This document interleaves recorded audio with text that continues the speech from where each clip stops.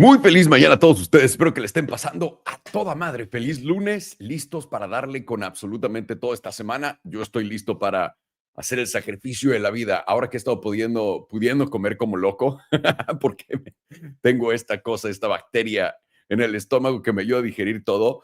Tragué toda esta semana como loco, pero he estado haciendo mucho ejercicio y me siento muy bien. Además, no me deja ganar peso, nada más me está poniendo más mamado que no me interesa, pero de sentirme también he estado tragando como loco. Entonces ya esta semana lo voy a regular y bueno, estoy emocionado de ver cómo nos va a ir físicamente y también pues de salud, ahora moviéndonos para adelante con ya todo esto, sintiéndome también y pues bueno, siguiendo la rutina de ejercicio y todo lo que hacemos, ¿no? Todos los días. Así que vamos a ver cómo nos va. Otra cosa antes de llegar al casino del tío Salo, recuerden, ahorita vamos a ver con el famoso Alex, el famoso Farhan también, vamos a ver los precios de todo, vamos a checar los mercados, así que no se me vayan, vamos a estar en esto. Pero antes de eso les quería decir, ayer les había contado a todos ustedes que quería leer la Biblia y que me había comprado una Biblia para empezar a leerla, para simplemente verla con otro punto de vista, ¿no? No le estoy diciendo que estoy volviendo cristiano, católico, lo que sea, ¿no? Nada de eso. Simplemente estoy leyendo la Biblia. Y leí el capítulo de Génesis y tengo que hacer esto porque la compré en inglés, porque pienso en inglés. Ya pedí una en español, debería llegar hoy, que tiene también la letra más grande. Y lo que voy a hacer con todos ustedes, voy a compartirlo con ustedes, vamos a leer una hora. No sé si lo vaya a hacer los martes y jueves, si lo quiere hacer lunes, martes, miércoles, etc. No sé cuándo, pero lo vamos a hacer, donde por una hora vamos a leer la Biblia y vamos a analizarlo. Y esto no tiene nada que ver con el punto de análisis de donde viene todas las religiones. Hay gente, ¿no? Les comenté en X, puse, no, leí el capítulo de Génesis, habla de la creación de todo, habla de esto, habla de humanos que viven 950 años, habla de los humanos caminando con los dioses, la separación del mundo de los dioses con el de los humanos, habla de un Dios súper vengativo y corajudo. Y es simplemente mi punto de vista, ¿no? Porque lo estoy viendo con ojos frescos. Recuerden, yo fui a escuela católica. Ya me contaron todas las historias como ustedes las entienden. Bien, no me interesa eso, porque cuando era chiquito y me acuerdo esto, que preguntaba la maestra, ok, ¿cómo es que estos tíos son tan grandes, tienen tanta edad? Y me decían siempre, lo que pasa es que todo esto es una historia inventada que tiene moralejas dentro de ella para que aprendas esas lecciones. Vamos a leer esto como si fuera una cosa de verdad, ¿ok? Como si alguien hubiera escrito el libro de los extraterrestres y el libro de los extraterrestres empieza así. Si no les gusta y esto no es lo suyo, no busco hacerlos enojar, no tienen por qué ver esos videos, simplemente lo voy a hacer para quien busque entretenerse de esta forma y lo vamos a hacer. Vamos a ver cómo nos va. Yo creo que va a estar muy divertido, me divertí mucho leyendo este capítulo de Génesis. Vamos para adelante entonces con eso. Ahora, en fin, vamos a platicar rápidamente de este mercado, de la bolsa y de lo que están viendo todos ustedes, lo que estamos viendo todos, honestamente. Después del viernes y sábado que tuvimos este súper gran caída de cripto y también la bolsa, todo esto fue causado, y recuerden, entre comillas, aquí hay muchas narrativas muy interesantes y muy divertidas en este momento. Y también, como siempre, les tengo que contar, todos ustedes saben que llevo un año diciendo que el mercado va a caer.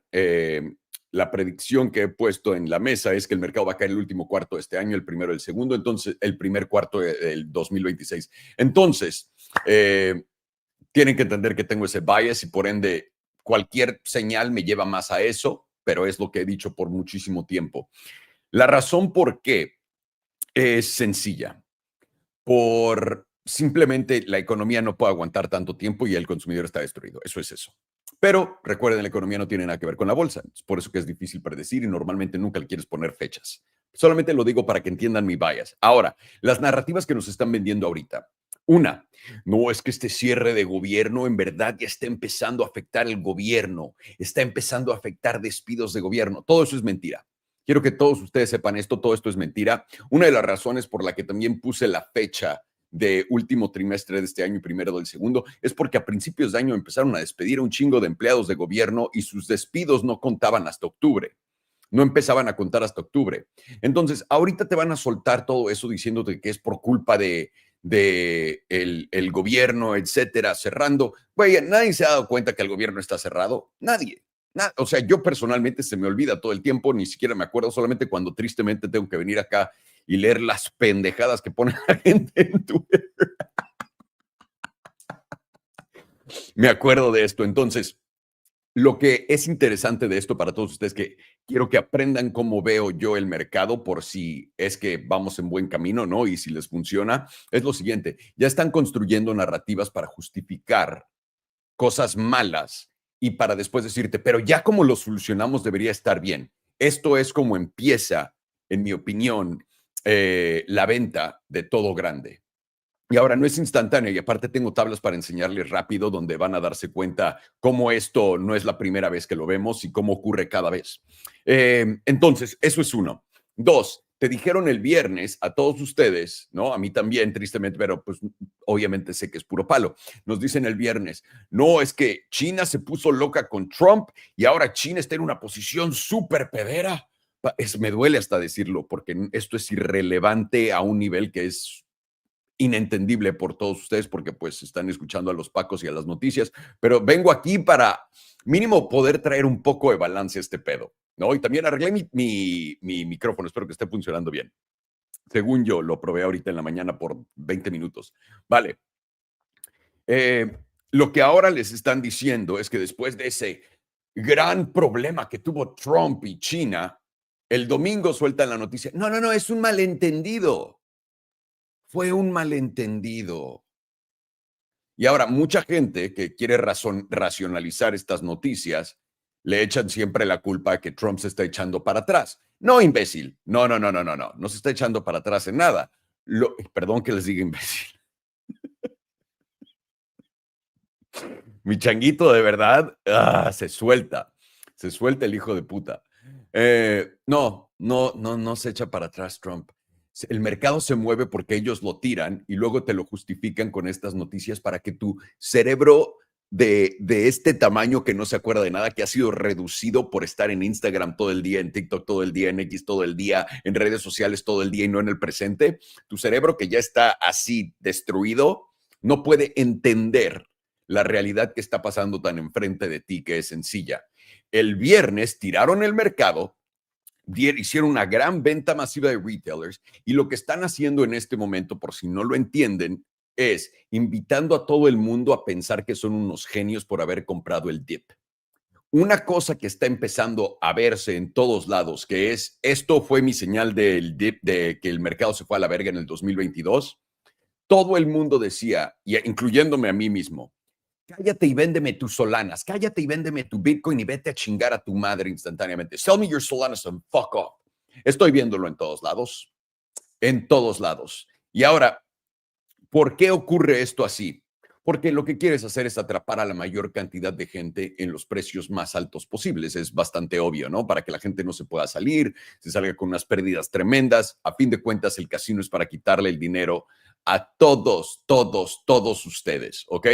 Y ahora les voy a enseñar esto. Para la gente que está diciendo en este momento, esto fue solamente un dip y vamos a continuar para arriba, esos son tus pacos favoritos, ¿ok? En este momento. Yo les dije, yo estoy fuera del mercado en este momento, tengo mis posiciones que son a largo plazo, pero estoy fuera del mercado vendiendo mi top en Tesla, esperando que sea el top, igual y no, igual y sube un poquito más, igual y mucho más, pero por ahora está funcionando, ¿ok? La razón por qué digo esto es, antes de que el mercado abriera, Tesla estaba arriba, Rivian estaba arriba, Lucid estaba arriba, no tienen por qué estas tres empresas subir, no tienen por qué. Entonces, están dando la ilusión de que en verdad simplemente esto fue causado por un malentendido. Imagínate tener un malentendido, ¿no? De este tamaño, de presidente a presidente. No, es que no leí bien la carta. Perdón, Susana. Y lo que pasa es que nadie de los 100 pendejos que trabajan en esta oficina y los 1,000,000,000 de pendejos que trabajan debajo de esta oficina, pues ninguno de nosotros entendió bien lo que quería decir el presidente. Y cuando se la regresamos, China ni siquiera se puso a pensar si no lo entendimos bien, instantáneamente los gestos, pero ya después lo platicamos más entre nosotros, le preguntamos a Grok y Grok ya lo clarificó, entonces le pudimos decir a China, ¿no? Este tipo de acciones en la bolsa va a haber continuación. Ahora, ¿cuándo? Eso es lo que es difícil. Y por mí estando fuera de la bolsa y diciendo que soy bajista, puedo también apostar a la alza para que no se me confundan cuando estamos hablando de trading, porque trading son momentos de este tamaño, ¿ok? La bolsa, largos movimientos, invertir a largo plazo es otra cosa. Y eso es lo que estamos diciendo. Personalmente ya estoy viendo todos los tipos de acciones que ocurren cuando llegamos a un tope. Y ahora esto es lo que les quiero presentar en chinga antes de simplemente irnos al casino el tío Salo. ¿Ok?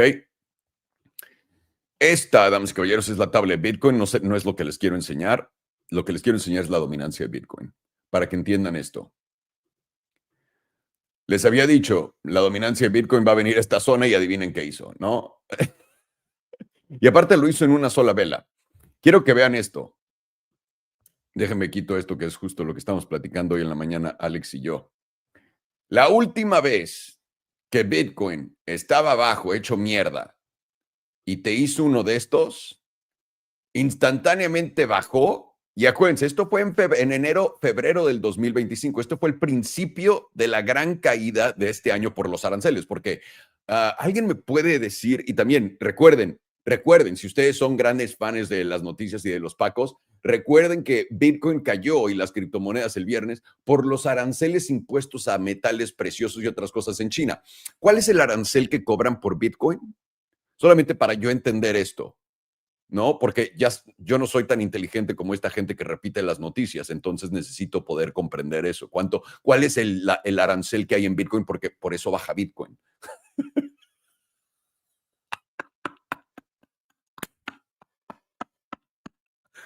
En fin, tenemos este golpe de dominancia de Bitcoin. Lo pueden ver acá.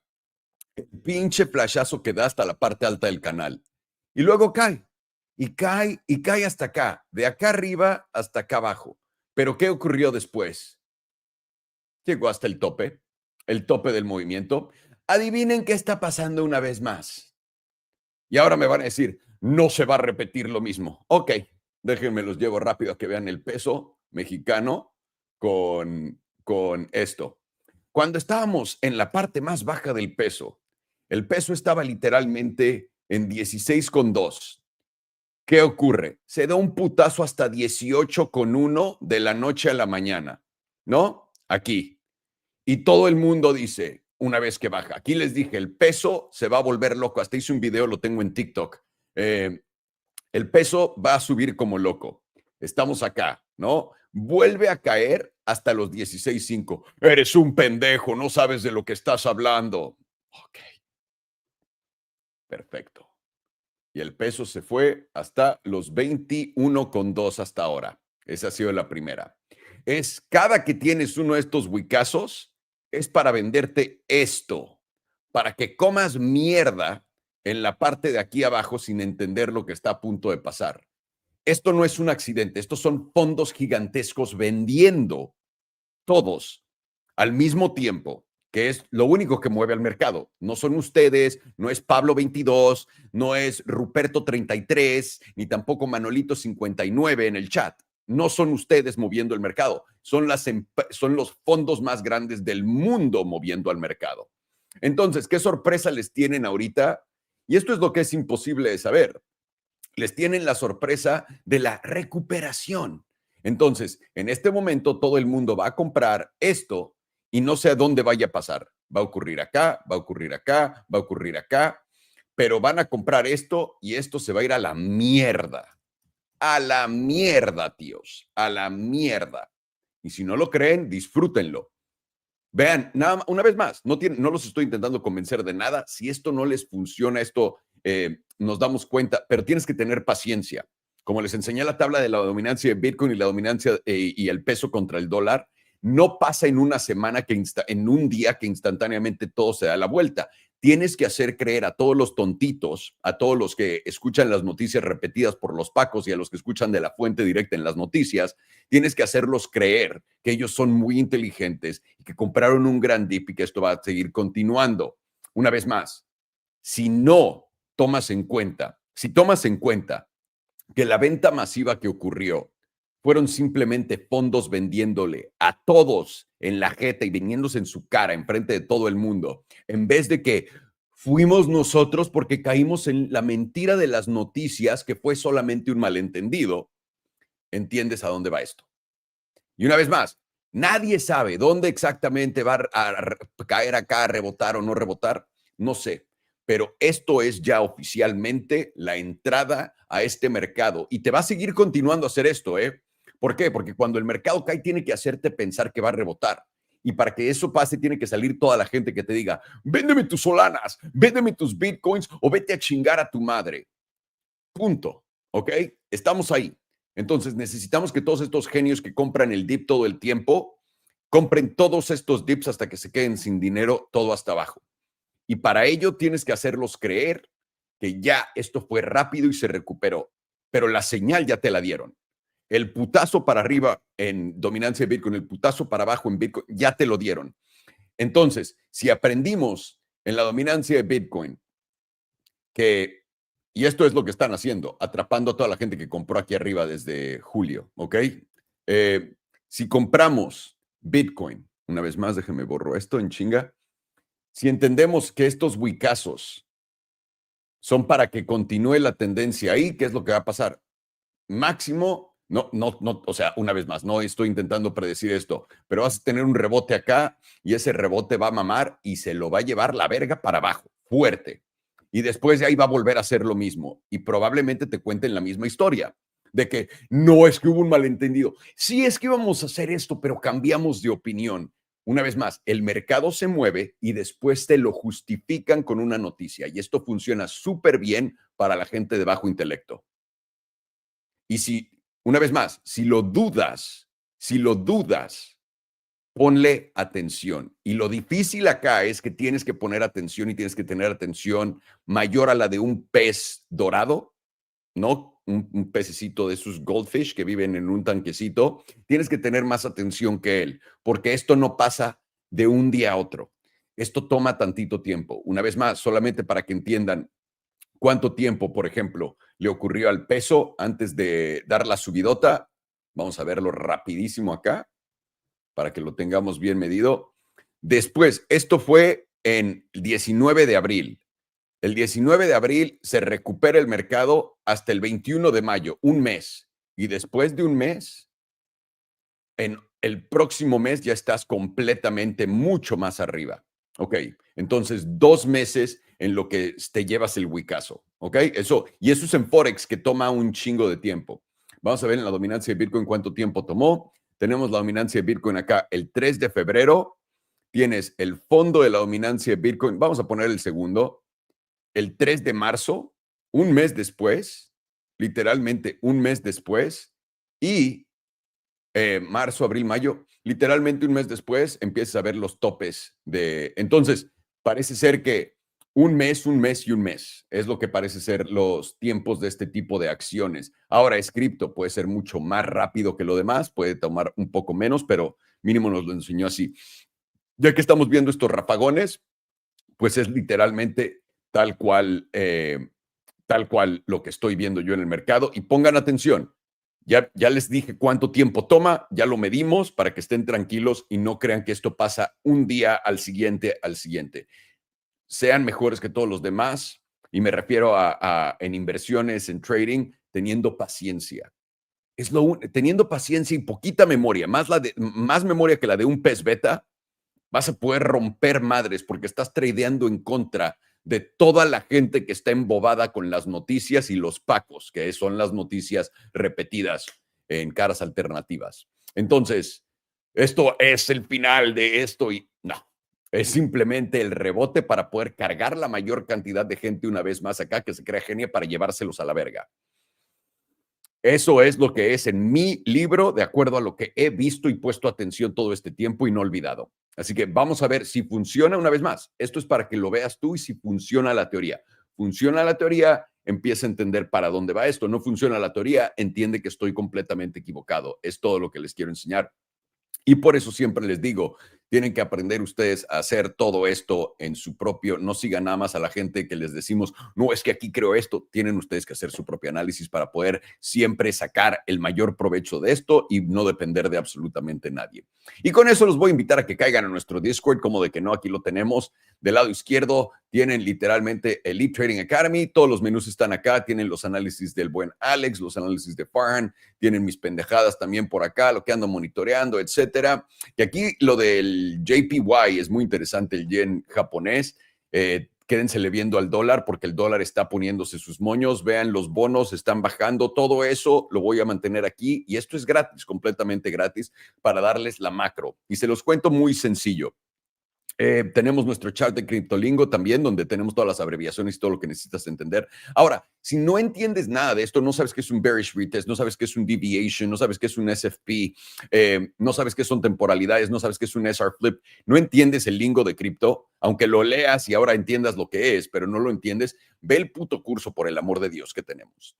Cuesta $29, te lo juro, no me voy a hacer millonario, y cuesta $29 porque si fuera gratis nadie lo tomaría en serio. Les he dado literalmente 2 años seguidos en acciones, trades, y he estado 100% en todos correcto. En estos últimos 2 años han sido los mejores 2 años de toda mi puta vida como inversor y quiero volverme mejor inversor y continúo haciéndome mejor, poniendo más atención. Obviamente me equivocaré de vez en cuando, no, nadie es perfecto, pero he podido hacer esto, les he dado todos estos tips gratis, nadie los sigue. Entonces cuesta $29 solamente porque, para que le pongas valor a algo. Y es como funciona el humano por alguna razón.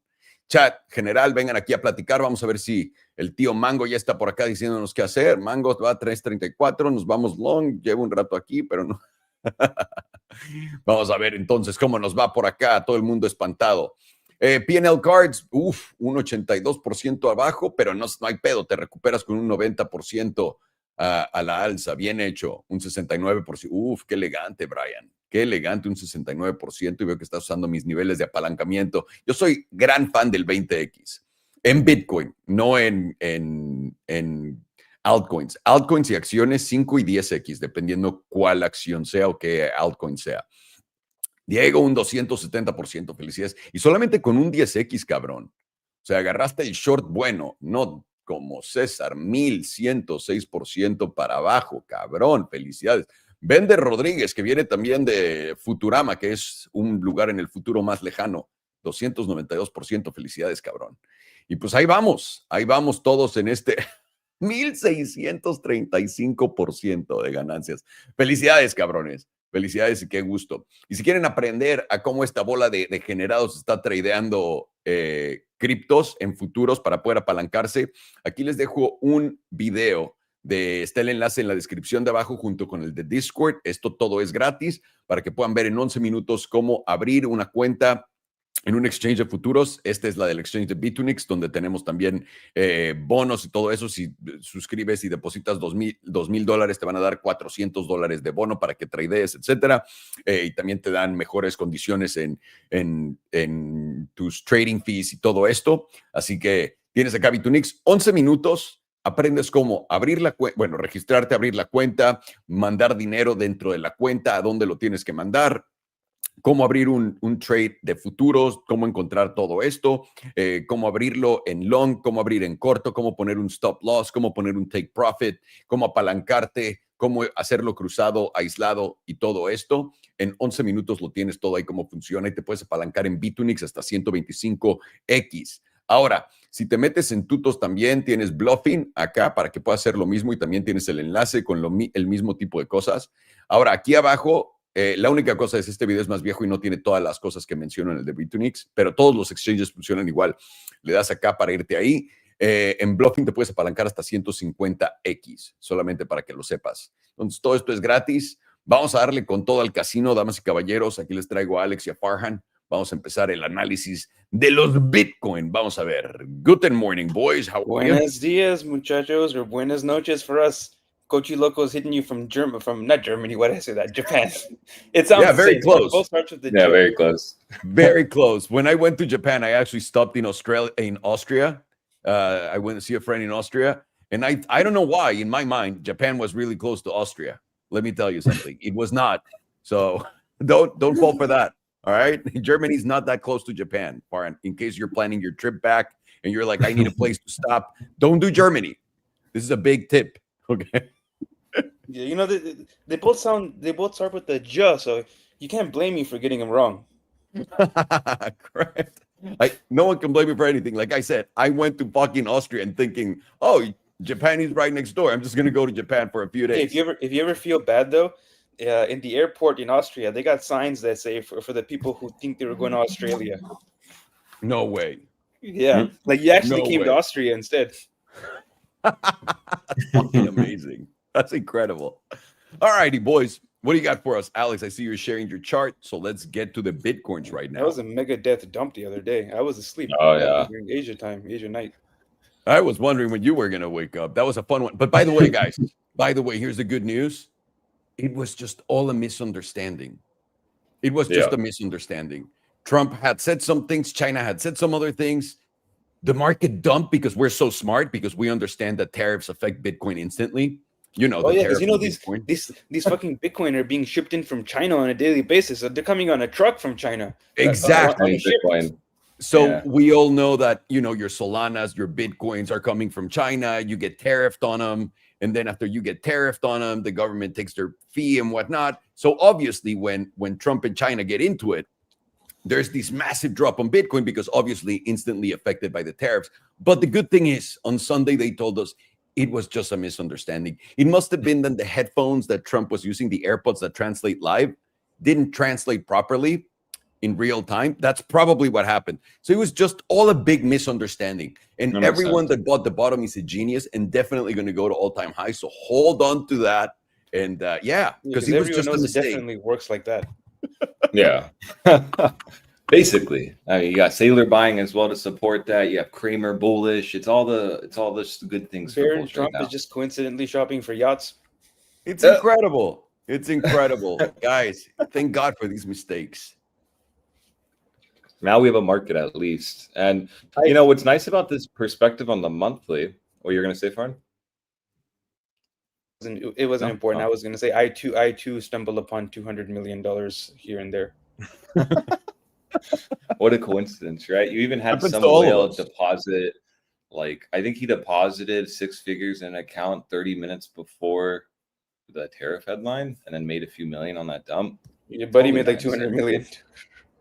But by the way, Totally they nice. do that so that you guys think that it's insider trading and that people are reacting to the price, right? That's what they Like the do. news flow. That makes Yeah, sense. like they're telling you, no, it really works. Someone just knew about the news before. It's to validate that. Does that make sense?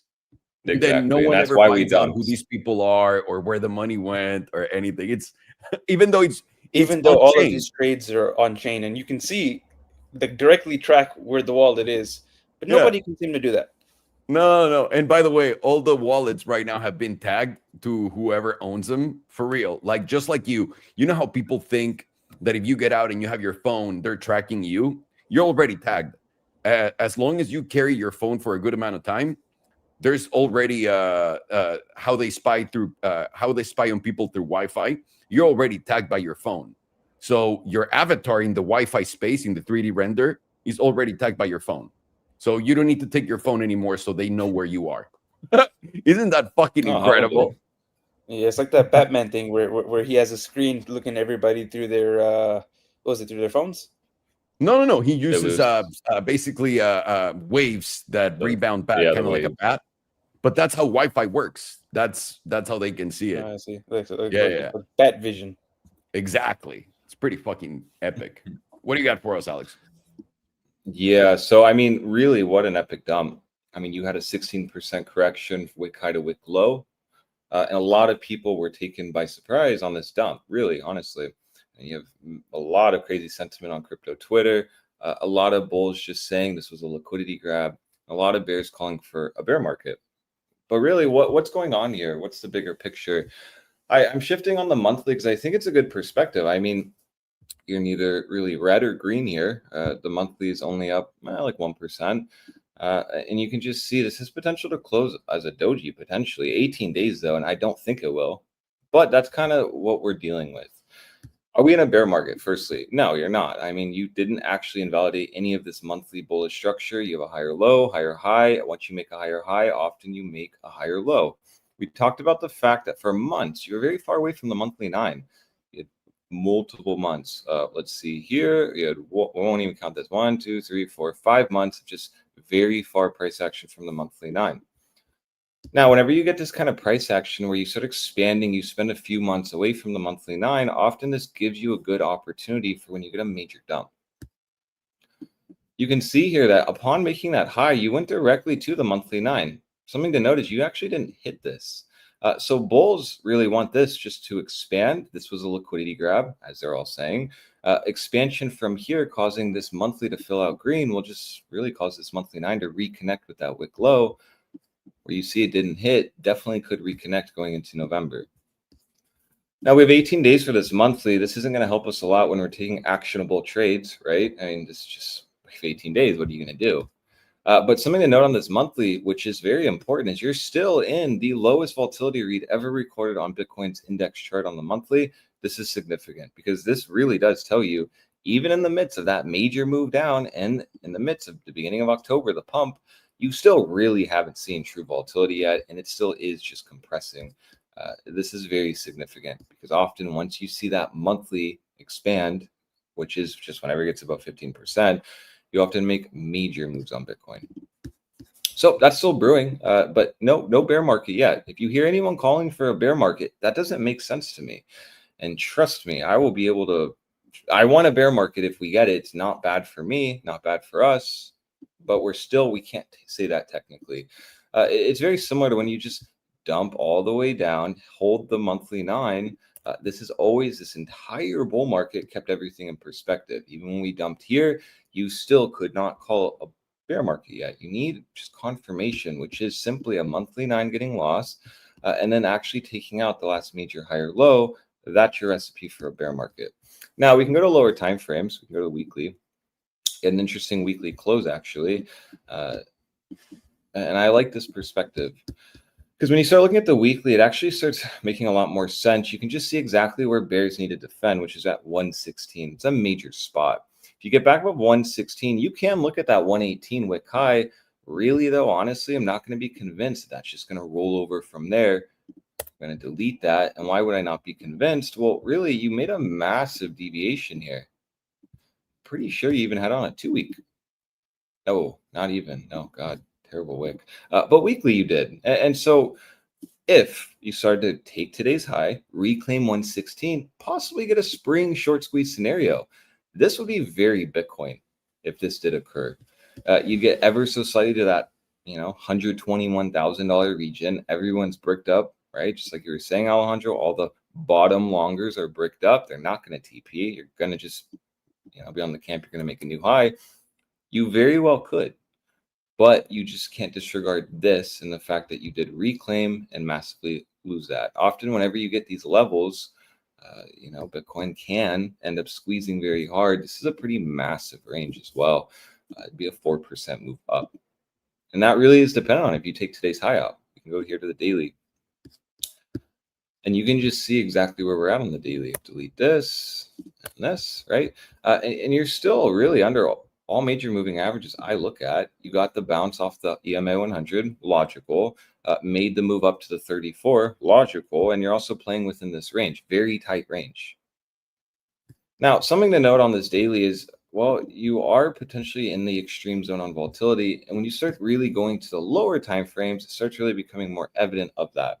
You see here the 12 hours at extreme reads, and it makes sense. I mean, after you've had an over 6% move up, 9%, almost 10% move up from wick low in just about a few days, it would make sense to either see two scenarios here. Bulls need bullish consolidation. What would that look like? Simply getting above 116 and holding. You holding above 112's the spot. Really, that's a big spot for me. You can just see holding that and moving up has really just shifted markets up. You're back within the range, you move up, you go down, you reclaim, you break out. So you can understand 112,000 is a big spot. You were really pressing that yesterday. You got the squeeze on the headlines. Now, over the weekend, going into Friday on a major dump, slow grind up on the weekend. Where are we now? We're just pressing right up against resistance. This is pretty big resistance as well. You have a 12-hour SMA 200, 12-hour 9, which is already just in a short setup in itself. Whenever you lose the 12-hour 9, often retests of the 12-hour EMA 9 and trending markets can often give you a good opportunity zone. And you can also just see here, right before we dumped, exactly where we were. You had the 9, the SMA 200, and also the EMA 100. You had a meme line too, cheeky. Here you have the 9, the EMA 100, and the SMA 200 along with the meme line. So this tells me that this is a major spot for Bitcoin. Again, though, you would have already been gauging this as a probable scenario to move up. And it was really based on the weekly. We were talking about this on the Discord. When we were shorting 112,000 yesterday, fully aware that in that spot is an aggressive short zone. Specifically, when you go down and you're trying to short up here, it is aggressive to me, specifically when you're very far from the daily 9. Nevertheless, still a setup for me, specifically on the lower time frames. We go to that 112, had a deviation, was looking potentially for this to reject. It did, held support, moved up. And then here you just didn't fully reject. You reclaimed the 4-hour 9 and you went right to the 21. You can see you've lost to 21. You're holding the meme line. So yeah, you're pressing up, but again, you're just still within this range. And when you start going, like this is the 4-hour, when you start going to the 12-hour, it's like, yeah, you have extreme reads on volatility. You're still under all major moving averages. We simply can look here. What occurred here upon that retest, you will go from just the SMA 200. You did end up going down 4%, significant, specifically when you do see here losing that 114 would take you about 2% to the extremity low is 4%. Let's keep going. Now you can also get in scenarios where it's chop city, right? This is the concerning factor. If you don't break away, it's more like a race against time for bears. Really, once you get to these regions, you shouldn't be really flirting with it for too long, and you should be expanding down. Specifically, when you're at extreme reads on volatility, you don't want bulls to flip this in control, get the reset of volatility while they start reclaiming 116. Will give them fuel to move up. Now, obviously, a lot of people in the midst of this dump just obviously wants to long in their green, and it worked out well. And honestly, the flavor of the cycle has been you get a major move down, and then you just squeeze up. You get a major move down, and then you squeeze up. Really, it's just been like that. You get a major move down, and then you squeeze up. So, that's just kind of the environment we're in, which gets everyone used to that. I don't like trading like that, specifically when you're, at these levels, really. I know how this market works. And really, when you get the same setups working over and over again, it's not always going to be like that. That's often when bear markets become very brutal because, well, you're used to this bidding and then you're green in just, 5 to 10 days. You get a major dump and you're green the next week. Major dump and you're green the next week. 3 weeks of dump, hit the 21, boom, you make a new high. It's been very nice to bulls. But I don't want to disregard this weekly. This was a major swipe down. For me, this did end up putting us in a downtrend. We can look here. You had a major low, right? You took out the last higher low. At this point, we said you're either then going to make a new high, put bullish structure, hold the 21, expand up, reclaim these levels, start shooting up to that 120,000 to 121, either price divergence and dump or make a new high. So here in this region, when you had this swipe down, absolutely made sense you're going to bounce. We know this. You don't ever short lower lows, specifically when you're at the weekly EMA 34, which has not been tapped really since April. And also, if you look at the meme lines, pretty big range here. If you lose at 106, you're going to capitulate to $95,000. So, is it really surprising that we got a mean reversion move here? No, definitely not. But now we need to be really gauging this weekly 9 because you did lose the weekly 9. You're just really flirting around that weekly 9. Now you had that nice move up, hit 116 on the index, and you're just kind of flirting with the weekly 9.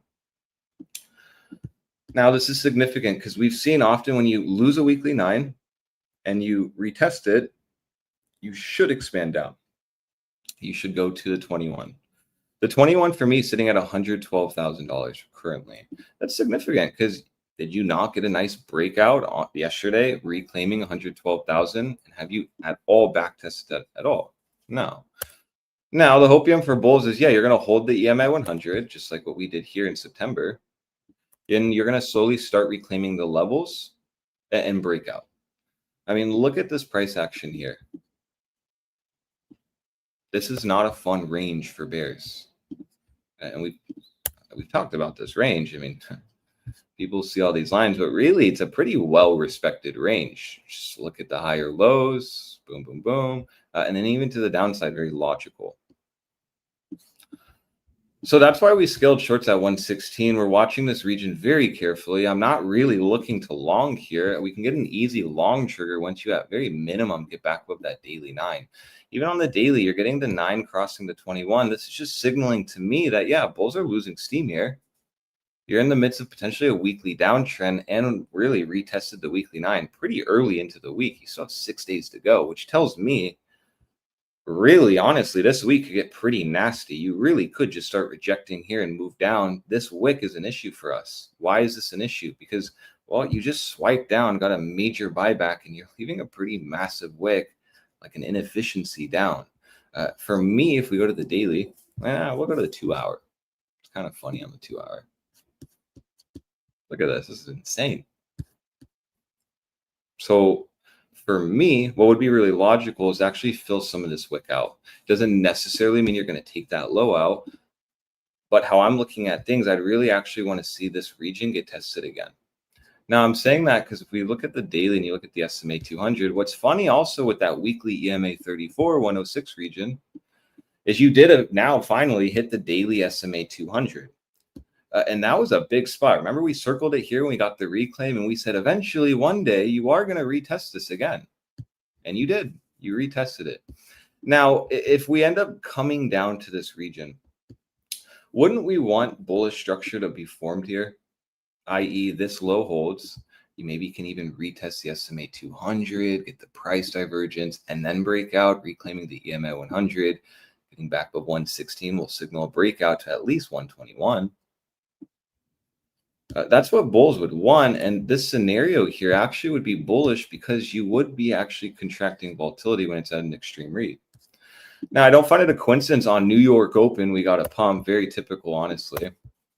Let's see what time it is, 11:12 now. I've noticed the first 30 minutes of New York Open is really irrelevant. And then the following 30 minutes after it opens is very relevant. And so to me, it's really been like over the weekend, we dump, we squeeze up, bulls then sustain a breakout into Monday, and you go into Tuesday holding the levels. I'd really want to see into today, this market that opened up actually sells off before the day closes. So it'd really be really good for us. And why? Because we're here at the spot. This spot's pretty massive, and it seems very irresponsible to be giving longs when you're under all of these major moving averages, the weekly 9, 12-hour setup here. And even interesting on this 12-hour candle, you did just test the 12-hour 9. So, you still have very bearish setups here. This isn't the spot to be max longing, and even more so, having a pump over the weekend should make you cautious. It's like having a major move up into the beginning of the month. That makes me a little cautious because I know bulls have to sustain that for multiple weeks, 18 days. You got to keep this energy. And so far, they're not. It's just like a doji. So indecision in markets. This is why using the monthly is really not your friend. You should be using what you know. We can go now to the 5-day.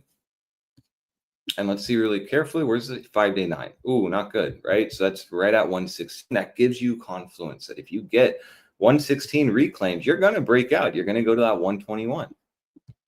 But why is this 5-day important? Because, well, we've talked about this. This 5-day EMA 9 often can give you just an easy perspective. Under it's bearish, and above it in trending markets is bullish. Should just hold. We saw it hold really nicely here. Even on this swipe down, right? This is like a liquidity grab. Swipe down, closes a very bullish candle, and move up. This is not this does not look bullish to me. At all. It actually looks quite predatory to me because the little details, right? The cracks are like, well, no, you didn't really reclaim the 9. And I've said this before, when you make these major moves up and you don't reclaim the really important level like the 116, 5-day 9, you do have to just question this. You have to really be like, that's predatory. That's interesting because off the back of this move, you have everyone getting bullish. You have a 10% move, very big. But has it really shifted anything? No. It's just, to me, it still looks like it's in the beginnings of turning bearish, which tells us we still have time to position. While majority are either too scared to short because they think it's over, it's done, that was it. You can't go much lower than that, right? You went down 16% in one candle. That's good to go. We're good to go up 15%. No, from wick high, wick low, yeah, 16%. All while bears are looking at this as an opportunity zone. They're watching that lower time frame set up on the 12-hour, and they really just want to see this 12-hour flip red. Now we need to stick to the levels. So if you start losing 114, even on like an hourly, we can go to an hourly here. You start losing 114, even on an hourly, to me, that's good confluence that you're going to break down. 112 will be the next spot. You lose 112, you go to 109. Just play level to level. You can see here, you've just been respecting this range. So, you're under the EMA 100 on the hourly. Not really bullish, right? If you're at least going to long, wait for the EMA 100 on the hourly to get reclaimed. And you can just see how predatory it has been. You got one candle reclaim, move down, bearish retest, move down, lower low, potentially lower high, even on the hourly. Interesting, right? You can just see that. Lower low, potentially lower high. But again, this is an hourly. But even seeing this on the hourly still gives you a perspective of, if you're longing right now today, just wait for 116. Just wait for 116. It's not even that far away from here now. It's like you just go, 0.8%, get the reclaim, and then hold it. And you'll open up a massive range of 3% to like 4%. But until then, this is why trend is your friend. Even on this hourly, you shifted down, you've lower high, and you're rejecting the EMA 100, all while the 12-hour is very bearish. The 6-hour, you throw on the EMA 200. Haven't looked at that in a minute.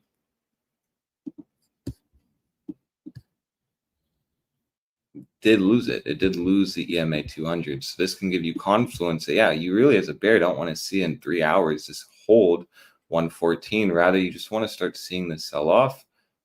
This was just kind of like it's taking out shorts, shorting the just shallow bearish retest here.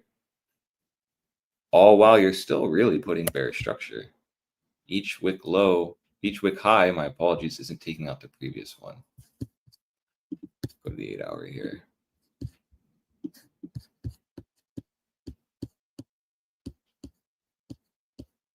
I'll throw this off. Look at the SMA. No. We'll look at the 8-hour 9. I don't like using SMAs. Really, I can use them for a 12-hour, but going under that for me just seems a little irresponsible. So for me, I'll rather just use the EMA 9. We just know how important that is. It's on an 8-hour, it has implications for the 12-hour. And this is closing in an hour and 41 minutes. All eyes here. You just want to simply see this wick fill out and simply lose the 8-hour 9. Really, that's it. Look at how well that was respected here. So if you're going into New York today longing, this is still in a very tricky spot. You did end up getting the mean reversion bounce we talked about. You have now officially tested the 5-day and weekly setup, which is just simply retesting the 9. And so now this is the spot. This is where you need to pay attention. Volatility is still very hot, even on the weekly. And this just, again, is a perspective of, yeah, really what we've seen. And I keep seeing posts on crypto Twitter, people saying that was it. Well, that was the bulk of the dump. No way we're going to go lower. And really volatility is saying, well, actually, just so you all know, we can go a lot lower, significantly lower. We haven't even budged on weekly volatility. And 5-day as well. It's funny. You're slowly moving up. Now you've printed another extreme low read, which again is perspective. It just tells you you're going to get a major move. And for me now, really, this is pointing to the downside upon expansion. Now, when foreign goes on, we'll see what the pivots are. That's very significant for this environment, right? When you're in a very tight range, just playing between the 21 and the 9 on the 5-day, this is where the momentum pivots your friend. Because then this can give you statistically a bias that is greater, a confluence, what you already know, which is if we're bearish, you'll have that level, which is that pivot, stochastic momentum pivot, which at least can help you understand, yeah, statistically you're bearish or bullish. I'm excited to hear what he has to say on those, because those become your friend when you're in downtrend markets. can see here, this price action is very predatory. It's truly trying to take shorts out currently. Like, it is really trying hard. And it's funny because you saw this. I'll quickly segue to ETH. Really, you did. Has anything changed on Ethereum? Really, no. Honestly, no. And it's just funny because all of these perspectives are important because you're seeing a lot of people become bullish, and it's really not granted. I don't see the argument to become bullish yet. Now, you have a 2-day closing. This is important. Are you in a 2-day sell trigger? Yeah, you are. Did you lose the 34? Yeah, you did. And have you just rallied up and retested it? Yes, you did. So even here, this is just on the 2-day giving you confluence of, yeah, probably better to wait. Let's see that 116 get reclaimed. Then we're good to go up, right? It's just like here, once you got back with all major moving averages, you were good to go up. But until then, this is looking like it could easily sell off. When you have 9 hours to go before a 2-day, which tells you that if bears are going to step in, it's going to be 2-day, in my opinion. So what we don't want is to get back above even the 34. Now it's questionable. Or we just back in this moving average range? We want to stay under them. Staying under them gives bears, really honestly, the fuel to move down. Look at that. Just off of this 34 loss rejection, you went down 5%. So yeah, you bounced, you got back up the daily EMA 100. Now let's see 2 to 3 candle closures above. I don't just say, okay, yeah, we reclaimed it. We're good to go up. Let's max long this. No, I need to see this constructive price action, maybe some divergence in price, moving up, reclaims, and then we can go up. You need bullish structure. You can't just go up in a straight line. October, to me, did that to entrap everyone, to make them complacent. When you started October, what did you do? Up only. That was a concern. This was like not really healthy price action. And why isn't it healthy? What do you mean? We're going up. It's green. You just really did not give at all any bullish price structure here on the 2-day. You simply went straight up, and then you stair stepped up, and then you elevated down. That's not good. You formed a BART. Actually, that's what we call that. I won't draw the face, but you understand. So the Academy short, I posted 2 short setups. You have one at 116, did fill in the index. So, right, we're all watching that, been live on Instagram, been really posting a lot. 116 was my next objective if 112 got reclaimed. Wasn't looking at 114. And why wouldn't I? Because I need to then focus on the 34. I play what I know. You get above the 100, you go to the 34. That's really the next logical spot. Confluence with that 116 just helped. So today, what can we really take from this? Well, if you start deviating, losing the EMA 100, 2 things could occur there. You're either in Chop City, and this is where you can start putting bullish structure, or this Chop City here that occurred before, right? Like you lost an EMA 100, you reclaimed it, you held it, you lost it, you reclaimed it, you lost it, you reclaimed it, then you expanded. This was engineered to make you totally disregard this EMA 100. Why would you look at it? It also didn't work here. You came down, you bounced, you rejected the 9, you lost it, consolidated, reclaimed it, expanded. So we need to be watching here, because if you start losing the EMA 100, to me, this could open up a whole other short, potentially. Because have you really been able to expand off that EMA 100? No, you really have not. So if you actually do lose it and start dumping from that, to me, that'll be a shift. That'll be something different we haven't seen in this entire range. So again, you've lost it, but then as soon as you get that red candle under it, you just start chopping and slowly putting bullish structure. And this is why it's a race against time for bears. You do not want to just see Chop City. You want to see volatility, confirmation, and expansion down. I will say, if you get 2 to 3 closures above here, yeah, this could be forming a bull flag. This is the hopium. Consolidation leads to that 116. This is where I'll long. If we get the 116 retest, I'll long that. Until then, I'm max shorting this market. I'm looking at stocks, Forex, and crypto as a massive opportunity in this current time. And I really just can't disregard this weekly 9. And the fact that you did test it so early on in the week really is concerning to me. Let's check HBDR now. It doesn't really matter what I say. Let's just see what HBDR says. Okay, cool. So you've rallied up to that weekly median. Next target is that 101, 102K region. That's funny, because then that would mean you're going to go even lower than that wick, which Farn will talk about on the weekly, why that's absolutely possible. On the weekly specifically, you can easily take this wick out, go a little lower, and then maybe bounce. So if you're betting on this low being the low, there's just not enough data yet to support that. Very minimally get above 116. You even have the median on the weekly right there. More confluence to you. Weekly 9, 5-day EMA 9, weekly median, 12-hour SMA 200, all right around this region. Which tells you as a trader, that's a major spot. Something's going to happen here. And my bet currently is a breakdown. So, you know, just off this setup alone, you have potentially a 12% candle brewing, and you have 6 days to go. That's the issue. That's really the issue. Why this rally into the early week is concerning to me, because you've just kind of solidified bearish structure in the beginnings of the week on a major move up over the weekend, which is not good, really. All while, you know, the weekly's still telling you, yeah, this can go down a lot more, actually. And really, what will happen if you go down to this 38.2%, and then let's just play bear advocate here? What if volatility starts firing off there?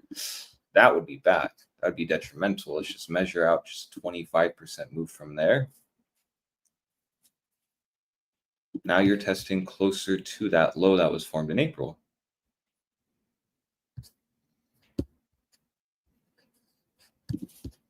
For me, and if you don't have the HBDR, you still will use the weekly 34. You'll use this low, and you'll get confluence of a major move down. If you lose that 106K on a weekly close, you'll capitulate down to the EM at 100. Not really looking here. These zones can just be for lower highs on the daily. Well, what do I mean by that? Like, if you end up dumping here, taking this low out, you're going to then just look at this spot to maybe lower high, dump, lower high. Maybe it even goes like this. Dump through, take the low, bearish retest, dump, you lower high, dump, you're now in this range. It's just the opposite of a bull market. You just play the levels down. But what do you mean? We're in a bull market, aren't we? Well, yeah, you still are in a bull market, I will say. But this can quickly shift in November. Just mind you, like, what if we lose the monthly 9 going into November? Now it's really going to start looking terrible for bulls, and you're going to get confluence possibly testing that April low, just simply based on moving averages on the monthly. You'll go to the 21. That's at $87,000. So a lot of things pointing to lower, or at least very minimally going back to around that 103 low, 106 low. What was it? I just brain farted. 104. It's like 105. Yeah, 106 low here.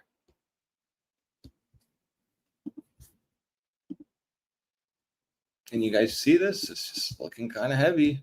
Not looking too good. What do you mean? Bulls should have gotten taken out today's high, but they're not. And that's exactly why we scaled a second short in this region here.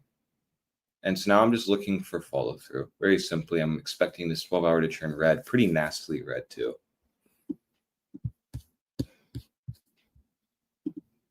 Now, I will say, if you end up breaking down, like I said, hourly close, let's go back to the hourly. Losing 114 will give you confluence of a $112,000 move. This is where you need to pay attention if you're shorting. If you caught the short at 116, congrats. You're potentially going to bank on a 3% move. But again, on the daily, we can't disregard yesterday's price action. This is where you need to watch the EMA 100. If you lose the EMA 100 but still stay above 112,000, that can be confluence that's not going to hold. I will actually be looking at that as like an actionable setup for the academy again. Just like we did here and it didn't work. And here. Right? And well, I'll always take the same, whatever my system gives, I'll take it, just like here.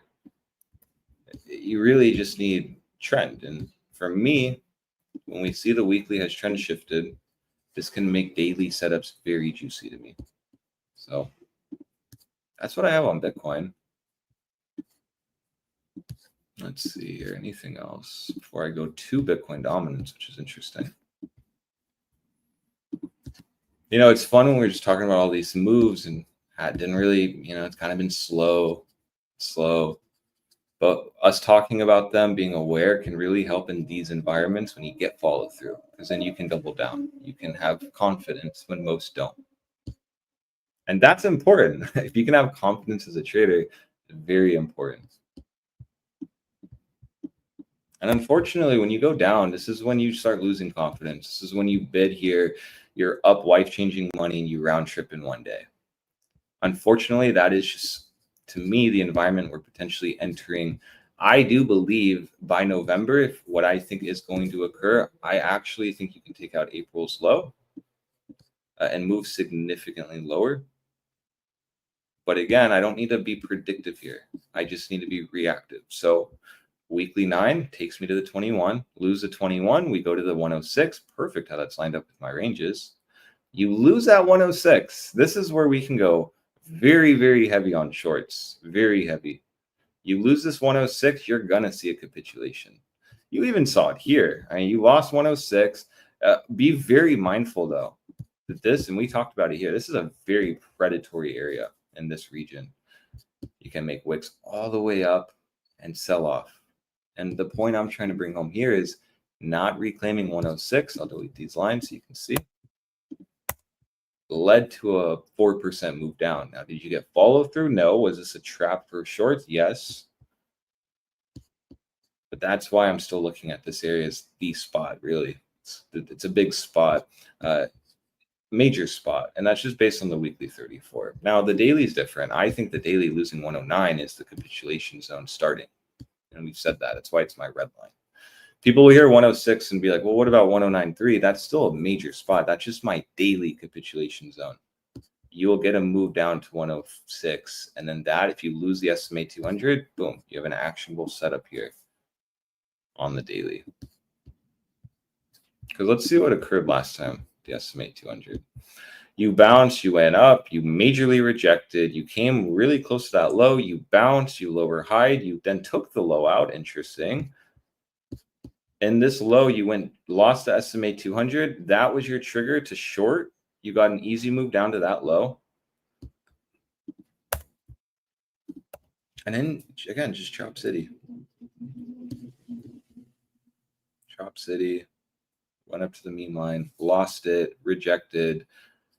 And now this is what we want. Once you lose it, you can really start going down. Really hard.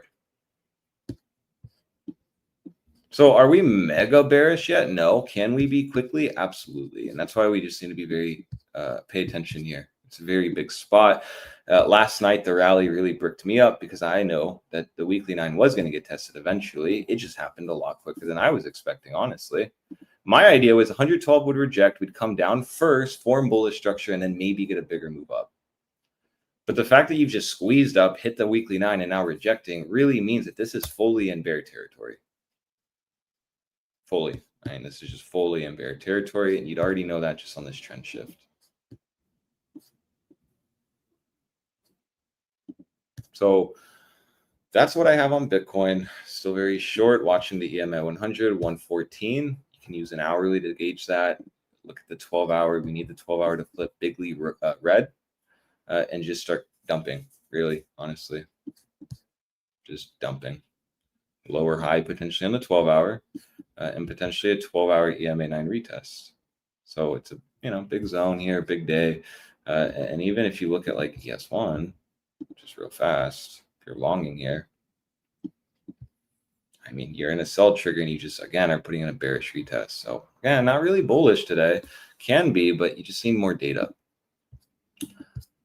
Now, Bitcoin dominance is interesting because, well, all month, literally all month, we've been talking about getting a test of the monthly 9. Now, I was not expecting to go all the way up to 62.4%, I will say. But I was expecting a move from that 57% to go to the 60% region. And that was just simply based on the weekly.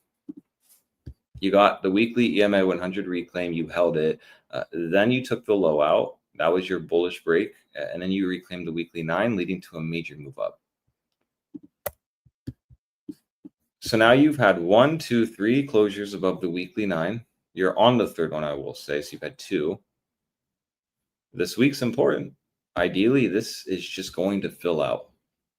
From here, that's what bulls want. You at minimum want to get back above 59.7%, 59.69% for the culture, and actually move up to this region here, right in the 60.5%. You'll know this will break down if you simply lose the weekly 9. You'll get a move to the EMA 100. So again, tricky spot because you're under meme line, but you are holding the weekly 9.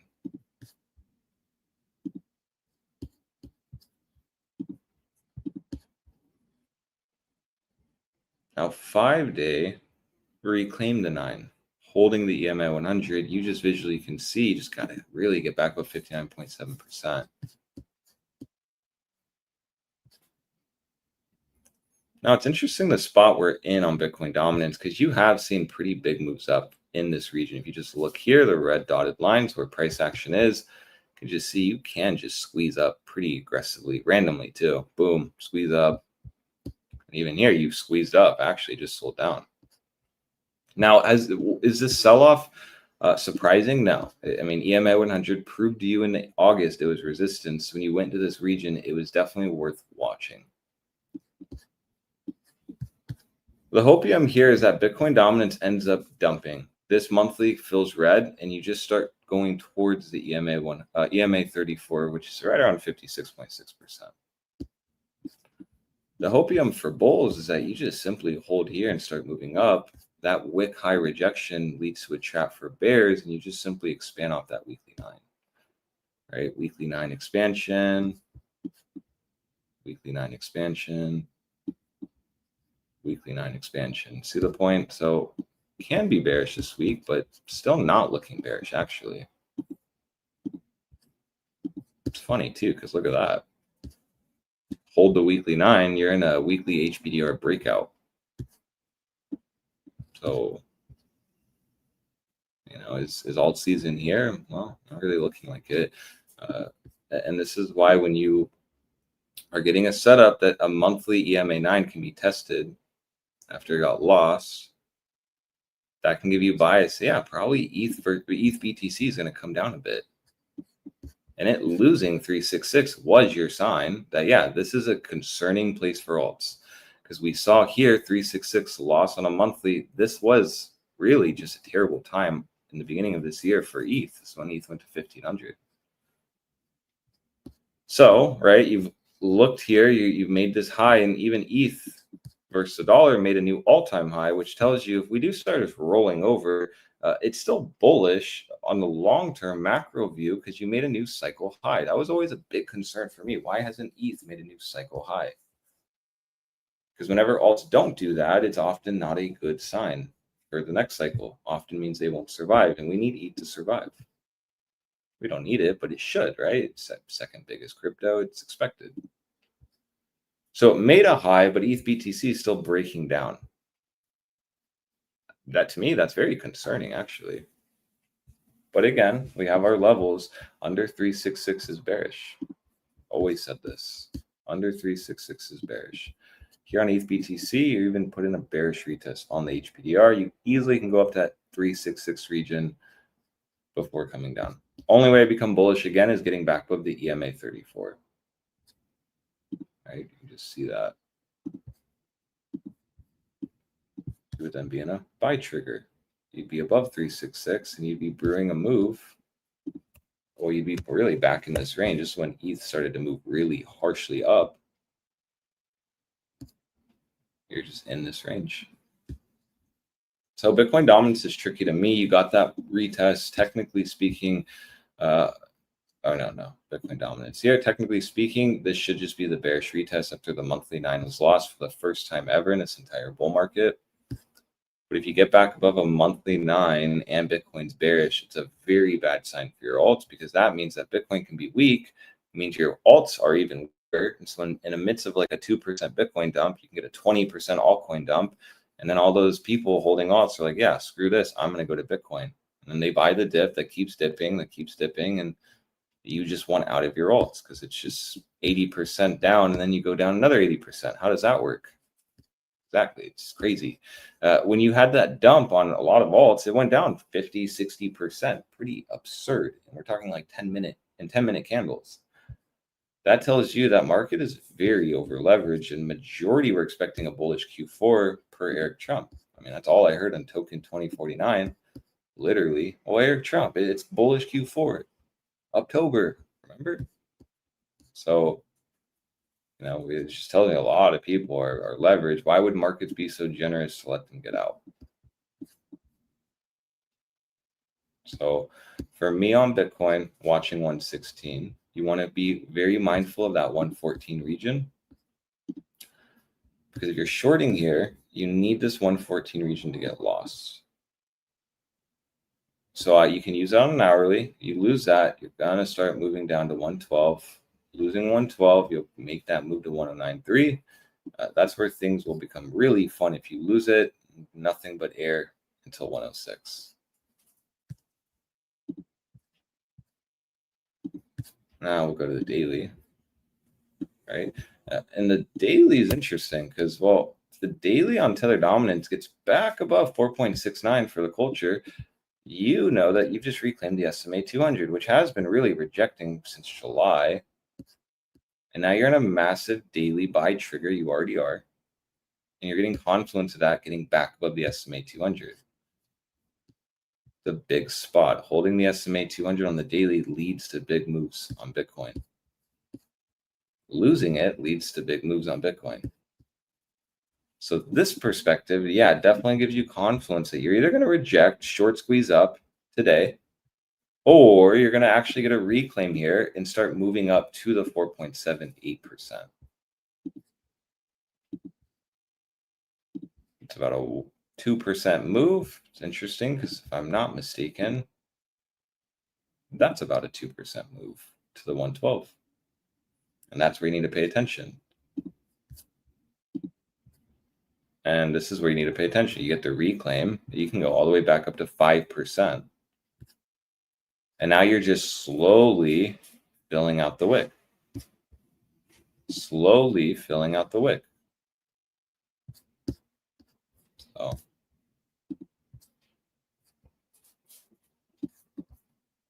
I would really recommend everyone pay attention to this. This is very important going into today. We'll go to the 2-day. Oh, wow.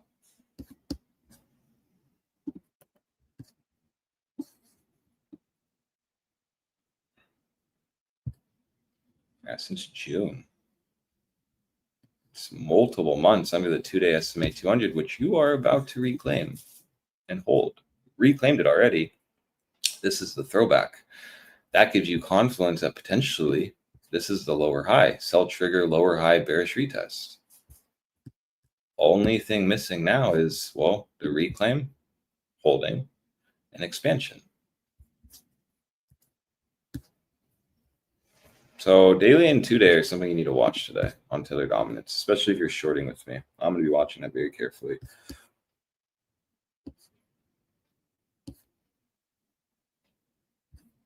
Early bears just want this deviation, rejection, move up on Bitcoin. Bulls want this massive wick high rejection, back test, and then you slow grind it up to fill that wick out, leading to a higher wick. All right, so you have a wick high rejection. So we can just hold this level. You can just slowly start grinding up to that. I'll go to the weekly now. Weekly is actually in a buy trigger, pretty insane. Price structure shift here. Market, price structure shift. I always brain fart that. And why? It's just because all major moving averages were greatly rejecting you. Now you're holding it. That's bullish. Now, until you lose it, it's bullish. Now, this is interesting because most will say, well, you're under the median, it's going to reject and you're going to start moving down. I look at it like this is brewing a major move up, potentially to the 5% region. All you need to do is get back above that weekly median. You have 6 days. This already got the back test. So now you can at least say, oh, yeah, well, this low should hold, ideally, right? Because if you come down, fill this wick, you're going to just move to the 9. Possibly the 21, but you could see the 9 and the 21 get close, cross potentially, and that'll just be more bias in this being bullish. Hasn't though. And you are still under the median. Median's at 4.71%. I like that. That's right by the 4.69%. Look what happened last time you reclaimed that 4.69%. Now, the SMA 200 being right around there just makes it even nicer, honestly.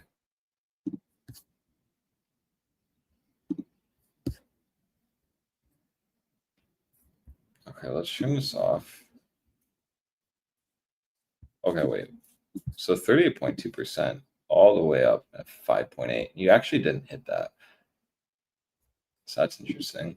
But what I want to talk about on the monthly is just, well, you're not very far from the monthly 9. That's been rejecting for multiple months. So this can give you confluence that today you're either just going to start rejecting down, rejecting this region, 4.69% holds as resistance. Bitcoin squeezes up, takes today's high out, moves up to 118, possibly 121 at that point. Or you're going to get a weekly reclaim of this zone. Monthly closes in 18 days. So then if you do get a monthly reclaim of 4.69% with the monthly 9, you know that's a massive zone. You've seen major moves up off of 4.69%. It having a cheeky monthly 9 there just makes it even nicer. Now, BBWP is resetting. Volatility setups brewing. Going into November.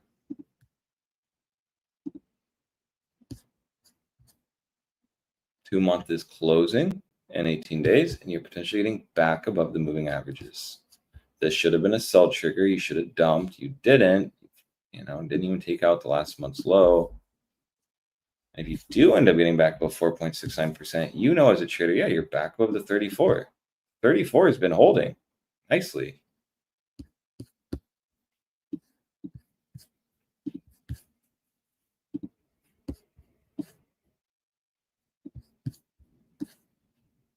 Not getting much on this 2-week. Really, you just want 2-week to close above 5%. That'll be amazing if it does, because then, yeah, you're just doing stuff you haven't done in a long time.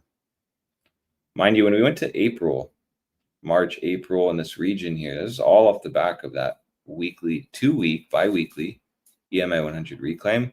I like that it's lined up with 5%. It's a big zone.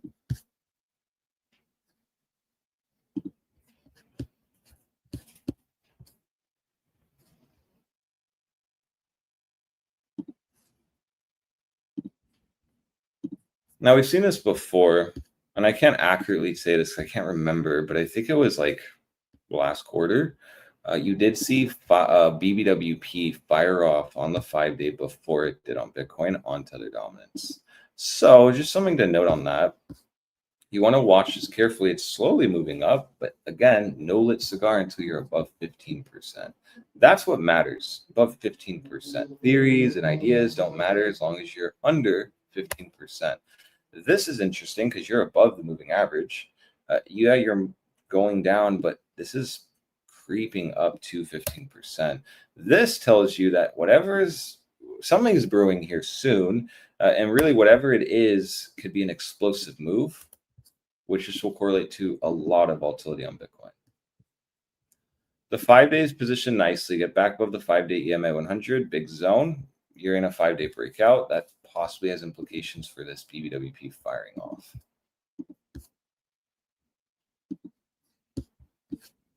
So we'll go back here to Bitcoin. I'll just summarize it in saying hourlies under 114 give you confluence of 112.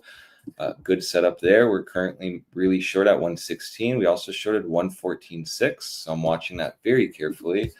I'm fully aware the 12 hours against major resistance. And when you had that move up into New York Open, fully alerted the Discord that I added to shorts, because I just don't like the fact that you open in New York, squeeze up. It just seems like you're taking shorts out before you go down. Really, that's what it seems like to me.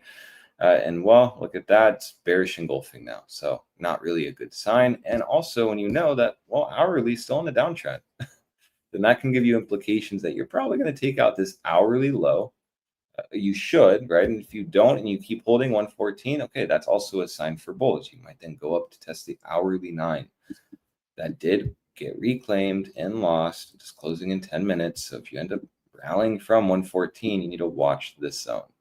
Just lower high again before finally getting the lower low break. That was a really bad line. Lower low break. Now say bearish engulfing to this. Took out this wick high, under this wick low. Need to see where this closes. So that's all I have, really. Watch 116, take today's high out. You're probably going to squeeze up bigly. You can just see visually this range. Massive. Worked out well here. And really, if that 12-hour EMA 9 setup is going to hold, you should just start rejecting from this point. This will be the lower high. And if it is the lower high, let's say on the weekly, well, that's confluence that, well, this low is not safe. And even if you ever so slightly take this low out, it's still a lower low for me.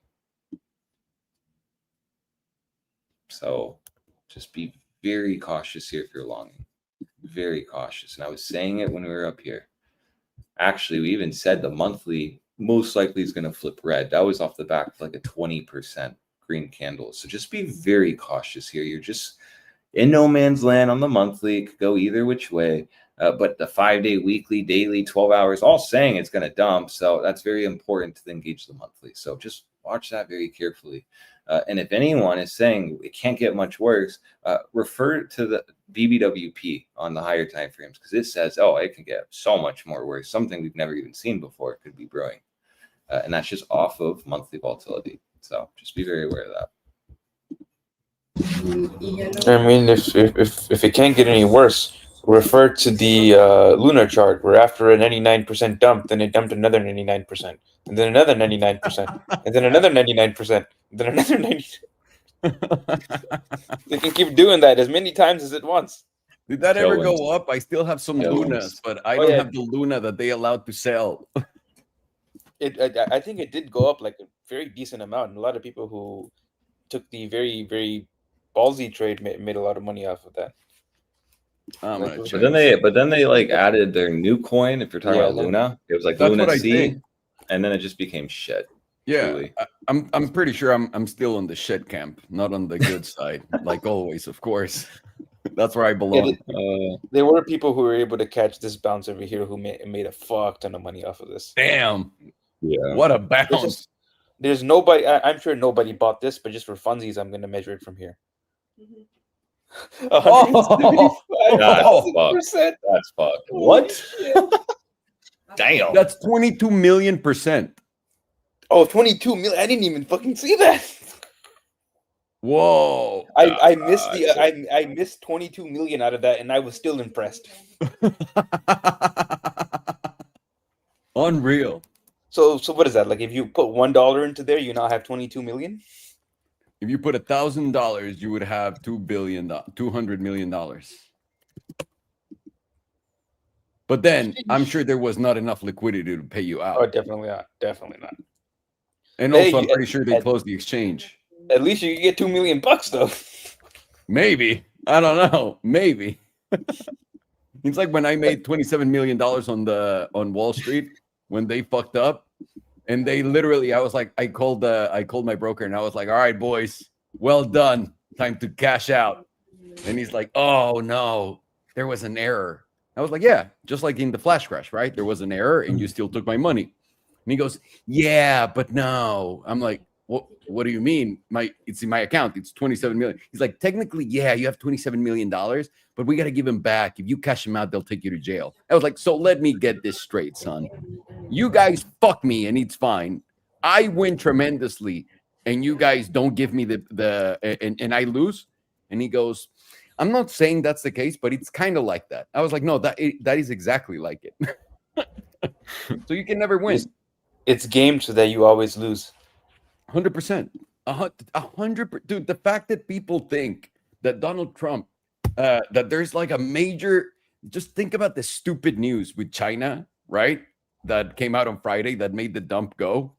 And then Donald Trump comes out and he's like, it was a misunderstanding, guys. Don't worry about it. And everything goes up. The only people that lost are the idiots following the news, for example. Like if you're thinking like they're helping you, they're fucking you in the ass. And when they're telling you now that it's fine, I'm going to show you when, after you're done, Farhan, how these wicks have tremendous amount of follow through a month later. Almost always they get filled out. Almost every single time they end up getting filled out. Even if they're the bottom, they still get filled out almost Yep. completely. Yep. And so I'm going to start with the weekly currently. And as of this wick low, we came all the way down to the 61.8%. We have gotten a strong bounce off of that. And this would like get a lot of people bullish to see that it closed within that 38.2%. But we did reject the median, and we're still continuing to reject the median. So at the very least, you would have probabilities of coming down to retest this 38.2%, which would be filling the majority of this wick. That brings you down to somewhere around $106,000. But the reason why I don't think it's going to stop there is if you were to look at volatility right now, we're sitting at extreme lows. But also, if you were to look at all of our previous major lows, where do we come to? Every single time. We had a major low right here, right at around $48,000 before we went 100% up into the $100,000 range, right at that 55 EMA. This one right here, this is very comparable to the move we had right now. We had a massive dump. We made a major bounce, pretty large bounce from here. Let's take it from the wick low to the wick high. This is like a 15-16% bounce, but note that this wick low did not touch this 55 EMA. It came back up, retested our 21 and 9 EMA. You got your 9 EMA crossing below the 21, and then you got a dump ski to the 55 EMA. Kind of seems like what is going to be playing out right now. You get you're moved down to the 38.2%. You get a little bit of a bounce from there. During that meantime, your 9 EMA is going to continue to go down, end up crossing below your 21. You get your bearish retest somewhere around this $111,000 zone after your bounce from 106, and then you get your dump ski to wherever the 55 EMA is at that time, which is also going to continue to rise up. And if you know, as of right now, it's sitting at about $98,500. That still would be an ever so slightly higher low off of this low here at $98,130. And with every single close, this is going to go higher. And this is likely going to give you several closes before it ends up coming back to retest it. And at that point, maybe it's slightly below $100,000, somewhere around $99,000. Still, technically, would be a higher low. And that would be the area that I would be bidding if I wanted to get into a long. Not somewhere over here, maybe somewhere around this $106,000 area with this as a stop loss. And then after that, that's not the one I would be wanting to fill. The one that I would want to fill is the top of the 55 EMA, because that, whether we're bullish or bearish, is going to give you a pretty significant bounce. Start to close weeklies below this 55 EMA, and that's where you start to get a little fucked, and that's where your next move is down to the 100, and that's significantly lower, sitting somewhere around $80,000. Let's switch to the index and see if we can find some more confluence at that 55. Right over here also, when this summer of 2023 sideways consolidation ended, and we initially broke out in that initial explosive setup. I don't know if the terminology is okay anymore, considering the current history, whatever it's going on, but I'm gonna just say current explosive setup.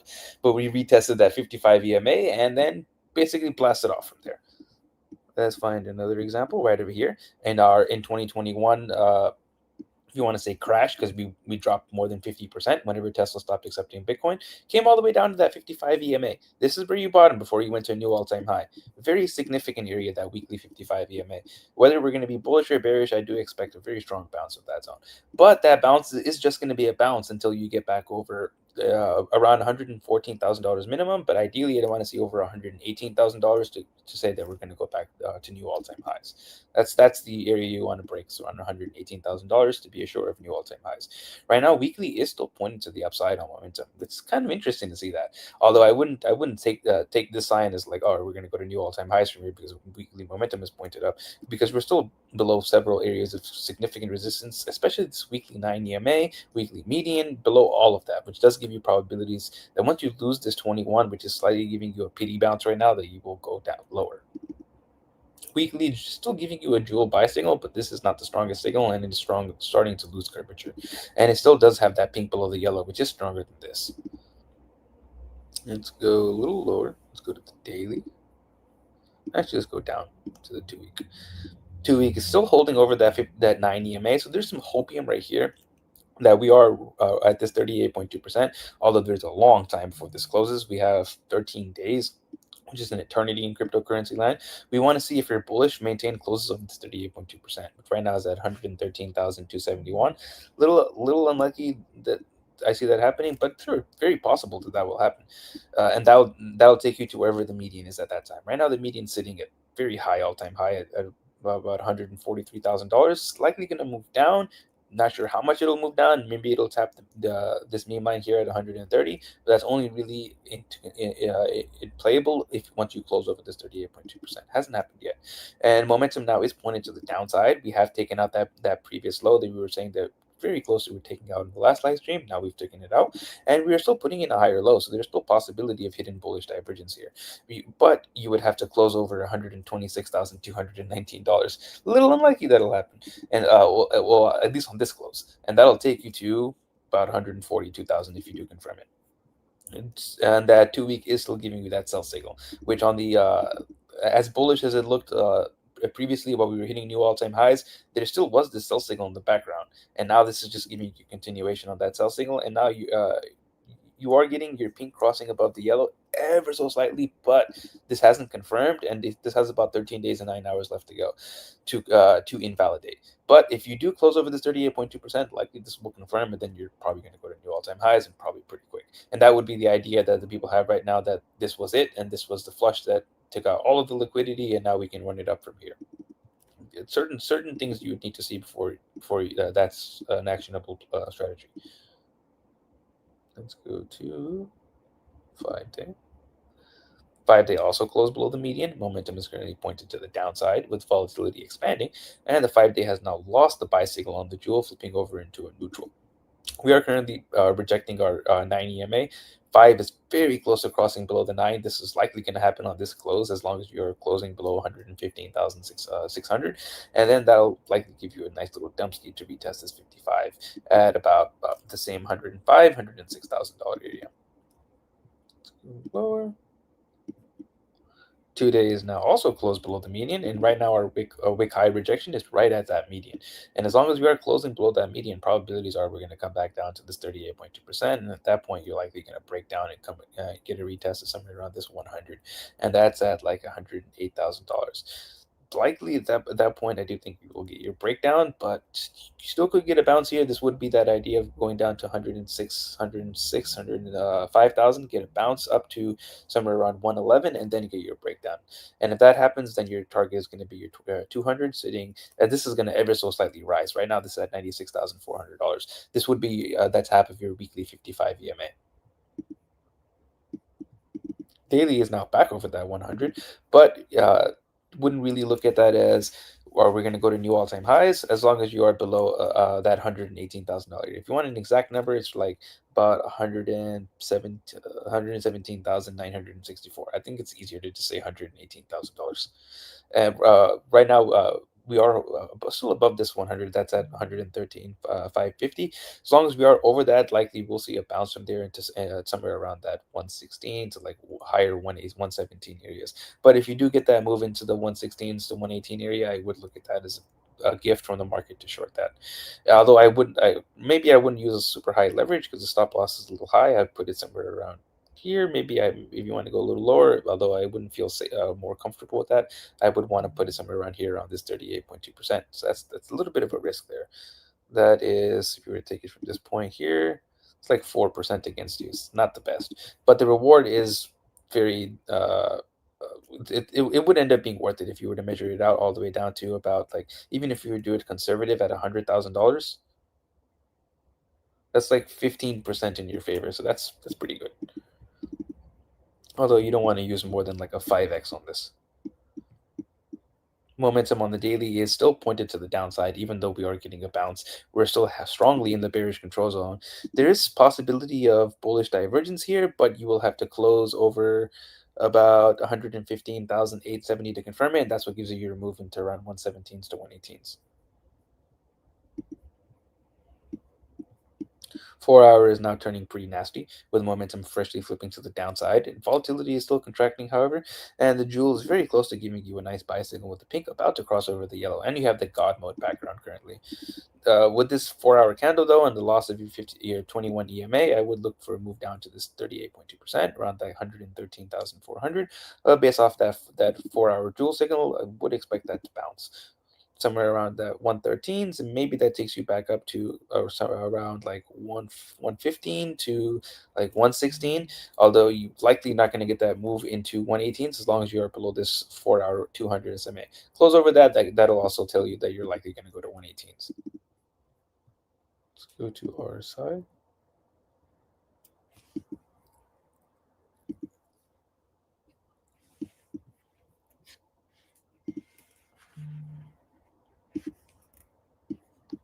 Daily currently has bearish divergence on Tether. This is going to be active as long as you're closing below 4.99%. And your next target is going to be the neutral zone, which right now the neutral zone sits at 4.5%. Oh, well, nice. We're at 4.69%. Not really that much lower to 4.5%. That would be, let's see. It's like 3-4% down. Correlates to like maybe a 5 to 8% move on Bitcoin. Let's go a little lower. Jewel for a second. Volatility is also very, very maxed out with that bearish divergence. So it's like not really the worst drive bearish divergence. That's bearish hopium for crypto bears. 4-hour currently has hidden bullish divergence. Now that's kind of going against that bearish divergence. This will be active as long as you're closing over 4.62%. Next target, you've hit the easy target, which is the edge of the bearish control zone. Next target is going to be somewhere around this neutral zone, and that currently sits at 4.9%, with volatility now giving you a double extreme. Let's go to 2-day. 2-day also has hidden bullish divergence. This is going to be active as long as you're closing over 4.15%, and you already hit the easy target, which is the bullish control zone. Next target is the critical zone, and that is definitely in play, with volatility now giving you an expansion from 0%, and you're only at 57%. Critical zone right now is sitting at 5.85%. Interesting. 5%. That was a target from live streams, I believe, last week. We were looking at the hidden bullish divergence on Tether dominance. It wasn't this one, though, because it was lower into the 5s. 3-day also has regular bullish divergence. This will be active as long as you're closing over 4.15%. You've hit the easy target, which is the neutral zone. Next target is the bullish control zone. And volatility is now expanding from below that 15% area. And you're only at 28%. The bullish control zone right now sits at 4.93%, and the critical zone is at 6.88, although this is likely going to update in about 2 days.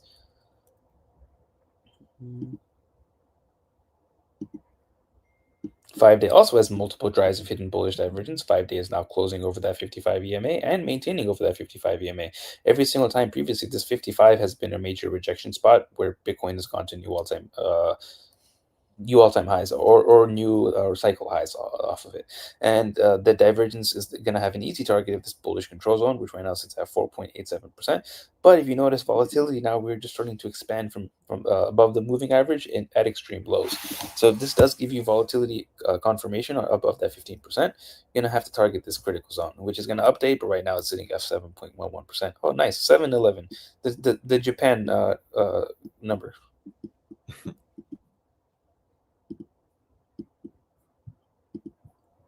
Weekly currently has, oh no, never mind. Weekly has invalidated the bearish divergence, with volatility now at 3 periods of 0% and just now starting to tick above that moving average. That would give you a target of the bullish control zone. Right now that's at 4.97%. Another number of 5s. We're technically right below 5, but who's counting? 2-week also has hidden bearish divergence. You've hit the easy target, which is the bearish control zone, and off of that, likely going to get a move into this neutral zone, which right now sits at 5.5%. Nice. So you're making higher lows. Technically, are still making higher lows. Let's zoom into the RSI, and now there's possibility for hidden bullish divergence, but you will have to close over about 5.52% to confirm that. And that will take you to, oh, nice, 7%. And now monthly is invalidating the hidden bearish divergence. And this will invalidate with any close over 4.54%. That'll give you a target of hitting the neutral zone, which right now is at 5.82. Now we're going to Bitcoin. Bitcoin is still has the hidden bullish divergence active between this point and this point. Made a lower low momentum. Price made a higher low. This is going to be active as long as you're closing over about $107,412. So you are still above that number. And getting the invalidation of that will invalidate 3 drives of bearish divergence between this point, and this point, because we have made higher highs in price while the RSI continued to make lower highs. And that confirmation will give you a minimum target of hitting this bullish control zone, which right now sits at about $92,000. This would be that move, and this is going to update with every single close. This would be that move to that weekly 55 EMA. This is a little bit lower than the weekly 55, but nothing is stopping you from wicking $6,000, $5,000 below the 55 EMA. Let's go to. Yeah, now monthly is still was once again back in extreme lows on volatility too. So if that bearish divergence does confirm, hard to say that we're going to maintain that monthly 9 EMA on a closing basis at that point. That'll trigger the bear market once you close below it. Because if you know, every single one of these major lows on this entire rally or this entire cycle, you never gotten a monthly close below that 9 EMA. Once you get that, that's where it's kind of really fucked. That's where you get to move down to that 21 at a minimum. And that 21 right now sits at like $87,000. 2-week currently has multiple drives of bearish divergence active. This will be active as long as you're closing below. Let's see. You wouldn't have to use that one. You can use this one at 117,971. And right now, that would give you a target of hitting the somewhere between the simple moving average and the bullish control zone. That puts you around $105,000, roughly 104, 105, with volatility now at literally 0%. Interesting to see volatility didn't tick on the 2-week with that dump. Weekly currently still has active hidden bullish divergence. This is going to be active as long as you're closing over. You can use this low here at 108,709, and your next target on the divergence will be the neutral zone, which right now is at about 119. This is going to update in about 6 days. Would be interesting to see this go to like 117s to 118s. And that would fit my bias more, but doesn't rule out a move to 119. I mean, technically, it would still be as long as we don't close over 118. Going to 119 wouldn't be the most. It wouldn't invalidate the bear scenario unless you close over 118. And now weekly has how many periods of 0% volatility? More than I can count, and we're starting to tick up over that moving average now.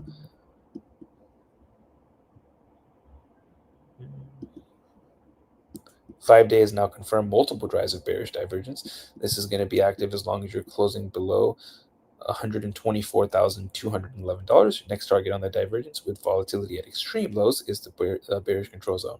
That sits at 101,855. And the critical zone, which will update, right, definitely is going to update. It's sitting at $46,000. Or maybe it doesn't. Maybe just go straight down to $46,000. No bounces at all. No exit bounce. You're getting liquidated. Daily invalidated the regular bearish divergence.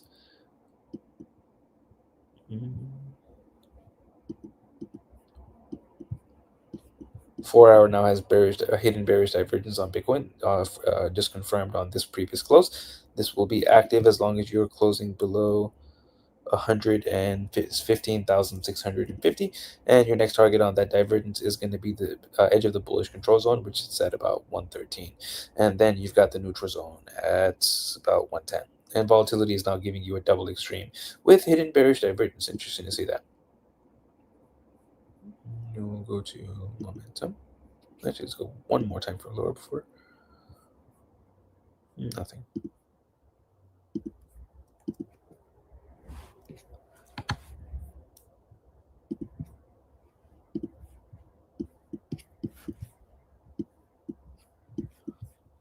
Alrighty. Monthly is still flipped to the upside with volatility at extreme lows, but monthly is right around that pivot, and we close in 18 days and 9 hours. And monthly will flip down if you close below $115,000. We are currently like $500, $400 below that number. Although monthly momentum flipping down isn't necessarily like the worst thing ever. It's not nail in the coffin, that would be closing below that monthly 9 EMA. And this would be how for which time you've closed. Flip to the downside within the critical zone. Let's see, you flip down once right here in the critical zone, flip down a second time in the critical zone. This would be the third time you're flipping down in the critical zone, and that would also confirm bearish divergence on the stochastic. Because on the stochastic, you only need to flip it down to confirm it, and that would be 2 drives of bearish divergence on the stochastic. You don't have 3 like you do on the RSI, but 2 is still pretty bad. And that would give you a target of hitting this 21 EMA right around $88,000. And then unless you get like a heroic bounce off of that 21 EMA and end up closing over that 9, probably in a bear market at that point. You would need a bounce of like 17, 18, closer to 20% to undo that confirmation of a bear market. 2-week is currently pointed to the downside with volatility at 0%, and you will be pointed down as long as you're closing below $120,750.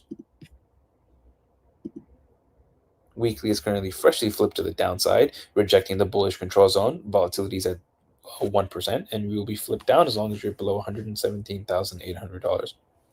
With all of these lining up to the downside, it kind of seems like whatever move you get up right now is an opportunity to short. There's no way. There was a mistake. Tailwinds It was just an error, Farhan. I don't know if you're aware of this, but it was just a miscommunication. Oh, my mistake. Yeah. El Presidente and Genie the Pooh didn't communicate correctly. The Google Translate was off. These amateurs, you got to use ChatGPT, not Google Translate. Can I say something? Yeah, to me, the most amazing part of this, it's not the market, is that people really think that this is all real. This is like, do you understand how stupid it is what they're telling people right now? And everyone's like, well, yeah, it's a miscommunication. They're just eating that shit up, truly. I mean, people's reactions whenever they're like, "Oh, what did you think of the Fed of what do you call it, the minutes or the Fed conference, or whatever?" You're like, "Oh, I didn't watch it." They what? Go, what? And I didn't watch that shit. Well, no, of course not. Who gives a shit what they say? All the retards are watching. Are they fucking killing it and making more money with it? No. It's so funny. What do you think Powell's gonna say tomorrow? I don't care. I'm not gonna watch it. Yeah. That, by the way, that destroys your average finance bro, like, tremendously. Because how dare you? Like, dude, this is the way that the system works. In shambles when they hear that. That's what they told me in school, and I paid all this money, and I'm stealing a lot of debt. So it better work. You gotta take a line for every time Powell says the labor market is strong. Yeah, it's a line, not even a shot. Yeah, I said that intentionally. It's Wall Street. Oh, sorry. 5 days also freshly flipping to the downside, rejecting getting out of the bearish control zone with volatility at extreme lows, and you're going to be flipped down as long as you're closing below 113,400. That gives you a 5-day setup ring right now. Whenever 5-day ticks up of that 15%, whichever direction momentum is going, is facing, is going to be you're going to have an 85% chance of around a 25 to 35% move from that price point. So if we were to just assume volatility starts expanding from here and go down about 25%. And this is being generous by assuming volatility expands from here. That brings us to about $86,000. Very interesting. We just saw 87,000 not too long ago. And if we look at 35%, brings us exactly to my meme line, around $74,000. Our previous all-time high was right at $74,000. Very interesting. If you were to draw a little meme line, can extend this meme line, brings you right over here. Although if you're going to $74,000, a little hard to see you not closing below that monthly 9 EMA. Imagine a bounce of like $30,000. Prove me wrong. That'd be incredible. Which, by the way, the God candle that everyone keeps talking about happened to the downside. It was pretty cool. Yeah, that was amazing. Just went literally straight down, only no bounces in between. Yeah. I mean, no one said that the God candle had to be green, right? That's the problem. Everyone just assumed that. Yeah, it was only specified God candle. No one said what color. Yeah, exactly. That's miscommunication over here. That's the real miscommunication. 2-day is also pointing to the downside now with a double derp of death, and you're going to be pointed down as long as you're closing below 124,600 with a Oh, 2-day wow. volatility setup now firing off to the downside. And this is going to be a downside setup as long as momentum is pointing down. And 2-day setup gives you roughly a 15% move on average, 10 to 15%. So if we were to take it from the point of volatility expansion, how much are we down on currently? About 10%. If we were to take it 15%, brings us a little bit lower to about $102,000, $103,000. So if we were to take it to that average move, we haven't filled out the move yet, and that would be running these current lows. That would be that scenario where we run that weekly 55 EMA. Is there any bearish divergence? No. Daily is also positioned to the downside currently, and you're going to be pointed down as long as you're closing below about $122,000. And that is some more bearish hopium to see that although we are above our daily 100 EMA, momentum is still pointing to the downside. Whereas over here, whenever we reclaimed our 100 and we went to new all-time highs, momentum was pointing up, and we had a derp of life. And over here, where we reclaimed our 100 and we had a very strong bounce, we were pointing up on momentum. Let's find another example where we claimed the 100 and then we went to new all-time highs. Right over here, momentum was pointing up. As of now, we are pointing down. And 4 hour.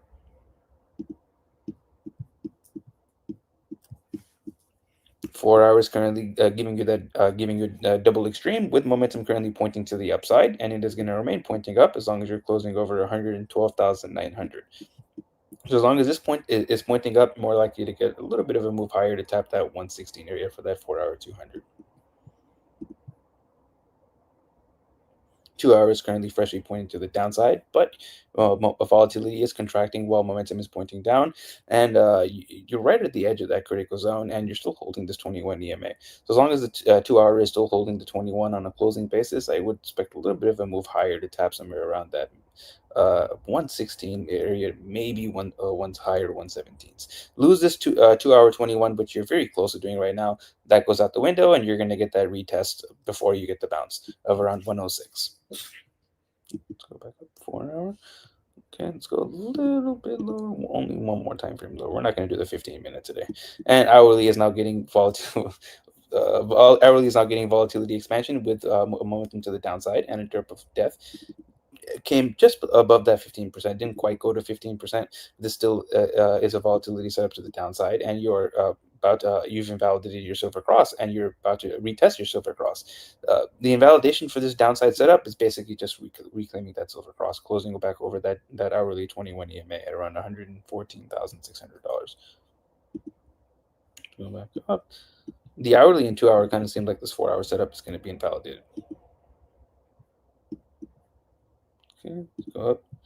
All right. So now Bitcoin is kind of shifting gears a little bit. It's shifting from more into bearish control, IMO, how the kids say IMO. I don't know if they say that anymore. Volatility is still now at extreme lows. Momentum is still pointing to the upside on the monthly, but we are below the pivot now. We have about 18 days and 9 hours left to go to hold this $115,000 area, because if we do get momentum flipping to the downside on the monthly from here, we are going to confirm bearish divergence, and the volatility setups that we currently have are going to continue playing to the downside. We do have a 5-day setup still brewing with volatility at extreme lows. We have a 2-day setup already firing off with volatility now expanding, still not topped out just yet. And you have 4 hour currently giving you a little bit of a bounce with momentum pointing up, lines up with holding that 38.2%.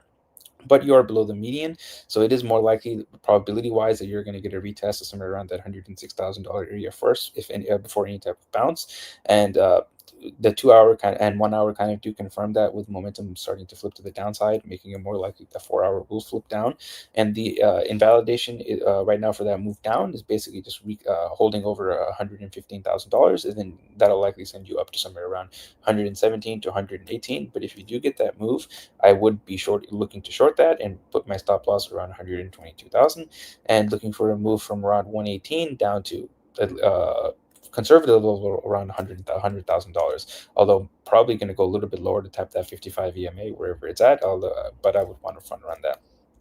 But to wrap it up, though, it's in the short term likely to see move to the downside to tap that 38.2% on the daily around $106,000, and then from there you're likely to see a little bit of a bounce. And as long as that bounce fails to take you back over $114,000, I wouldn't look for any higher than that, and probably going to dump towards that 55, just below $100,000.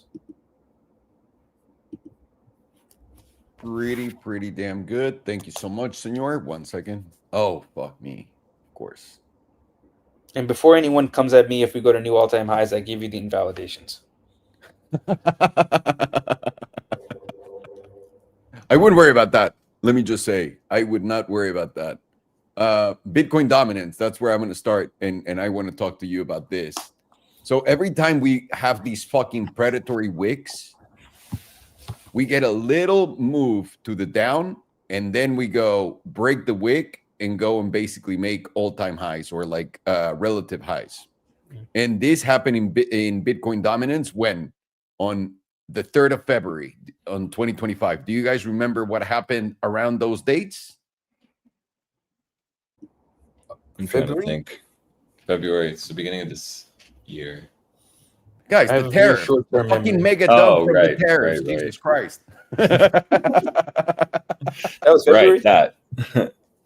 All right. So you got the mega dump from the tariffs, and then Bitcoin dominance continue to go up, right? So as, by the way, this was like the bottom on Bitcoin, which was really close to the top. And then we did another top either way as Bitcoin's price was going up, right? So it's a little irrelevant in that sense. All I'm showing you is how long it took. So you have right here on February 3rd, a wick, one of these fucking motherfucking predatory wicks that we see on the markets all the time. And these have an explanation, and that's where I'm getting at, and I'll show you other charts. So basically, it took from February 2nd all the way, it bottomed down here on February 18th, 2 weeks later. But down here, let's call it this one, on March 3rd. So a month later, 30 days. 30 days to here. And then how long did it take to break exactly this? Until April 22nd. April 22nd, you took this wick out. So it took from February, March, a month, and then April, right? For it to like break this. Now you're having the same scenario. Now, let me show you this. Mexican peso. This one I remember specifically because when I told everyone this is happening, people said it's retarded. So before the peso blew up, it had a volatility setup, I believe. And I can remember in what. No, not a volatility setup. What the fuck did it have? Something that told me that the peso was going to go up. This is the bottom right here on $16.02, 20 cents, right? The peso does this bullshit where it goes from $16.02 to $18.2. Another one of those mega wicks. This happened on February 19th. On the 21st of May, you find the bottom, and then a month later, on the 12th of June, you're completely above that. And then what happened? Continue to go above and above and above, and it made a higher high relative to it. So normally when charts do this, it's simply to let people feel comfortable that that was the worst, even though they got completely fucking destroyed and liquidated, right? Like this is a gigantic liquidity grab by the market makers, if you want to call them that. So they do these gigantic liquidity grabs, and then they suppress on the other direction, not by a lot, but they suppressed in the opposite direction. That means here, right? Like this area, so that everyone that thought the peso is going to lose a lot of value to against the dollar, no, you're wrong. Because now look, for a month, we've been falling straight. But then afterwards, it does that. So what it does, it psychologically prepares people to buy the dip. So every time it continues to go up, all these, I guarantee you there's a lot of retards here that bought and bought and bought and bought. And then he took them out, and then it went back down, and they were like, all right, now it's the time. And no, he didn't. And then now it's the time. And no, he didn't. And now it's the time. No, he didn't. This repeats itself every single time in these charts. So whenever you have, and now the Bitcoin chart, which is super easy to put together. Give me 1 second. Right here on the daily, let me invert it. Right? There you go. You got one of those liquidity grabs right here. Right here. So that means it's going to continue to go up, right? If that's what we just saw on the peso dollar. Well, this is down. Because sometimes it's harder to see it on the opposite side. But it's identical. It's an identical move. And it depends on what chart you're watching, obviously, for you to see these. But those fucking moves are 100% done before. It makes everyone believe this is nothing, specifically when they're telling everyone on the news, guys, don't worry about anything. Donald Trump just misread the letter. You know, that's it. Don't worry about anything. And then all the people here start saying, sell me your Solanas for $185 and shut the fuck up.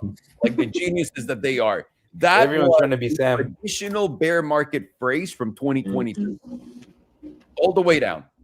Shut the fuck up. And I know that because I'm one of the retards that used to say it. So when I see it again from someone else, I know where this is going to end. So whether we like it or not, what I would say and what I would tell ourselves here at ETA is this is probably not instantly going to go down. It's going to be a few weeks playing this range. We should start playing the range. You're in the range between 116,200 and basically 107. And it's going to play around here or probably getting the 116 all the way to 120.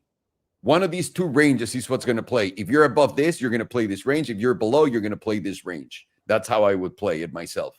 And it's going to be playing here for a little bit without taking this low. It's got to make you feel like you're a genius. All the retards right here that watch the news all the time, that saw that it was just a misunderstanding, are like, oh, well, I bought the dip. Now, this is very smart. That was the end of it. Donald Trump backed out again. Definitely. The news is what moved the market because Johnny22 on the chat is the one that invested $100 in futures, and that's why $20 billion were liquidated. So when these people think they're geniuses, they got to get fucked afterwards. So you still need a little bit more genius in them. That's why I would give a little bit more preference towards this scenario. And then, bam, first. So yeah, no, I agree. I agree with that perspective 100%. We might not get that instant dump that everyone wants to see right away, but you're definitely not going to get a mega pump either. It was like a similar thing in April of last year where we were in Tokyo and we get that huge dump and then we get a huge bounce. And then over the next couple of weeks, you end up feeling that wick. Happens basically every time. This one? April? Yeah. March. It was 1 week where you felt it basically. No, it was, well, to me, it was this one. It was the pre-dump on a weekly. Mm-hmm. Look at this candle right here. Yeah, that got filled in like the next 2 weeks. Yeah. And then everyone's like, this is the bottom at 78. No, it is not, buddy. 73.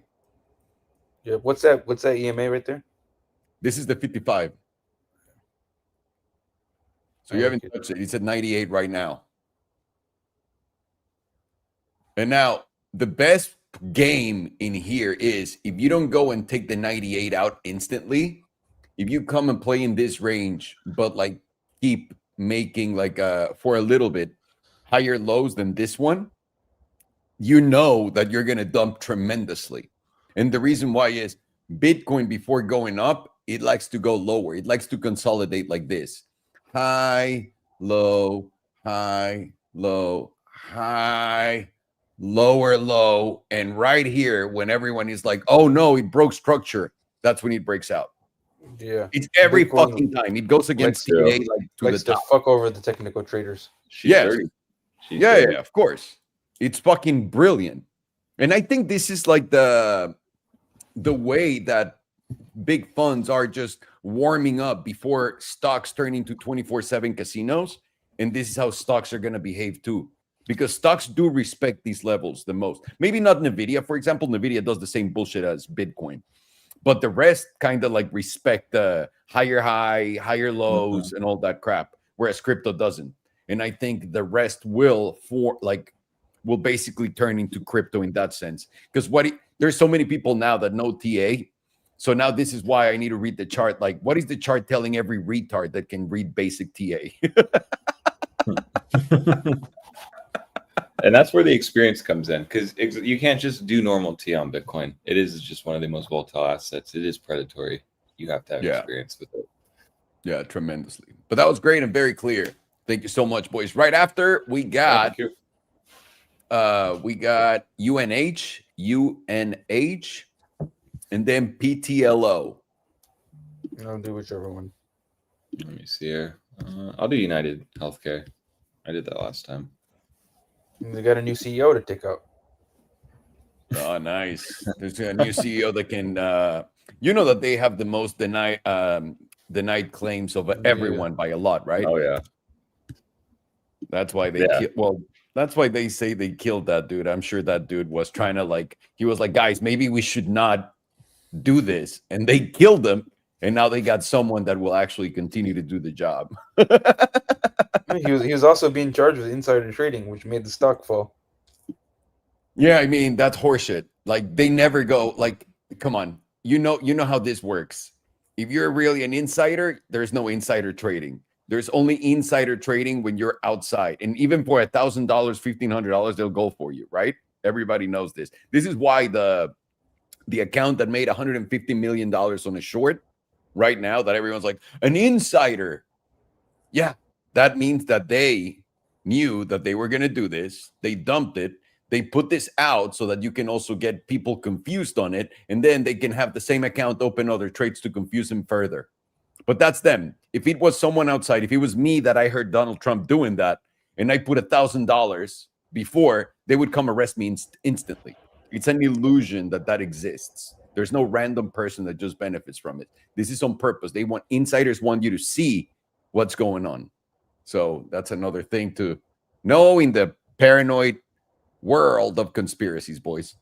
But it makes sense when you do mention that, because it just plays into everyone's headline trading. So you need a narrative. Why? What's the narrative to justify my longs? So it makes sense. 100%. More sellers than buyers. Mm-hmm.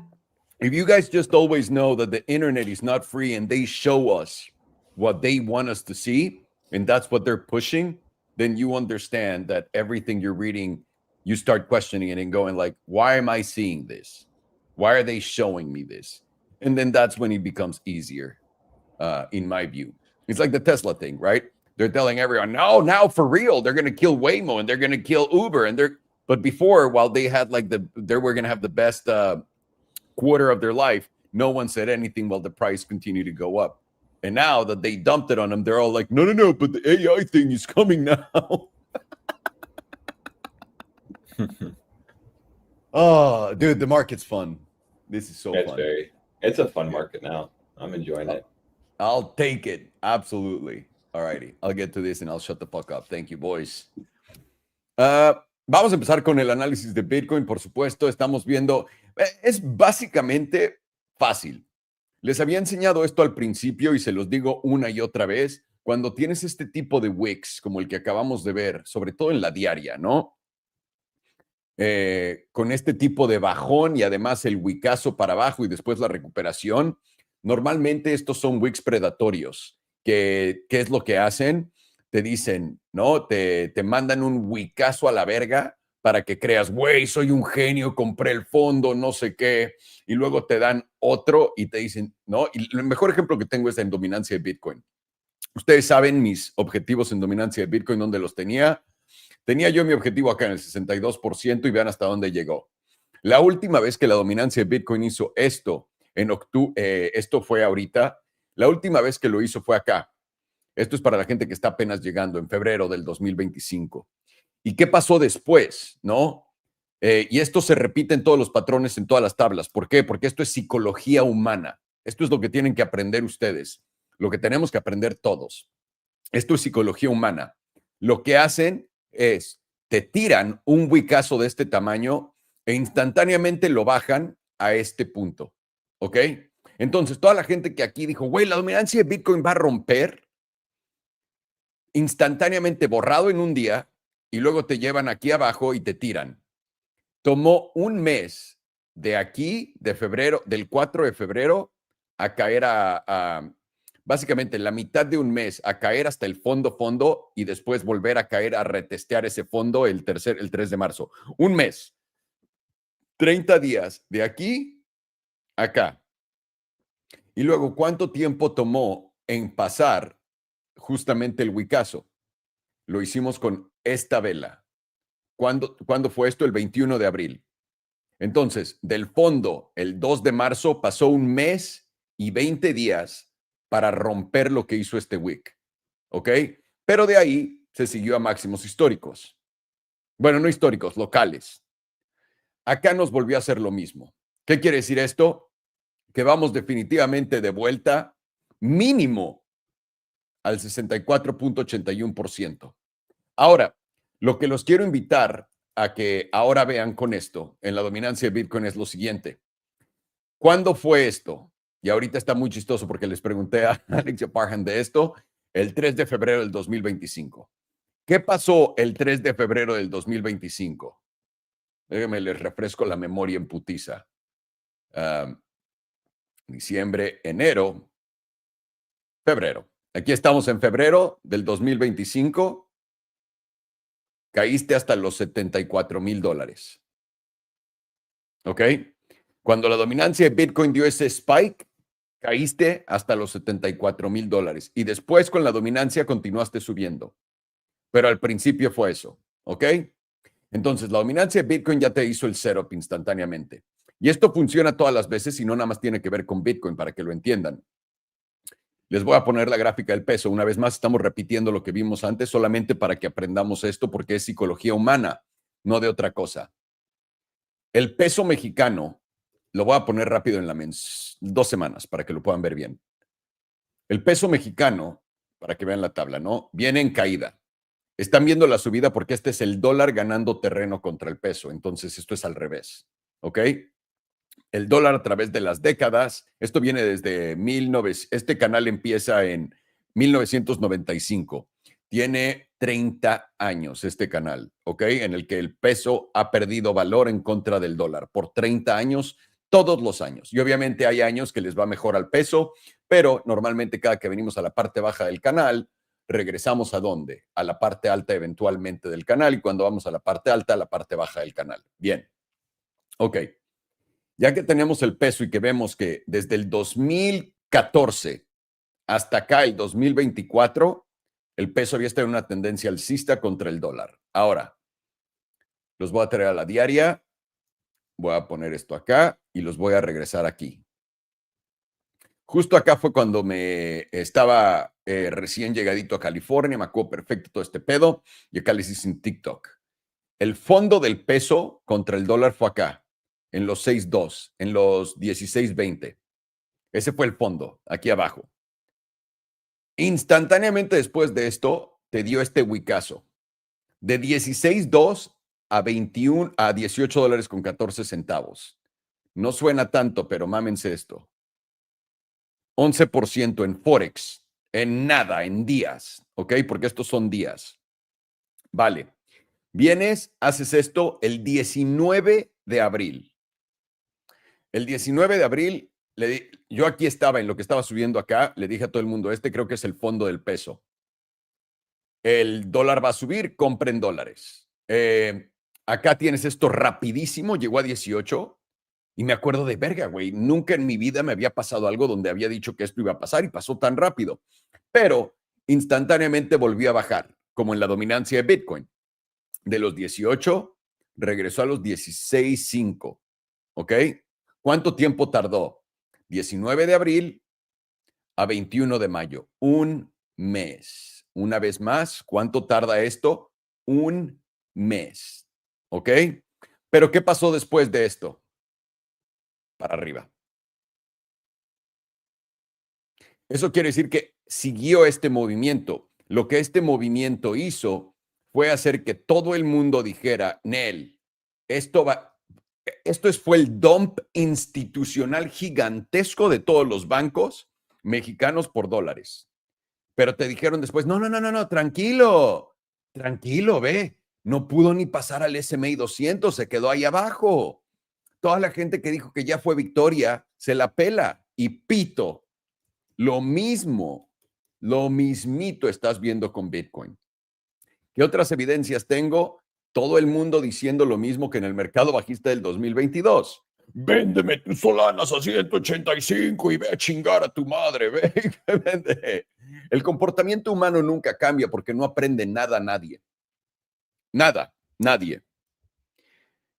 No sé por qué. No tengo idea. A veces se siente como si fuera una trampa todo, porque es impresionante que literalmente lo más sencillo no nos acordemos fechas. Estamos viendo tablas todo el día y que no sepas y no te acuerdes lo que pasó es atención. Vale. Con eso dicho, tengo que darles este análisis de Bitcoin en putiza para que entiendan lo que estamos viendo. Si les pongo el gráfico invertido, tenemos el Wicazo, ¿ok? Ya te dio el Wicazo acá, a la alza, como el peso, ¿no? Bien, ok. Si ya me dio el Wicazo acá a la alza, después de esta super vela, tal cual, ahora, ¿qué va a pasar? ¿Qué día es este? Y ahí les va, si lo vamos a usar igual, es el 10 de octubre.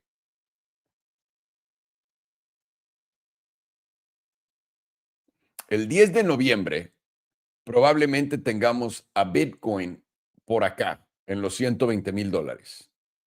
El 10 de noviembre. Vamos a ponerlo acá, vamos a ver cómo se compara después, ¿ok? Solamente no estoy prediciendo que este es el caso, lo vamos a poner después. Que era cuando, perdón, un segundo, el 10 de octubre, 10 de noviembre, 120K.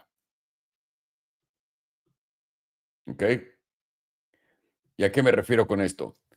El 10 de noviembre, esto es lo que yo estoy esperando, que Bitcoin continúe por acá, haga esto, y recuerden, la tabla está al revés. Lleguemos acá a los 120, 121. Todo el mundo diga, toda la gente que dijo acá que la chingada, compramos los dips y esto te haga esto. Y esto acá llegarás por ahí del 15 de diciembre. 10, 11, 12, 13, 14, 15. Ok, un segundo.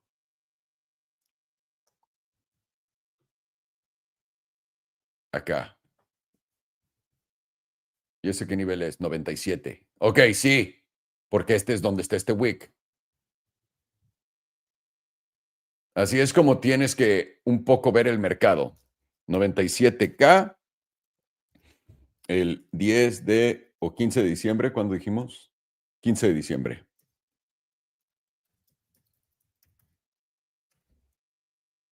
De diciembre. Y ahora les voy a invertir la tabla para que vean cómo se ve esto. 10 de noviembre a 120. Y es por eso que es importante tener paciencia en este momento.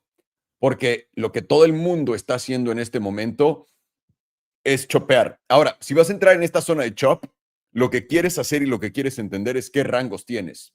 Y aquí hay dos rangos súper fáciles de tradear. Súper fáciles, ¿ok? El primer rango es donde estás ahorita, entre los 116,100 y los 107. Siempre y cuando no cierres por encima de los 116,100, tienes este rango para jugar, ¿ok? Y si cierras por encima de 116,100, tienes este rango hasta los 120, 121 casi. Entonces, aquí es donde vas a ver, si estás jugando rangos, cuando tocas la parte alta de un rango, apuestas para abajo. Cuando tocas la parte baja de un rango, apuestas para arriba. Y aquí tienes la línea de fricción. Vamos a analizar esto en putiza. Voy a poner el índice para no borrar esto y voy a guardar esta tabla. Verga, no sé qué pendejada acabo de hacer. All Time Index, History, bla, bla, bla. Acá lo tenemos, nada más no tengo mis rangos, por supuesto. Vamos a poner la trimestral en putiza y vamos a empezar acá nuestro análisis. Con un Bitcoin súper alcista, una vela topera, por supuesto, en el último trimestre, y ahora tienes una vela que está jugando indecisión. Una vela bastante importante en este momento. ¿Por qué es una vela que está diciendo indecisión? Sencillo. Esta vela que está diciendo indecisión es porque tienes la parte gorda en la parte del medio de la vela y puedes ver que tiene la pata larga la pata larga y también los brazos largos, ¿no? La parte alta y la baja igualita. Parece como una cruz perfectamente al centro. Eso quiere decir, no sé si voy para arriba y no sé si voy para abajo.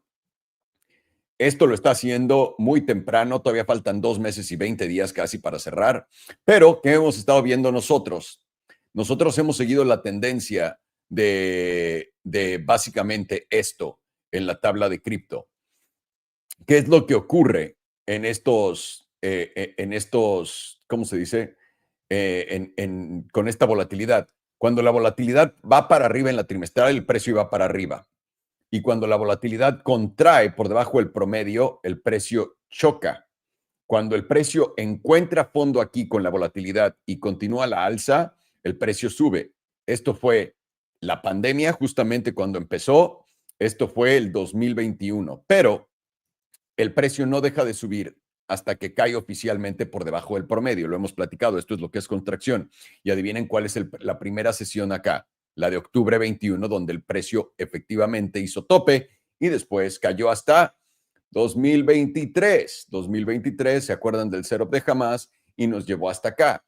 Este movimiento de aquí para acá ha sido de los $28,000 hasta los $126,000. ¿Ok? Entonces, ahora estamos apuntando y aún más fuerte para abajo del promedio, lo que nos dice que ya vimos tope o que vamos a ver el tope muy próximamente y está muy cercano si es que esto no cambia. ¿Ok? Y continuaría yendo para abajo. Eso es bastante importante para todos. Ahora, viendo este gráfico, no sé por qué tengo esta línea ni para qué desperdiciar el tiempo. Voy a quitarla y también la del 112. Ya les enseñé los rangos y ahorita se los enseño al final de esto. Ok. Voy a poner el HPDR para ver los objetivos y que se colapse esto. Ah, no se colapsó. Wow, qué elegante. Por ahora estamos cayendo de la media a la parte baja de la zona azul y ahora estamos en el 50%. ¿Ok? Del 50%, simplemente llegando a la parte baja de la zona azul te lleva $177,000. Deberíamos de ir ahí porque alguien en YouTube dijo que íbamos a ir para ahí y vi que hicieron playeras de que ese güey tenía razón. Entonces, por ende, tenemos que a huevo llegar ahí. Porque cuando yo dije que Bitcoin bajaba a 12,000 de los 15, todo el mundo, hasta la fecha, ¿no? Pues saben que soy el güey más pendejo del mundo. Pero equivocarte por $50,000 no cuenta si es a la alza. Es lo que nos hemos dado cuenta. Así que si vas a abrir un canal de YouTube, lo único que tienes que hacer de hablar de criptomonedas o de cualquier inversión es siempre decir que vas para arriba. Y si te equivocas, no cuenta. Entonces, por ende, tenemos más alta probabilidad de venir para acá y eso es obviamente sarcasmo. Tenemos el 50% justamente acá en los 123,827 y de no poder romper esto y empezar a cerrar por encima de los 123,800. De nuevo, faltan 2 meses y 19 días. No vas a poder venir a estos 176 prometidos por esa playera. Entonces, vamos a tener que ver. Y de no poder lograrlo, tu siguiente objetivo van a ser los 83,000, que es donde está el promedio del 9, y si no, el 61,8% en los 73,800. De ahí puede bajar más. Vamos paso a paso. No tenemos por qué intentar predecir a dónde va a caer el precio. Recuerden, predecir cosas no es el juego. El juego es ver cómo la gente reacciona cuando le están tirando qué tipo de noticias. Ese es el juego. Cuando veo a todos los pacos del planeta el día de hoy salir a decir que todo está bien, después de que dijeron que la noticia de Trump, que fue un malentendido y todo esto, ¿qué es lo que me van a entender? Que definitivamente es una trampa. Porque el Paco no piensa, el Paco repite pensando que está pensando por sí mismo. ¿Ok? Es muy importante que entendamos esto si queremos aprender a analizar el mercado como todo un conspiranoico idiota como yo. Tenemos por acá, muy divertida, la media. Le hicimos el pre-front run a la media mensual. Estamos todos acá esperando, no es que ahorita la va a venir a tocar. Ya vino a hacerte esta gatada. Y ahora te está dando un doji, esta vela de indecisión, ¿ok? Y también te la dio, vean, quedaste un poco más lejos, pero ahí tienes el promedio del 9 en los 102,800. No lo has venido a tocar. Si llegas a perder los 102,800, $90,000 deberían de ser tu siguiente objetivo. Pero para mí, y se los puse también en el gráfico, la primera caída debería de aguantar por acá más o menos, la que sigue.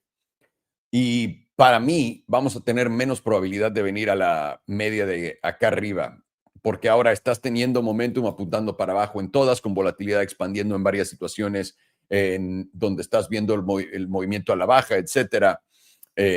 Entonces, para mí ahora esto se vuelve más de probabilidades a la baja que a la alza.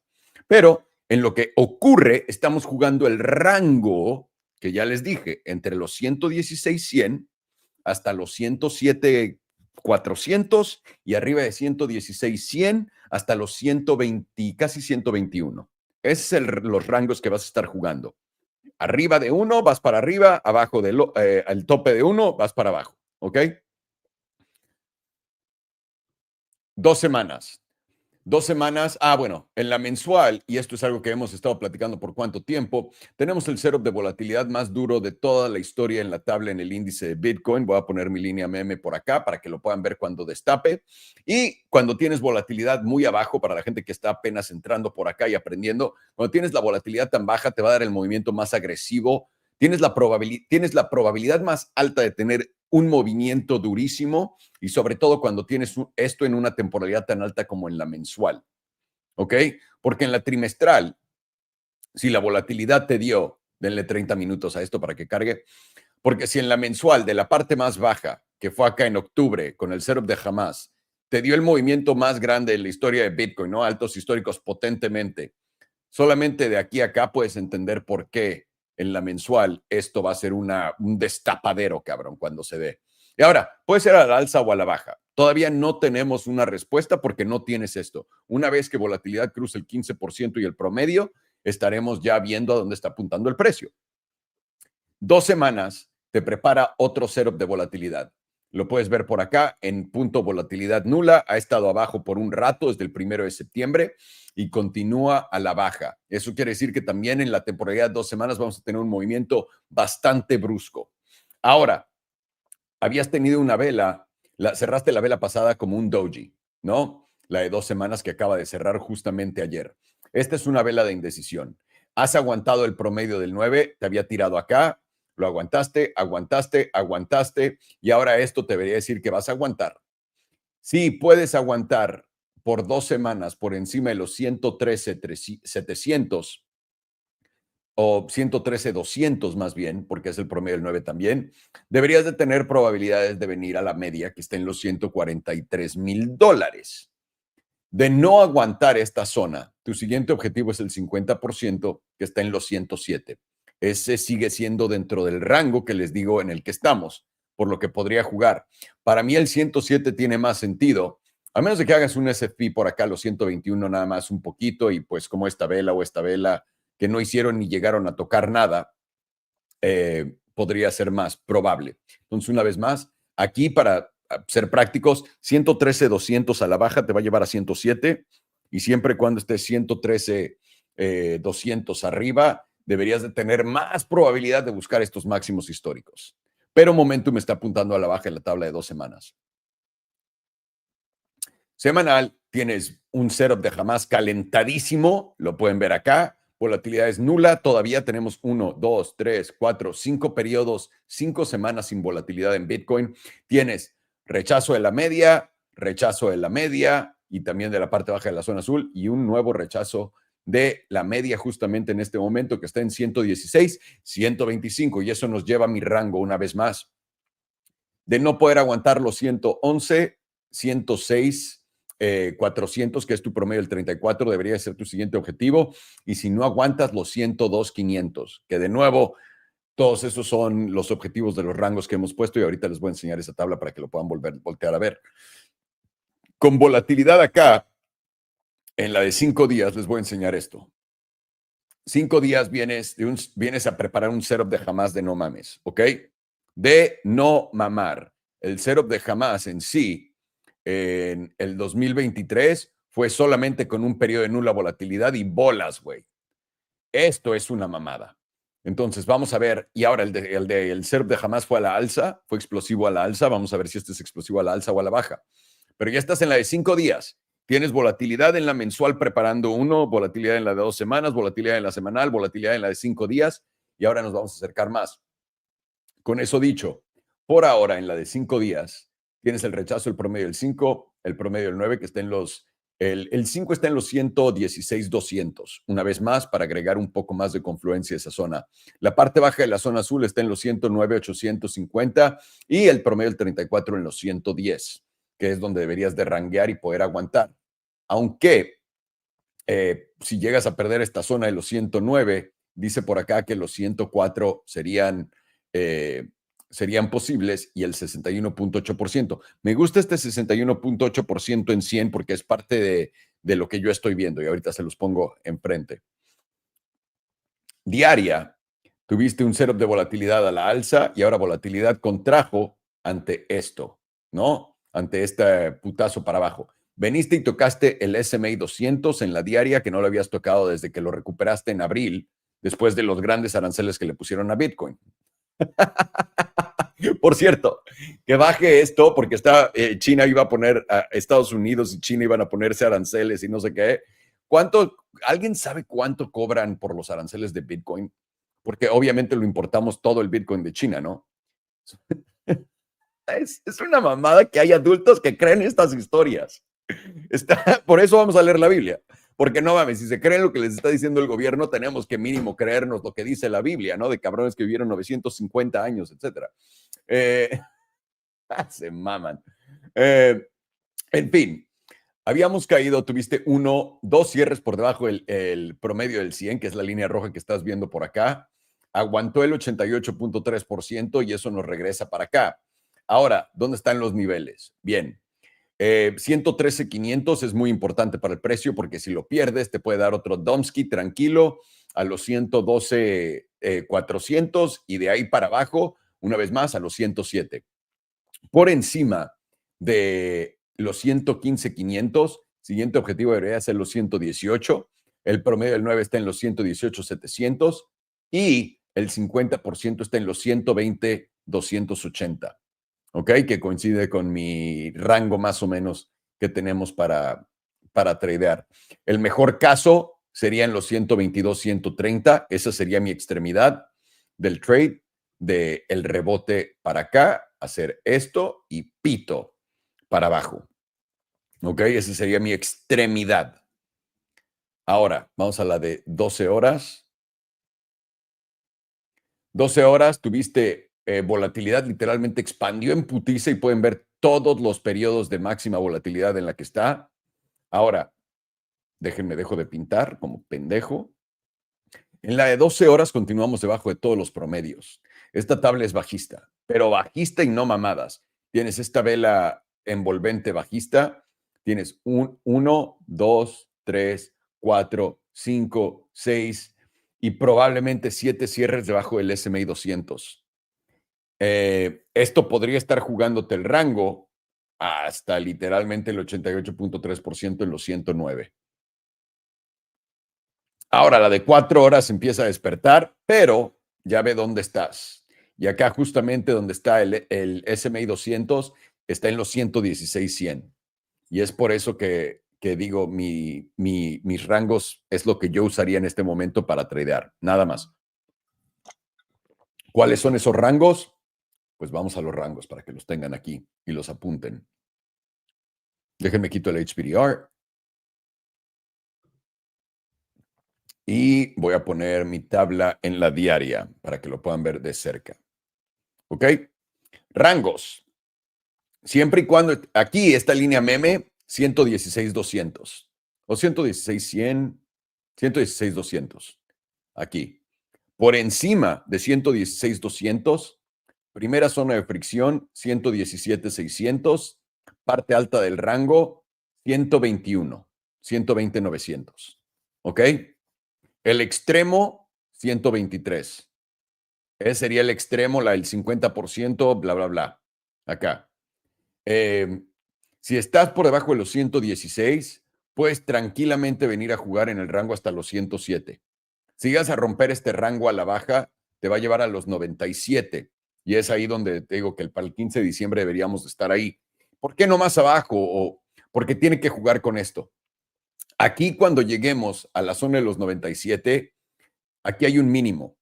Y recuerden, tengo que jugar esto como si yo fuera el mercado, ¿no? Porque mi trabajo es quitarle el dinero a todos ustedes. Ese es mi trabajo, como soy el señor mercado. Lo que voy a hacer es tirarles el precio hasta acá y hacer algo que parece esto.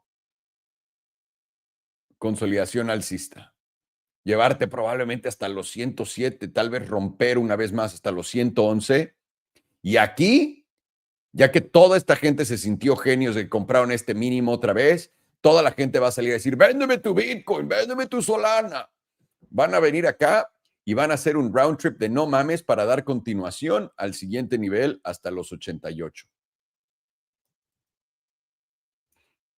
Así es como lo veo. Pero tu rango es lo que quieres jugar en este momento. Tu rango 111, 116, 200. Para abajo hasta los 107 tienes una zona de fricción en los 112, 112, 100 de los 116, 200. Siempre y cuando estés en este rango vas a jugarlo todo. Si estás aquí arriba y empiezas a cerrar por encima de los 116, 200, tienes probabilidades de venir hasta el 121 y en un extremo hasta los 123.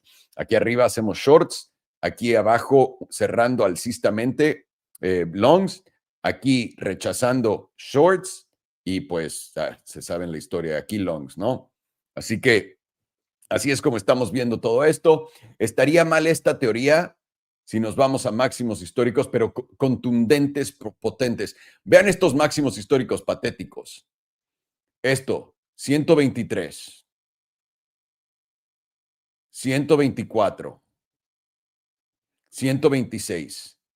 No estás viendo lo que vimos en el 2021, tío, que literalmente era máximo histórico, 58, máximo histórico, 61, máximo histórico, 64, máximo histórico, 67, máximo histórico, 69. Estos máximos históricos, por más chicos que se vean, son una buena diferencia. 6% al primero, 11% al segundo, 14% al tercero y un 18% al cuarto. Por acá, ¿qué tenemos? ¿No? Vamos a ver. De este a este es ni 1% y de este a este 2.47%. Les digo, Bitcoin se está volviendo menos volátil. Si hubieras puesto la misma lana en Tesla cuando cayó el mercado en abril, le ganaste el doble de lo que le ganaste en Bitcoin. Y sobre todo en Nvidia, le hubiera sacado puta madre muchísimo más. Entonces, atentos a este rango, atentos a las culeradas. Vamos a continuar. Ya vieron la dominancia de Bitcoin. La dominancia de Bitcoin, en mi opinión, simplemente va a continuar a la alza. Vino acá para decirle a todo el mundo que es alt season. Recuerden, necesitas perder la mayor cantidad de dinero en altcoins posible. Entonces, vamos a continuar dándoles la ilusión de que esto definitivamente fue incorrecto, que ahí se acabó todo, la dominancia de Bitcoin debería de caer, va a continuar subiendo junto con el precio bajando eventualmente y esto va a tomar alrededor de 1 a 2 meses en jugarse todo. Si llega a darse más rápido, hay un bajón más rápido, no puedo explicarles lo que va a pasar. No habría palabras.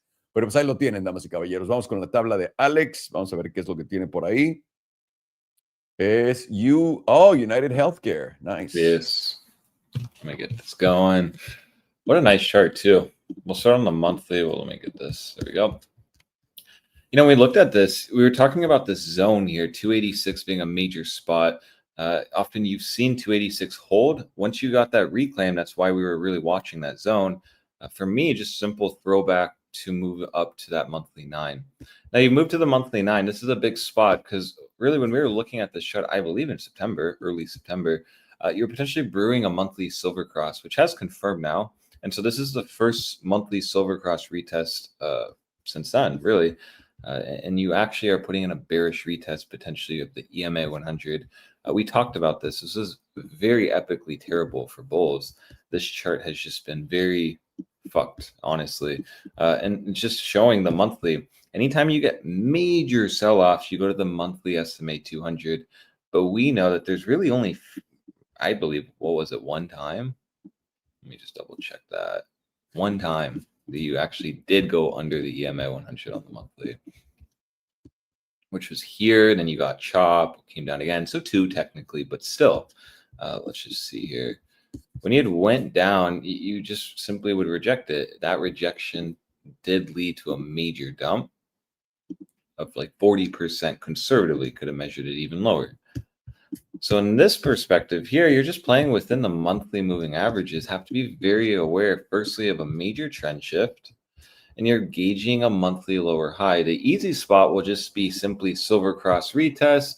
You test the monthly 9, and then you roll over lower high and actually test these lows somewhere around 286 to 250. Confluence at 250 if you lose 286 on a daily. This is why if you're bidding or even investing in United Healthcare, you need to be very cautious here. The spot really was watch the monthly SMA 200. You were able to get a pretty nice mean reversion bounce from that point. 61%, actually a beautiful mean reversion bounce for this kind of stock. But when I see 150%, you're in a downtrend, you have a fresh monthly silver cross. That is all very concerning factors for me on this chart. We see the last really monthly silver cross was here. You rallied up to the monthly 9, couldn't retest it before rolling over. This was front ran by bears.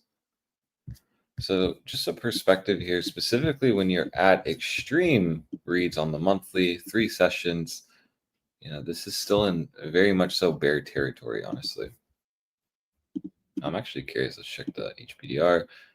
Okay, so you're at extremes. 100%. So very likely you got the bounce. You did.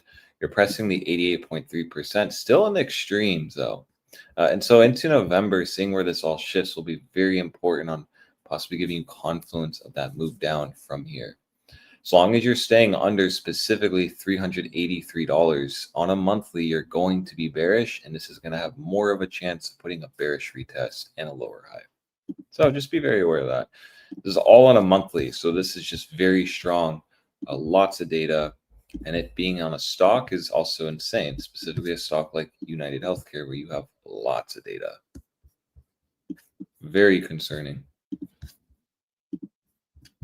Right? You want to buy the right dip. And when you see stocks, you get into this mentality that you just have to buy when you see red. Not always, and buying the right spot's important. When you're in the midst of a macro downtrend, it's really not a good time to just start DCAing. You want to be buying extremity lows. For me, it's just going to be 232 is the extremity low. If you don't hold 232, yeah, this can really quickly churn cooked. More cooked than it is. You have a move to 185s, take that out. Really could just start breaking down hard. Doesn't that make sense? If you're under all macro moving averages in a major downtrend, would make sense. You'd have just such a dramatic move down, and that just shows how terrible this chart has been sold off. It's a concern. You could simply just reject this 34. The target is right here at 221. That's even lower than July's wick low. So you got a nice buyback. Bulls are horny and happy, but still, has anything really changed on a 60% move? No.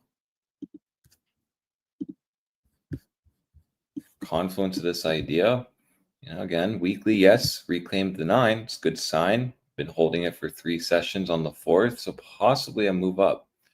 Maybe you test the weekly 21, bi-weekly 21, my apologies. But as long as, and again, this just plays into the monthly, you're under that bi-weekly SMA 200, you just have to be cautious. You have to be watching this 21 as the spot to reject.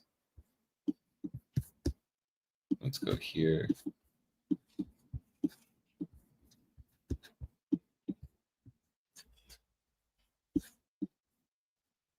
So the bi-weekly loses moving averages, bounces off the EMA 100. Once you lose that, you just started to dump hard. It's crazy. You just don't have lots of data on the 2-week losing fully the EMA 100. Let's go quickly back to where we're at. Perspective, it's key. And so not only have you lost the EMA 100, but you're even under the SMA 200, just again showing you how terrible this chart is. You really got to be cautious under that 450 region. Very easy to be bullish if you just pop up, reclaim. Very cool. We'll potentially have a target up to here. But until then, yeah, this is just in a massive downtrend, looking very weak, and you're hitting really insane spots on the macro. We'll go to the lower time frame, like the 2-day. Let's see here. So 2 days in an uptrend. Cycle plan to potentially a bull trap, right? You're in an uptrend on the lower time frames, while the higher time frames are bearish. You see here the rally just simply took you right up to that EMA 100, which you're already rejecting. Check the HPDR. So as long as you hold this 2-day 9, you will get confidence to, move up. But again, 380s keeps coming to play. 380s. Let's see here. Right, that biweekly 21's at 381. And the monthly EMA 100 is at 381. So closer to 382. Confluence, potentially a move up to 380s before rejection. Simply just use the SMA 200. Ideally, this should just keep shifting down over time, slowly, but over time. Just start consolidating chop, cause it to move down, or you get a last pump, squeeze up, and then you roll over. But really, as long as you're under that 383, it's going to be bearish. And, price action at 357 now. Daily is bullish potentially if you get back above the 9. But even here on the daily, if I throw the HPDR off, you potentially are in a bearish setup. Lost the daily 9, which has been holding this route since the rally started in September. Took out the last higher low. So now you're in a daily downtrend potentially. And you can just see you're flipping support into resistance, confluence of the daily 9. So here you just be gauging a move to 350s. Lose that, you go to 339. And at that point, right, if you're dumping, you're at 339. You have to just be very cautious of the weekly losing the 9. Once you lose the weekly 9, again, great confluence of a major move down to that 286. And it's, again, what I said, dailies lose that, you move to 250s. 231 just has to be the extremity low. Just has to be. You lose that, it's cooked. It's cooked. That's just the quarterly EMA 100, never below that ever. And you're already just seeing interesting things on this chart, like the EMA 34. Last time, this setup gave us a pretty massive rejection off of it. I think we already measured that, but just off the quarterly. Oh gosh, it's dead again. Geez, 59%. Let's just measure a 50% move from here, just because I want to know.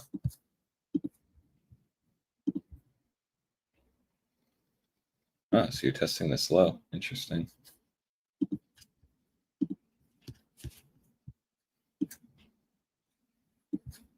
Yeah, terrible chart. Would be very cautious.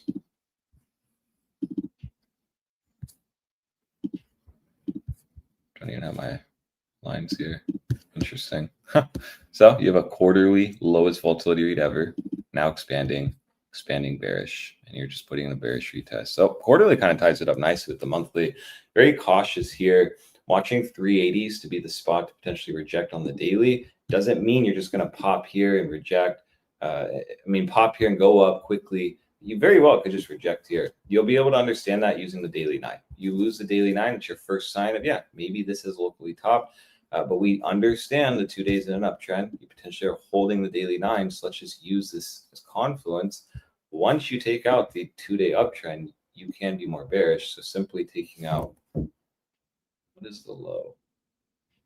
Oh, it's in cents. So $341.30 or September 25th low. Yeah, you'll be bearish. So really still wait and watch. I do think shorts have an easy, trade here, but it's just going to be dependent on patience, really. Because again, you just don't want to be front running ideas. Let's just simply see if this rejects, trend shifts. Maybe you lose the EMA 100, and then that's confluence to short down. Because let's go back here.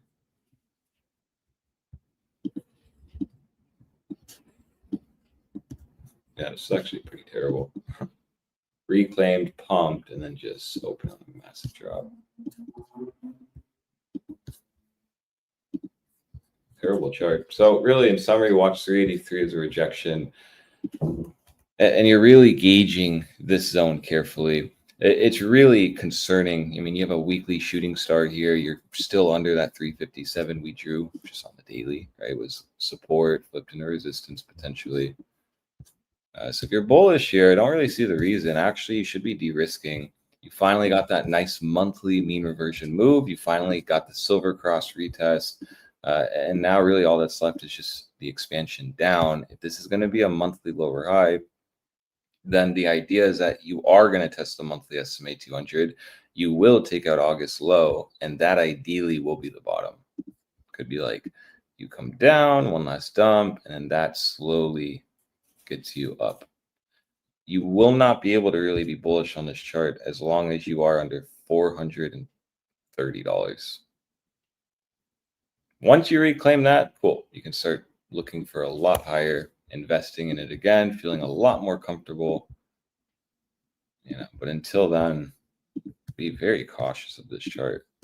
These moves happen. You don't short lower macro lower lows. You need to be watching for the lower high move. And really, that's what my chart's telling me it's potentially putting in. So quickly look at this. Nothing. Okay. Breakout. But even here, you could easily throw it back. The 320 is the top side of the 38.2%, or just testing that 2-week 9 right in the 61.8%. So really, in summary, not a clear chart, very ugly. I think the easy trade is sticking to the higher time frame, so I've really stuck to that. I think the monthly and quarterly really lead the way. You can use the bi-weekly as well, but really, as long as you're staying under the monthly 9, you're going to be in a bear market on United Healthcare. You're in a downtrend, and you're just brewing a monthly lower high with extreme reads on volatility, which can tell you that this can easily just start rolling over. Volatility starts going down, and you potentially make a move to 230 from current price actions. Pretty dramatic. 35%. I don't think it's happening in one candle because, well, you're at monthly extremes. So let's see where that updates in November. And as long as you stay under that, monthly 9, this will just roll over. Could easily test this zone here and then bounce, but still, it's a pretty massive drop from here. 19%. And that's what happens when you get a very shitty chart that's been very sold down. Reminds me of Nike, actually. You get massive mean reversion bounces. People forget what the actual bigger picture is. And then you just form a lower high and smack it down. So just be very aware of that.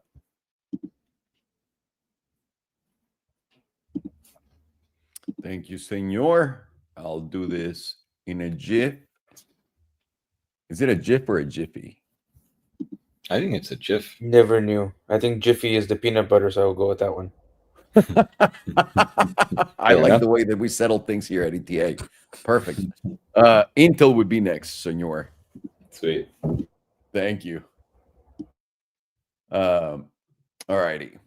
UNH, esto es United Health Group, por supuesto, la aseguradora médica que más rechaza peticiones de sus propios clientes en un rate de casi 50%. Eso quiere decir que si has pagado toda tu vida $1,000 mensuales, que es lo que cuesta el seguro médico en Estados Unidos para una persona normal, promedio, y has pagado toda tu vida eso y te da un gran cáncer, pues existen 50% de probabilidades, si este es tu seguro, que no te lo paguen. Así que disfruta.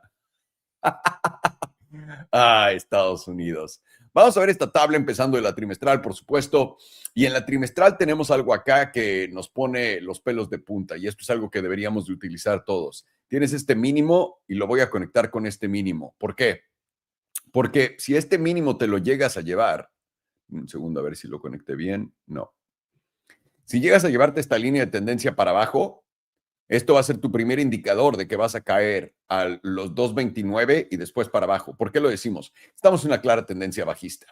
¿Y por qué decimos que estamos en una clara tendencia bajista? Varios factores en la trimestral. Uno, pueden ver la vela roja. Es una vela envolvente bajista que ocupa toda la vela pasada, que es justamente solo esta, hasta abajo. Y esto literalmente eliminó ganancias de 5 años. De octubre del 2020 hasta acá, ¿ok?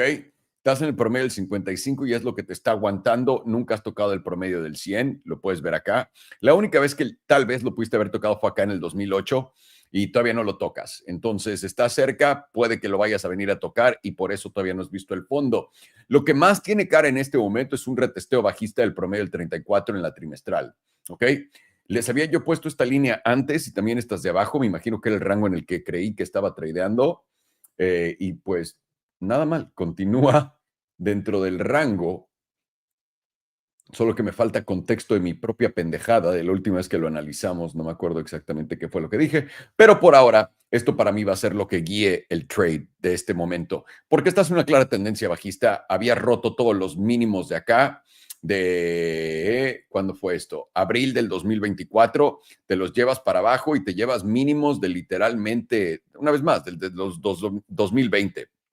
Pues esta es una tendencia bajista.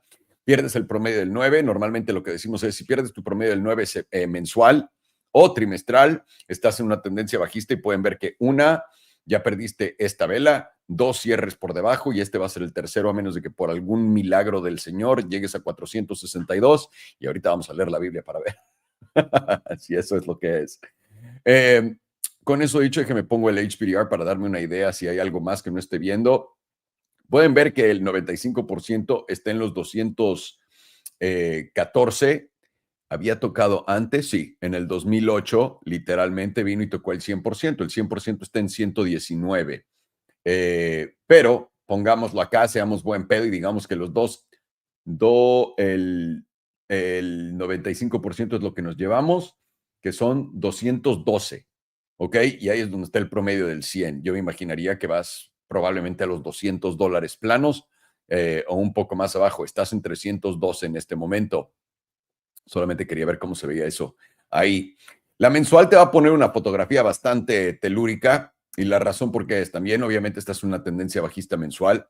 No nada más eso, tienes un cruce plateado en la mensual justamente ocurriendo entre esta y esta sesión, acá.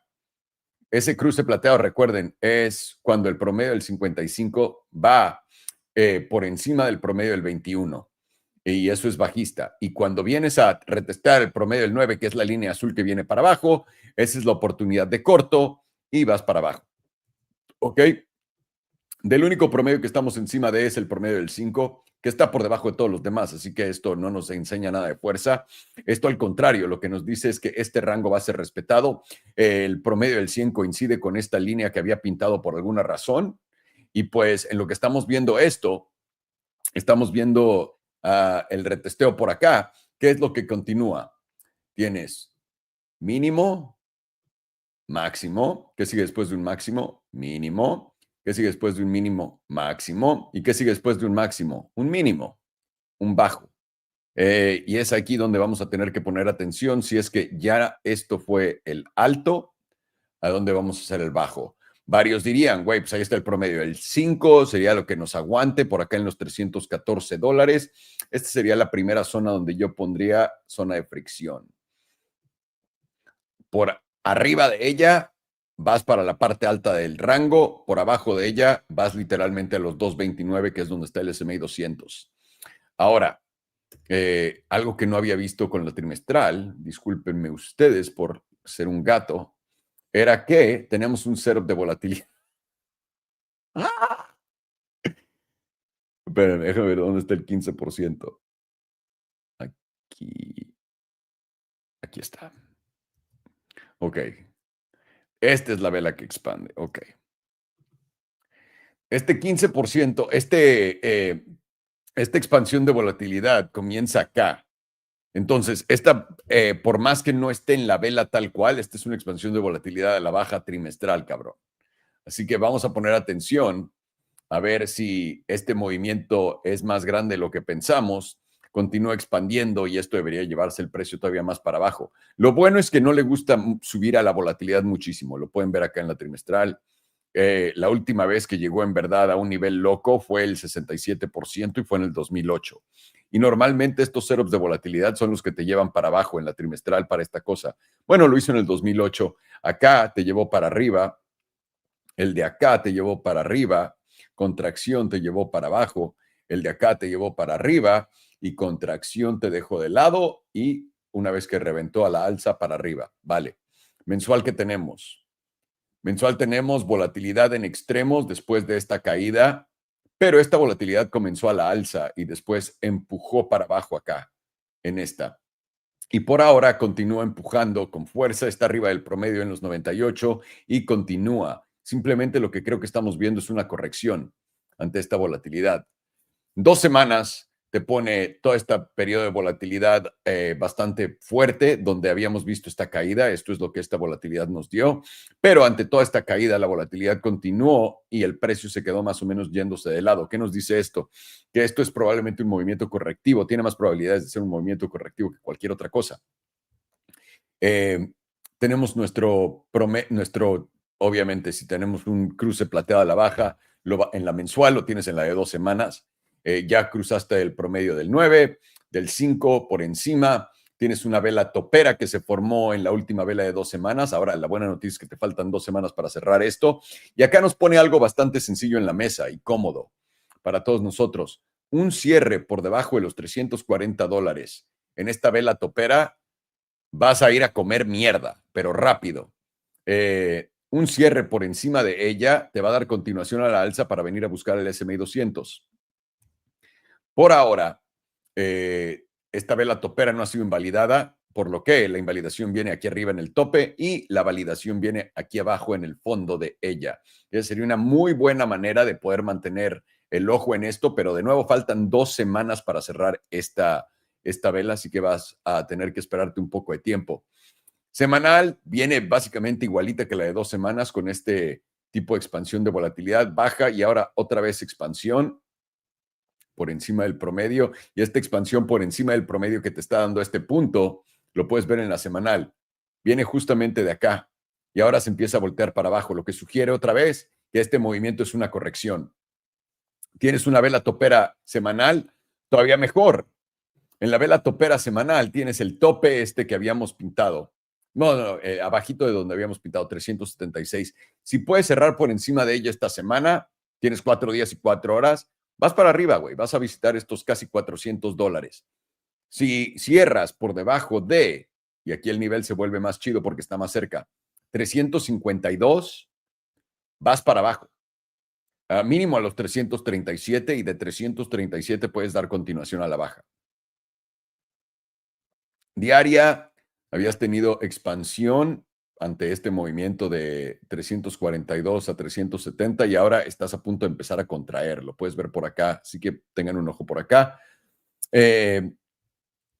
Venimos de abajo, tienes un cruce plateado a la alza. Esto es donde la primera vez que se ve alcista la tabla, tienes un cruce plateado a la alza, revientas un bajo más alto, un alto más bajo que este, pero también tienes bajos más altos más altos y normalmente consolidaciones así, para mí normalmente tienen más probabilidades de ser bajistas. Zona a no perder, esta, 340. Y este es el rango que estás jugando. Llévate los 340 para abajo y vas a venir tranquilamente a los 315 hasta los 300. ¿Ok? Quédate por encima de los 375, vas a ir a 400, hasta los 417. Y esto sigue siendo mucho más bajista que cualquier otra cosa. La tendencia grande es esa. Estás ante una corrección en este momento, así que ahí lo tienes. Bastante sencillo de entender y sobre todo en la diaria tienes una vela. ¿Es envolvente? No, por nada. Pero luego tuviste continuación esta vela que se vio como envolvente y también si quieres considerar que esto fue una vela topera o hasta esta vela te lo valida. Estás por debajo del promedio del 9, lo estás perdiendo. Esto sería mi primera llamada. Si cierro por debajo del promedio del 9 el día de hoy y una que otra sesión, empezaría a pensar en este objetivo de los 340. Rompemos 340 y vamos mínimo a los 315 y ahí nos hacemos bolas después. Esa sería la primera zona donde deberíamos encontrar soporte. No encuentras soporte, tienes un gap aquí abajo entre los 270 hasta los 294. Y todo esto simplemente es invalidado a la baja, llevándote los 375 a la alza. Y de 375 vas a 400 y de 400 a 417. Y ahí es donde sentimos que podrías topar una vez más antes de continuar cayendo, para que lo tengan en mente. Y también otra cosa, no tienes patrón de fondo. Tienes lo que podría ser un hombro, tienes la cabeza, pero no tienes otro hombro. Así que literalmente ahí lo tienes, así de fácil. Nada complejo, damas y caballeros. Mr. Farhano, we're ready for it. What the fuck are you doing? PTLO. Oh, PTLO. I was completely off. Close. Portillo's. It's a restaurant, I believe. No way. Looks like dog shit. It's on the monthly. I'm sorry, the monthly. You are approaching the 88.3% after a massive dump scheme. Momentum is starting to tick back up from very extreme levels. This is the lowest level momentum has ever been, at the lowest price has ever been, and volatility is slowly starting to tick back down, getting close to the moving average, close to going into a contraction phase. This would line up with tapping the 88.3% and getting somewhat of a relief bounce from there. And considering price is down like without a single bounce 50%, that bounce likely will take you somewhere around the 78.6% at a minimum. I'd like to see this 5 EMA continue to drop back down and then eventually get a reconnect with your 5 EMA while these HPDR ranges can step down, and then it'll be I can see continuation to the downside more easily from there. And from that 88.3%, that 78.6% is like a 23-24% move up. Usually these violent dumps give you some pretty violent rips to the upside to give you your bearish retest before you can continue testing lower prices. Or the 2 week is also now starting to flip back up, getting back over the moving average. Volatility is now going into a contraction phase, telling you likely you're just going to make a lower high, and price is right around this 97.5% on the HPDR. That tells you only have 2.5% chance of continuation from here, and you're more likely to bounce than not. And that bounce can take you anywhere up to around like maybe $6.50 to maybe around $6.80. That's pretty nice move from where we are at the moment. That's 10% to the 5 EMA, and to the 9 EMA, it's around, let's say, that 20-ish% number. Let's check last time momentum started flipping back up from these areas, from the bearish control zone. We flipped up here, and how much did we move up? Let's see. Right over here, we ever so slightly tapped the bearish control zone. Price moved up 20%. Interesting. The move that would be the higher one is right around that 24%. Let's check this one here. This was a lot bigger, and now we're flipping back up from lower levels than we did from here. 61%, and we'll take it this one and call it that one. This one was about 43%. Let's see if these numbers come back up. Weekly is now also flipped to the upside, with volatility very close to going into an expansion phase.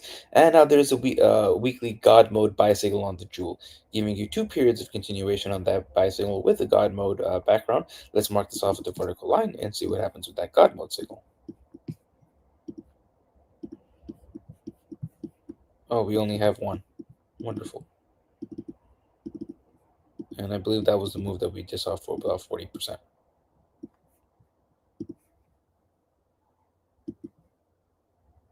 About 52% to the upside. Not bad. How much did we? Let's see how much each move did on the consolidation paces actually before the total move. So did about 30% before it went sideways for a little bit, 40, and then it did 52. And as of this moment, we have done kind of 7.3%. If we were to take it about 20, brings us to around that $7.80 figure. Let's do for funsies 50. That would bring us to roughly $9.50, $9.60, right at this major breakdown zone.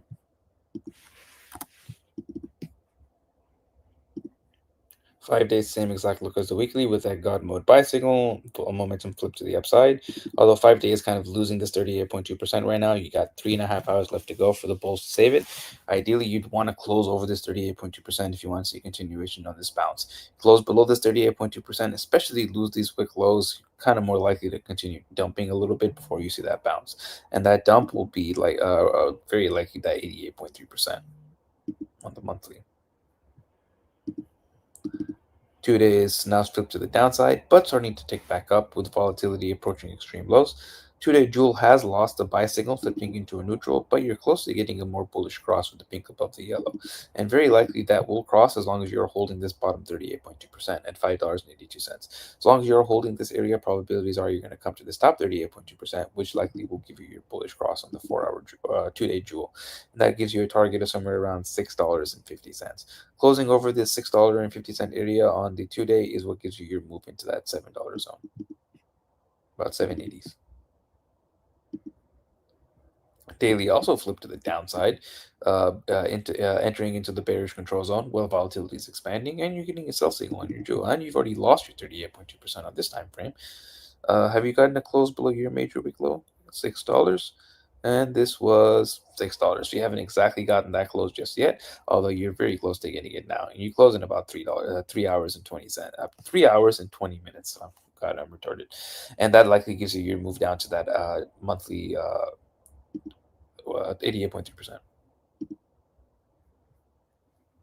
Go to the 4 hour. 4 hours now starting to flip back up. Is there any divergence? 4 hours putting in some bullish divergence between these 2 points, with volatility now going into a contraction phase, and the 4-hour jewel is very close to giving you a sell signal. Likely, with this momentum flipping to the upside of this bullish divergence, you're likely just going to get a lower high, and then that sell signal is going to play out, and that'll likely take you to that 88.3% of the monthly. And this 4-hour momentum being to the upside with bullish divergence, you would need to close over about $6.08 to confirm that bullish divergence, and that likely gives you a target somewhere between 630 and like 650, and closing over 650 is what takes you to 780. Let's go to the RSI.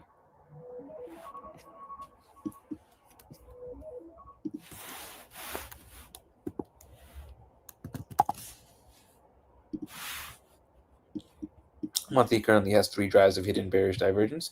This will be active as long as you're closing below $7.05, and your next target is the critical zone, which right now says is impossible. 2-week also has hidden bearish divergence. You're already in the critical zone. Actually, the critical zone is slightly lower. It's about $5.73. Let's see if I can change that a little bit. We are currently at the 20 level. Let's change the critical zone to 18.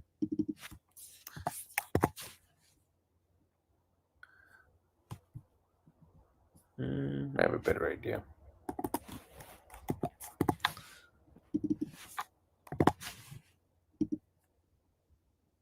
About $4.56. It doesn't really line up with much.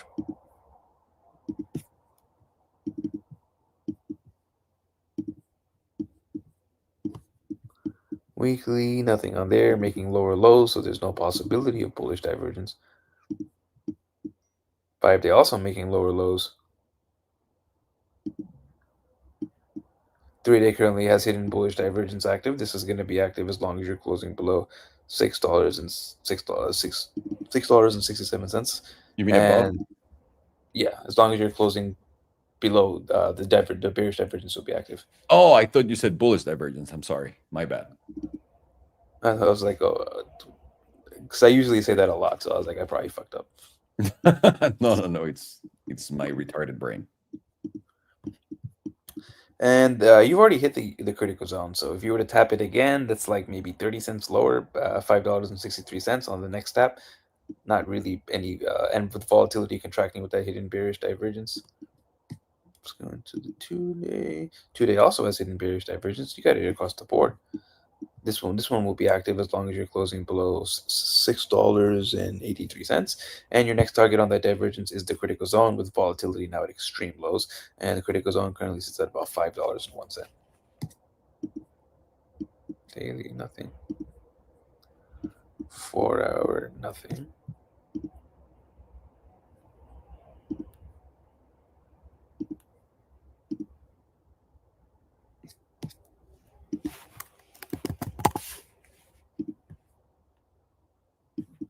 Monthly momentum is flipped to the downside with volatility now at extremes, double extreme, and you're going to be flipped down as long as you're closing below $9.98. Very likely sometime soon you are going to get monthly momentum flipping back up for, at the very least, mean reversion bounce. 2-week is currently also flipped to the downside with volatility at extremes, and it will remain down as long as you're closing below $6.14. And here is where, because it starts to show that it's going to become easier to flip momentum up relatively soon, is that these pivots are dropping. Weekly is currently very close to flipping back up, with volatility now contracting from a double extreme, and it's going to be flipped down. It will flip up if you can close over $6.01. Although flipping back up here really is not really much of significance, not going to change anything. You're well within the bearish control zone, well within the bearish critical zone. More likely, you're just going to make a lower high and then continue lower. While momentum comes up, makes a hidden bearish divergence, and then we can dump it. 5-day also about to flip back up in about 3 hours. It will flip back up. Flip up if you can close over 597, and then you're going to start to get or you're already getting your volatility contraction that will confirm volatility contraction. Then you get your mean reversion bounce. 2-day currently freshly flipped down with volatility at extreme lows and contracting. Kind of some hopium for a short-term bounce that volatility is still contracting while momentum is down, and it's going to remain down as long as you're closing below 616. So if the 5-day does flip back up, then it's very likely the 2-day is going to flip up also. Daily is currently giving you volatility expansion with the dump, and you are going to remain flipped down as long as you're closing below 646. This does throw a little hamper on the parade, but that doesn't rule out that bounce from that monthly 88.3. For 4 hours also flipped to the downside with volatility expansion for many periods of 0%, and you are going to remain flipped down as long as you're closing below $5.94. So it'll flip back up in 45 minutes if you can maintain the price we are at right now. Go down by 1 cent and your momentum will remain down. 2 hours already flipped up, kind of gives you some more influence for flipping that 4 hour back up. Let's zoom in on the momentum. Now we're making a lower low, so there's no bullish divergence. And you will remain flipped up as long as you're closing over $5.88. Okay. It's crazy that the price doesn't move. It's just staying static. What is the volume on this? $3 million. Well, 1 million. $3 million in 30 days. Who the fuck told this? Dude, who the fuck told you to buy this? 3 million? What? Shitcoins do more than this in a day. In a second. Wow, this is a sophisticated stock from a real restaurant. Unreal. So if you were to switch it to the high time frames, kind of looks like dog shit. It's continuing to make consecutive lower highs and lower lows in a series of lower highs and lower lows. Looks like a textbook downtrend. You're continuing every single time you get a test of either this 9 EMA or 21 EMA, you get massive dumpskis off of it. The prime opportunity seems to be a test of this 21. Like, you should probably put your entire life savings into a short on every single test of this 21 EMA, and you'll probably walk away just okay. You'll probably be very happy you did it. On the lower time frames, you are starting to get a momentum on the edge about to flip back up. It lines up with that monthly approaching the 88.3%, major bounce zone. Whether we're bullish or bearish, I kind of think we're bearish, that we're still going to get a bounce at that 88.3%, and that bounce can take us somewhere between $6.50 and $7.88. I don't really think it's going to take us anywhere beyond $8, and I think that we're just going to get a continuation of a dumpski after that. And if you want to get an invalidation, this is going to sound very hilarious, so you get ready for the number. A tick over about $12.37. Actually, yeah, $12.37. So to be more safe on a tick basis, I want to use this one, $13.55, or a weekly close over $11.82. Either one of those two things would reverse the bearish bias for me. Then I'd be looking for higher, not necessarily all-time highs, but just higher from these previous lower highs. Although I don't think that's gonna happen. I think maybe we bounce towards like $6.50, $7.80, and then from there I think we make a lower low. Perfecto, señor. Thank you so much. Apple is next for you. That's a pretty good one. Already. Ok, estamos viendo PTLO, que es Portillos. Aparentemente esto es un restaurante. Cuando no, obviamente no sé qué estén viendo y qué estén consumiendo en cuanto a sus tablas favoritas se refieren, pero güey, ¿quién espero que nadie les haya dicho que tienen que comprar esto o que viene un rebote importante porque esto está yéndose al carajo. Ahora me atrevería a poner una línea meme acá. Quiero descubrir este rango, denme un segundo. Sí, este rango tiene sentido para mí. Y esto es en la mensual. Pueden ver que está en una clara tendencia bajista desde el principio y además, como siempre les he dicho, cuando ves esto en velas, es una tomada de liquidez gigantesca. Esto quiere decir que le vieron la cara de pendejo a todo el mundo que entró en el IPO y desde entonces han estado vendiendo, vendiendo, vendiendo y cada que te suben, te dan otro putazo para abajo.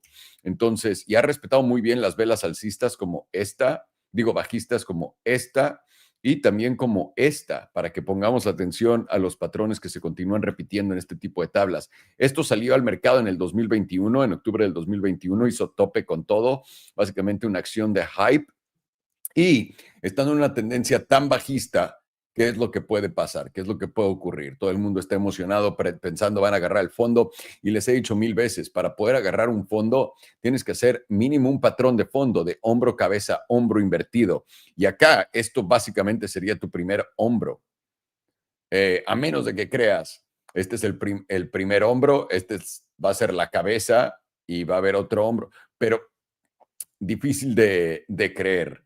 Ahora, tienes volatilidad expandiendo ante esta caída en la mensual, tío. Y esta volatilidad continúa expandiendo con fuerza a la alza. Todavía no llega al 100%, pero está apuntando para arriba, lo que nos dice que va a continuar cayendo. Voy a poner el HPDR para darnos una idea de esto. Y lo que estamos viendo en el HPDR es lo siguiente en esta tabla. Estás cayendo el 88.3%, el 100% coincide con la parte baja del canal. Si no rebotas en esta zona, en los 5.82, y ahorita no cierras el día de hoy por arriba de 5.95, que ahorita estás a un centavo por encima, vas a continuar cayendo hasta el 100%, y el 100% está en 4.78. Ahora tienes oportunidad de rebote. ¿Cuál sería la zona para el rebote? Entre los 7.21 hasta los 7.72, los 8.40, los 8.07. Personalmente no diría que vas a la parte baja de la zona azul, por eso están tan separados. Normalmente el 50% es chiquito. Entonces, para mí el máximo rebote sería esa zona de los 8.05, si es que te sacas la lotería. Pero más allá del 7.23 es donde me cuesta trabajo ver que se pueda dar. 2 semanas, volatilidad expandiendo ante este gran caidón. Y continúa el caidón, está en 97%, el 100% está en 5.45.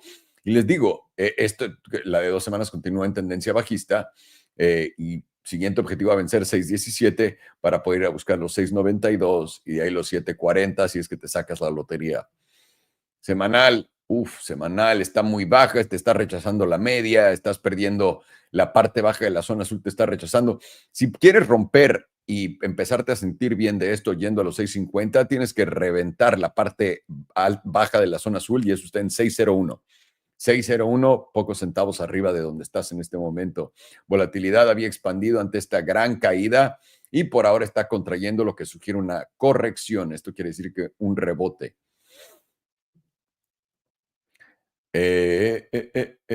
Tienes expansión de volatilidad. Denme un segundo. ¿Dónde está el 15%? Vamos a ponerlo acá. Ok. Esta expansión de volatilidad te la dio acá. Denme un segundo. Ante la bajada. Ok. Uf. A toda la gente esperando que esto se dé la vuelta. Esto tiene más cara que va a rechazar y tu zona de rechazo es los 6.22, a máximo la media en los 6.46 o cágate, ¿no? En el promedio del 34 en los 6.71. ¿Cuándo fue la última vez que tocaste el promedio del 34? Fue justamente acá, que fue lo que te rechazó el 25 de julio. Ok. Esto se ve muy bajista, mucho más bajista que alcista. Estás ante un rebote.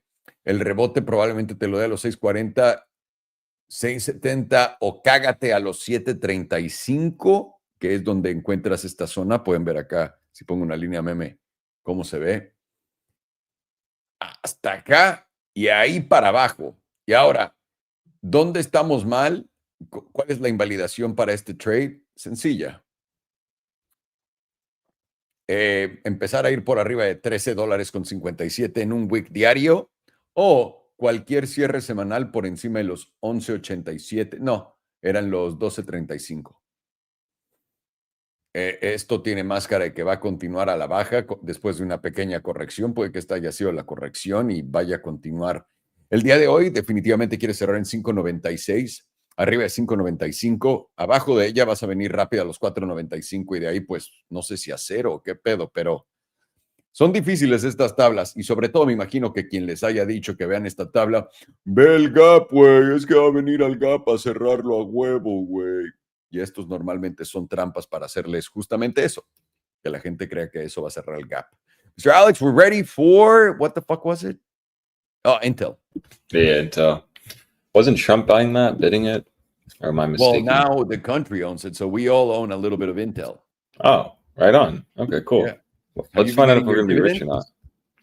not. Must be getting sent somewhere, honestly. You know what? You're on a trip. That's why. Yeah, it makes sense. Makes sense. That's I'll why I just did. collect out when I get back. Exactly. Whenever you're ready, share your chart with me and I'll Oh, share. I thought I was already sharing it. I know. That's why I say it very politely. Very politely. Let's go. In my defense, it's 2 a.m. So there's that. Yeah. Oh, fuck. I'm not liking Japan time. Anyways, so Intel's pretty basic, actually. You just simply play the daily uptrend. Now, we can't really disregard this candle. It's pretty ugly on the daily, even uglier on the 2-day. Massive topping candle, but still, trend is your friend. And as long as you're in a daily uptrend, this was a higher high. You've been making higher lows off the daily 9. You still haven't taken out the last higher low, which is October 8th low. So that's still holding. Bulls just simply want to push up, get above $38, make a new high from there. Let's go here. The weekly, get a bigger perspective, and you can just simply see, right? Getting back above $38 is a major zone for Intel. That is what led to the November move, essentially. We just started to reclaim it in October. Interesting, the timing on that. 2023, and then you got the reclaim, back tested it, expanded. Massive range. I mean, I had to go on the weekly when I was seeing next target $44. But yeah, no, it makes absolute sense.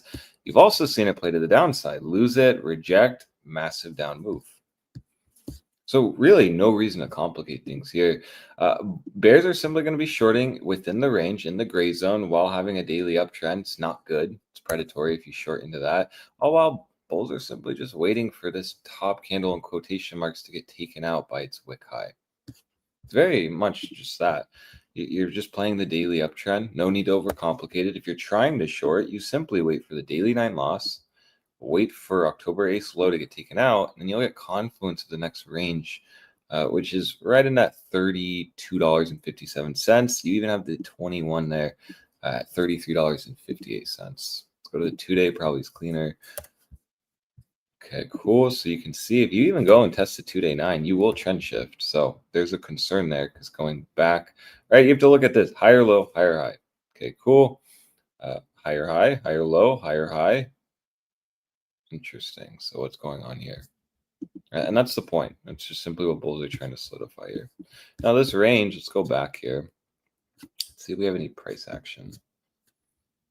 So generally in this range, let me just see. Let's go to the 5-day real fast. So I want to see how that range is. The range that I have currently is support at $32.82, resistance at, what is it?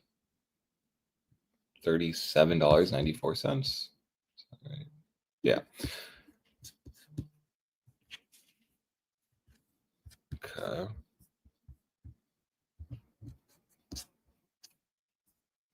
So it seems like big moves occur in this range, up or down, really. It's like you break down based on rejections, or you break out based on it holding. So that can tell you that Intel's at a big spot right now. Honestly, it is. You're either going to see a breakout to a new high and go all the way up to that $44 region, closer to $45. You've seen breakouts from that point be very fast, very aggressive. Would open up potentially. Wow. almost 18% range. So that's what's brewing. So bears then, right, are really going to try to defend this wick high. Simply that. You could rally up. You're just going to put in a bearish retest at 38 bucks, roll over, potentially lower high, and then confirmation of that is once you take out October 8th low. That's then when we can look for a short bearish retest scenario here, and maybe target closer to $32.82. Really though, once you take out this $32, I think I called it 82 cents. Let me accurately get that. Yeah, $32.58. Once you take that out though, yeah, I do think that Intel's going to really dump hard. You'll eventually get the daily 34 lined up there. So you'll get great confluence of the next range low, closer to that $25, right next to the EMA 100. Again, we can't act like this didn't work out last time. It's very clean Intel, actually, up and down.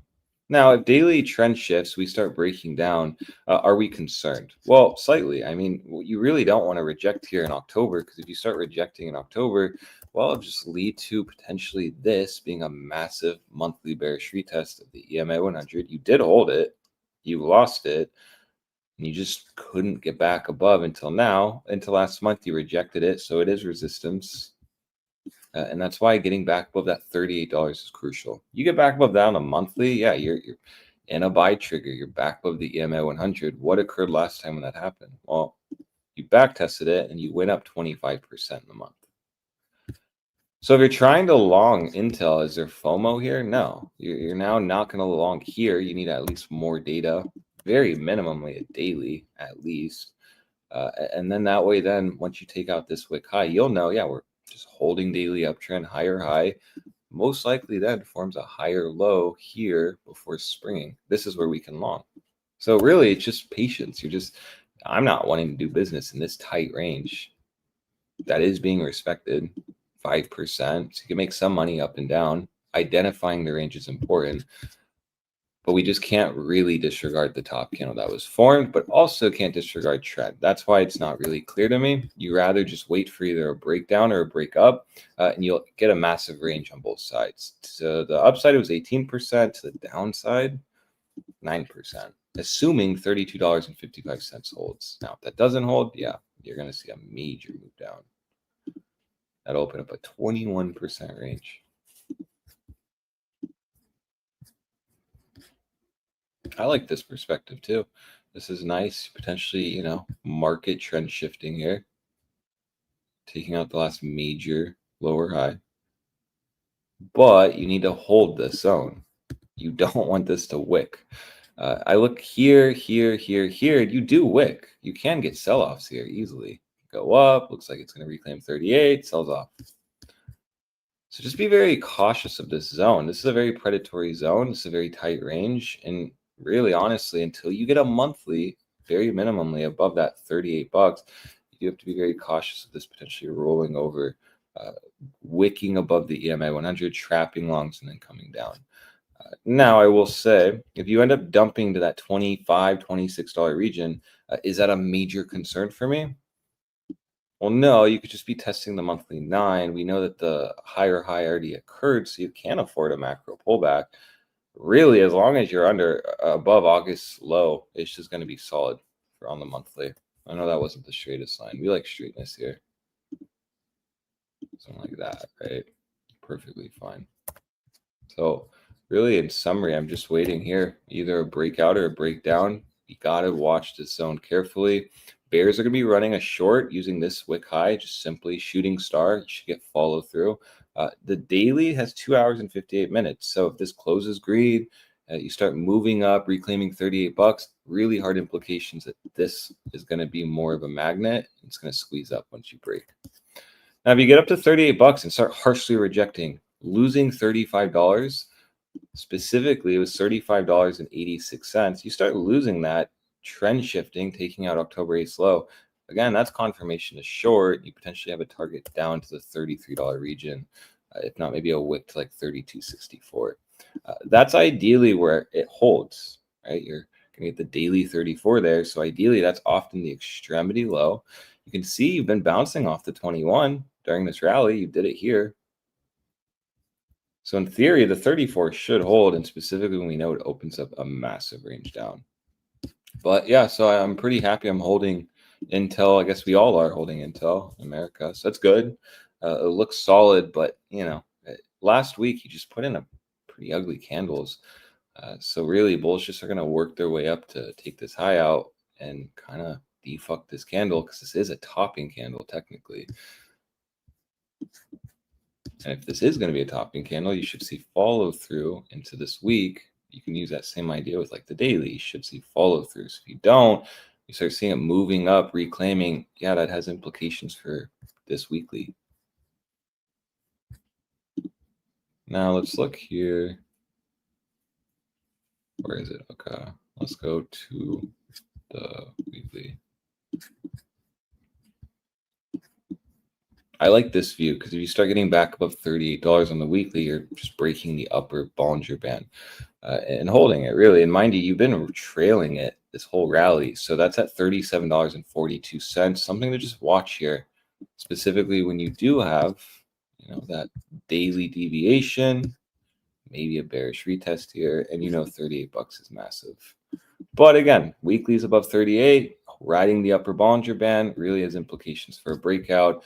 $38 reclaim on a weekly takes you up to $44. So very simply, it's really nice. Just play the daily uptrend. No need to overcomplicate things, right? If you're just like shorting this and trying to, well, you're shorting and being predictive, and you should be reactive. And so really, it's an easy short if you get a trend shift here.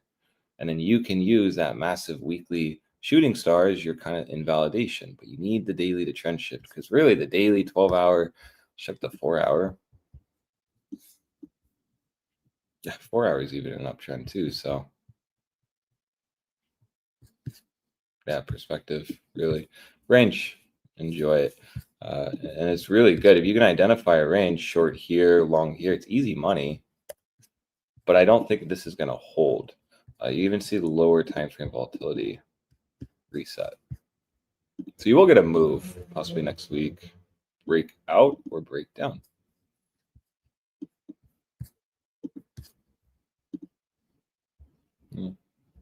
So really watch for that. No need to be having FOMO here. If you start really taking out that $36 region, specifically, I keep doing that, specifically $35.86. Yeah, good move down to 32. Ideally, that holds. If not, GG bulls, you're going to see a massive dump on here. We really can't act like that didn't happen. It definitely did. So just be very cautious here. It's a good chart. Looks very good.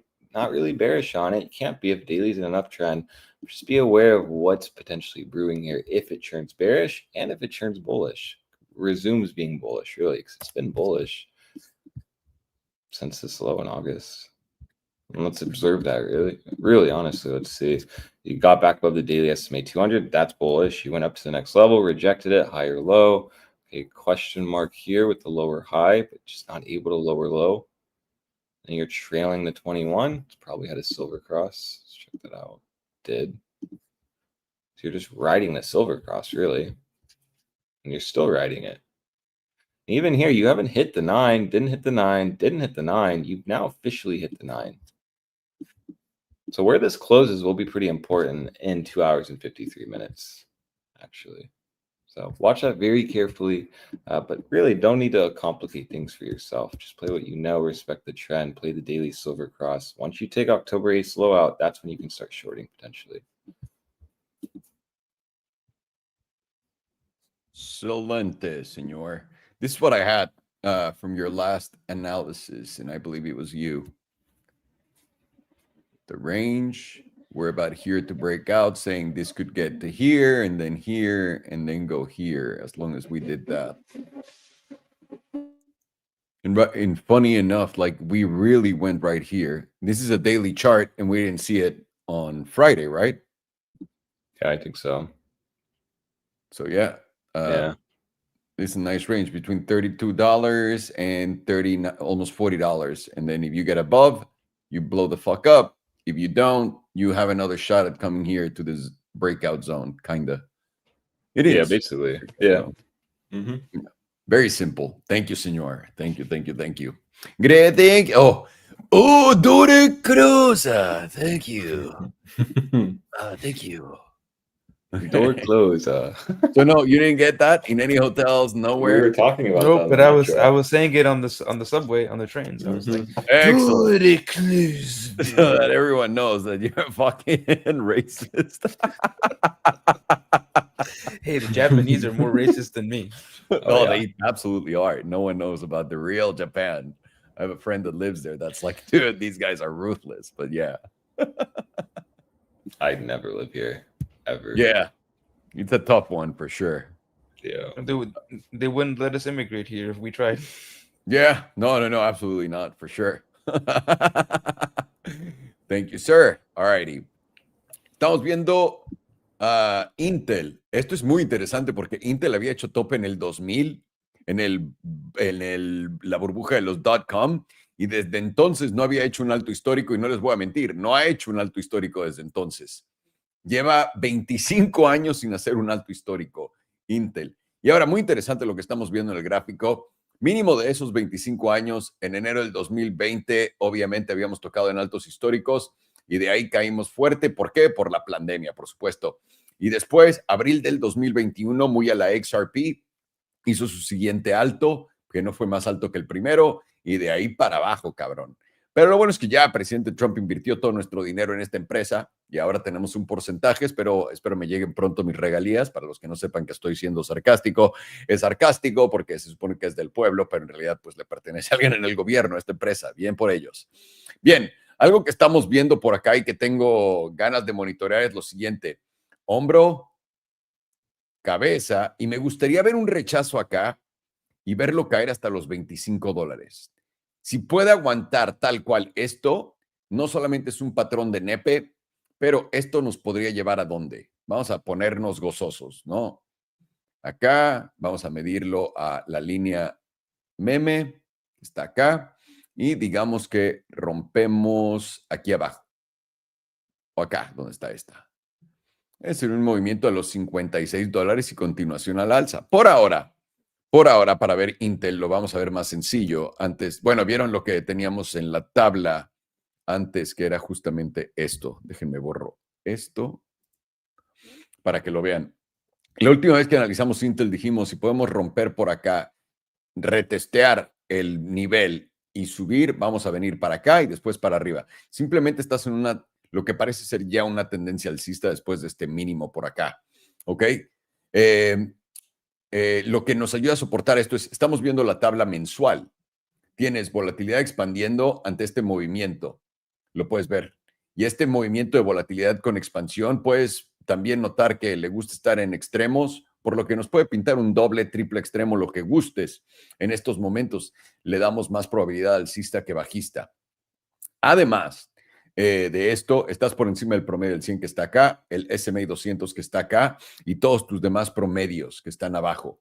Y el 9 está ya por abajo del 5, el 5 está a punto de cruzar al 21. Esto nos dice que tiene fuerza también para arriba. Ahora, ¿cuál fue la zona de breakout en realidad? Quiero que noten esto. El promedio del 100 para mí es la zona importante. ¿Por qué? Porque la última vez que lo tocamos hicimos un SFP. ¿Qué quiere decir eso? Que si estamos rompiendo justamente la zona de los $36, esto debería ser retesteado. Y ahora no van a ser los 36 porque vean lo lento que se mueve esto, porque es un gráfico mensual. Lo que yo esperaría es básicamente el movimiento que les digo, retesteo del promedio del 100 y dar continuación al movimiento que fue prometido. No sé cuándo hicimos este stream de Intel. 2 semanas nos cuenta un poco de la misma historia con algo de resistencia acá en los 42.66. No me sorprendería que lo rompa. Ahora, no a la primera tal vez. También tienes básicamente lo mismo que viste con el promedio del 100 mensual, con el SMA de 2 semanas, el SMA 200 en el gráfico de semanas será tu zona de breakout. Por lo que los 42 o un poco más abajo, en cómo se vaya moviendo esto, va a ser la zona de breakout. Una vez que lo rompas, vas a irlo a retestear. Yo usaría el promedio del 100, porque aquí también hiciste SFP. Y el promedio del 100 aquí está en $32. ¿Dónde estaba en la mensual? En los 36. Entre 36 y 32 es donde vas a encontrar ese rebote para por fin irte para arriba, en mi opinión. Semanal también volatilidad en extremos. Tienes justamente el S&P 200 acá en los $32. Acá hiciste un SFP y luego te rechazó.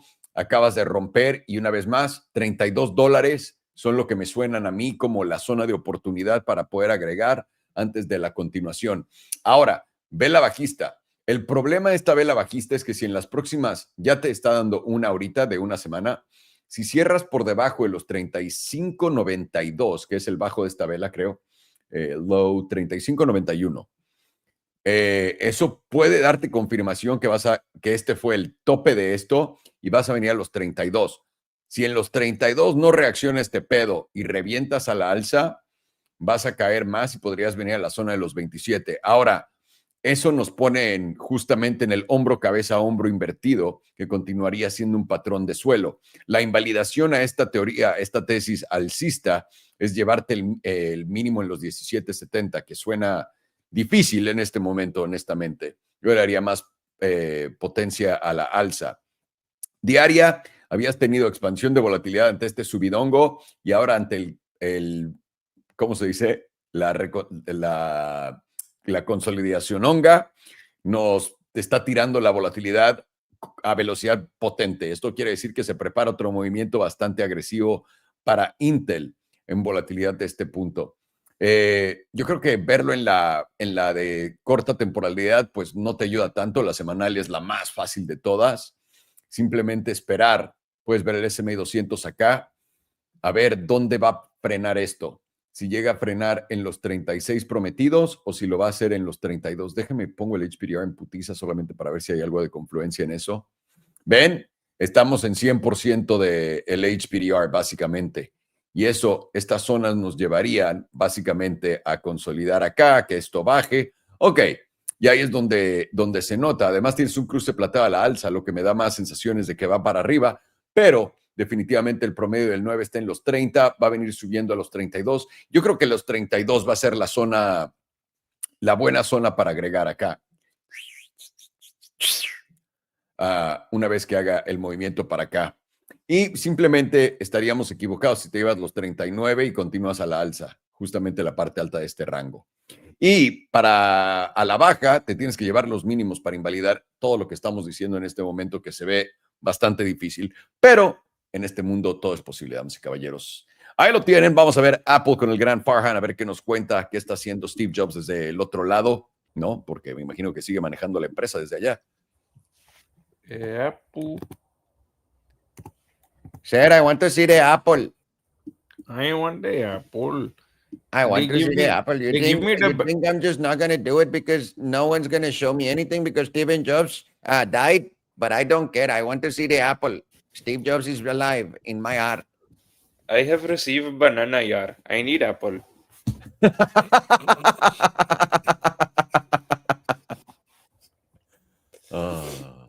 I could do that one. That's the one I could do. Good job. Can't do a Trump, but I can do that. hey, no one can do them all. As long as you're good at some, that's good. And the Indian one is one of my favorite ones. It's what I heard growing up. It's my people, so it comes naturally. Yeah. So on the quarterly on Apple, we got momentum freshly flipping back to the upside, getting back over the neutral zone, getting over the moving average, and volatility is now about to start ticking back up from 0%, getting right to that moving average, ever so slightly getting over the moving average. We want to see a close over that will confirm momentum, will confirm volatility expansion with momentum to the upside.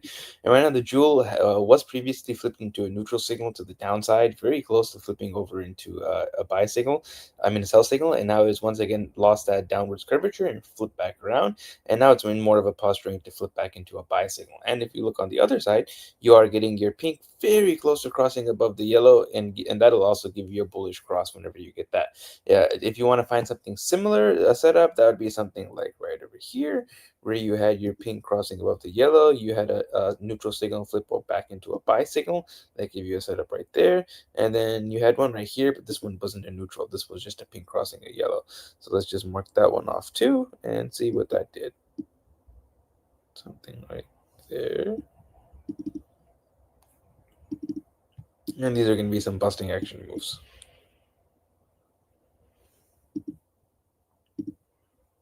This was about 62.5% to the upside.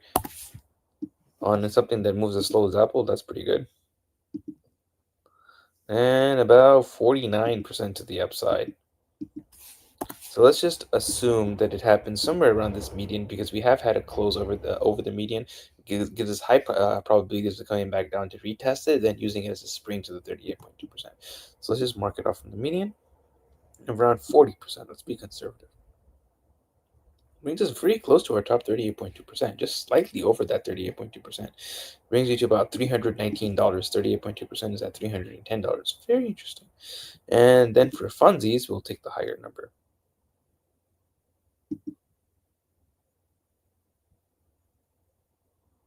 60% brings us roughly to around 360, right below our 61.8%. Around 360 to like $380. That would be assuming we get that close over that 38.2% at $310. When we got that previous close over the 38.2%, it took us straight up to the 78.6%. And then on the next attempt, we went up to the 61.8%. So if you were to assume the more conservative number at that 61.8% level, brings us to that $380 number, which is that roughly the higher end move. And we go down a little bit. Monthly is also flipped to the upside, with volatility now at extreme lows, almost at 0%.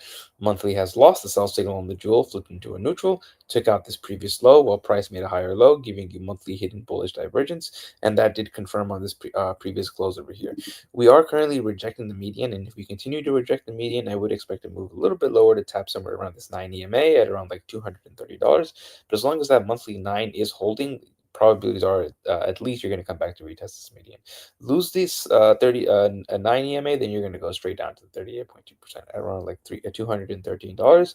And at this point, this still would be a very nice or very good opportunity for a long. I wouldn't take the one up here. I would take the one down here if you could get it, and then your stop would be pretty safe around this point, this low here at about like 8.673% against you, and then you'd be targeting 38.2%, and that's like 30 something percent in your favor. Pretty good. Although I wouldn't do the mistake that I did and buy a bunch of calls off of that, because those will expire, and even if you're right on direction, you'll still be broke. That sucks. A 2 week is now very close to flipping back up. Volatility is very close to taking back up, and Jules still giving you a buy signal, and you're holding right around that top 38.2% after getting your breakout. The confirmation is going to be if you can continue holding over this 38.2%, and then you'd want to see ideally a close over this wick high at $259, and that's what gives you your move into the 280s. Weekly is now approaching that top 38.2% after getting a break back into it, and getting back over your 5 EMA. I would be targeting the median if you were not able to hold this 5 EMA. If this 5 EMA gets lost, then you're likely going to come to the median, not just the median, maybe just get a little bit of a bounce off the median, but I would expect to move into that bottom 38.2% around like $220. Assuming this 5 EMA holds, then you're likely just going to approach that 38.2%. It's going to make it more probable to get your breakout. The weekly is pointed to the downside currently, though. I'm going to point that out. We are taking out these previous lows, giving us a possible hidden bullish divergence, but we do have to close over $259 to confirm that. Same exact look on the 5-day. 2-day is now ticking back up from the edge of the bearish control zone. Still heavily below the moving average, though, so it is still positioned to the downside, with volatility contracting, so there's some slight hopium, and there's a God mode sell signal on the jewel in the background. We are currently bouncing at this 38.2%, so if we continue to hold this, likely going to get another test of that 38.2%, and then move into wherever the median is at that point. But that still would be more of a bearish posturing, as long as momentum is pointed to the downside. More likely you reject that median and continue lower. Daily also pointed to the downside, also very close to ticking back up, right at the edge of the bearish control zone, with volatility currently expanding, and the daily is also giving you a God mode sell signal on the jewel, and you're now getting your bearish cross with the pink below the yellow, very close to getting it ever so slightly above that yellow right now. Let's mark this off and see what this does. Let's assume it happens here.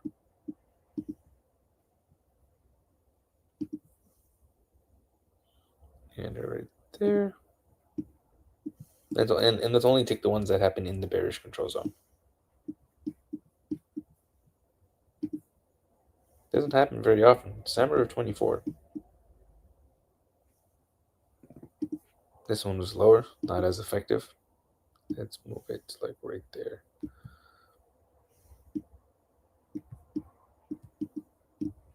And this will be the last one.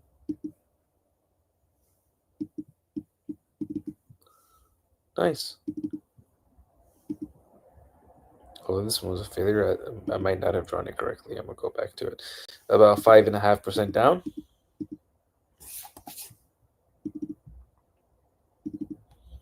Is not exactly right. I'll move it towards the start of the sell signal. Oh, what do you know? That lines up. 2.7%. That's kind of a move for ants. You got a little bit of a bounce, not really much of a bounce, and then drop of about 5%. Lines up with the one before. This one was perfect. 13.3%.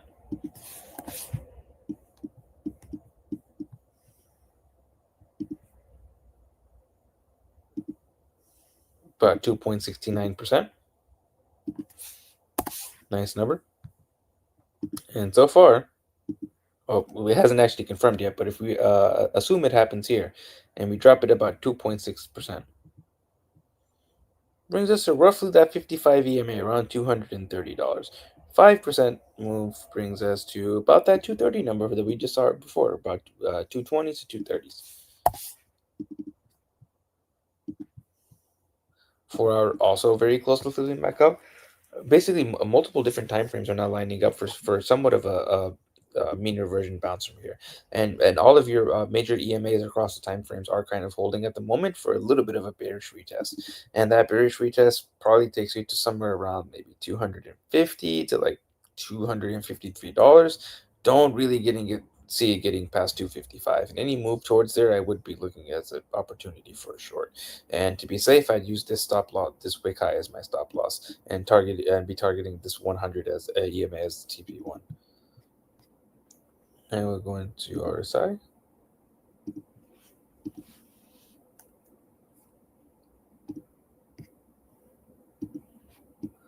Quarterly has fresh 4 drives of hidden bullish divergence. 1, 2, 3, 4. This will be active. It confirmed on this previous quarterly close, and this will be active as long as you're closing over $169.21. Very nice number. And your next target is going to be the critical zone, which right now sits at about $428. This level will update, and very likely updates before we hit it. Monthly also has hidden bullish divergence. This will be active as long as you're closing over $201, and your next target is somewhere between the bullish control zone and the simple moving average. And you're not getting fresh volatility expansion from extreme lows. That gives you a target of somewhere between $268 and $278. 268.47, maybe 269. We'll just round it up. Nothing there. Nothing there. Nothing there. 2-day currently has multiple drives of bearish divergence. This will be active as long as you're closing below $258. And your next target on that bearish divergence is going to be the neutral zone, which right now sits at about 239. I like to see that. And then the bearish control zone is 216. So you'd have a target somewhere between 239 and 216.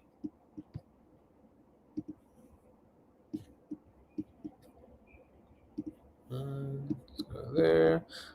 Nothing there. 4 hours now invalidating the bearish divergence, lining up with that short-term bounce.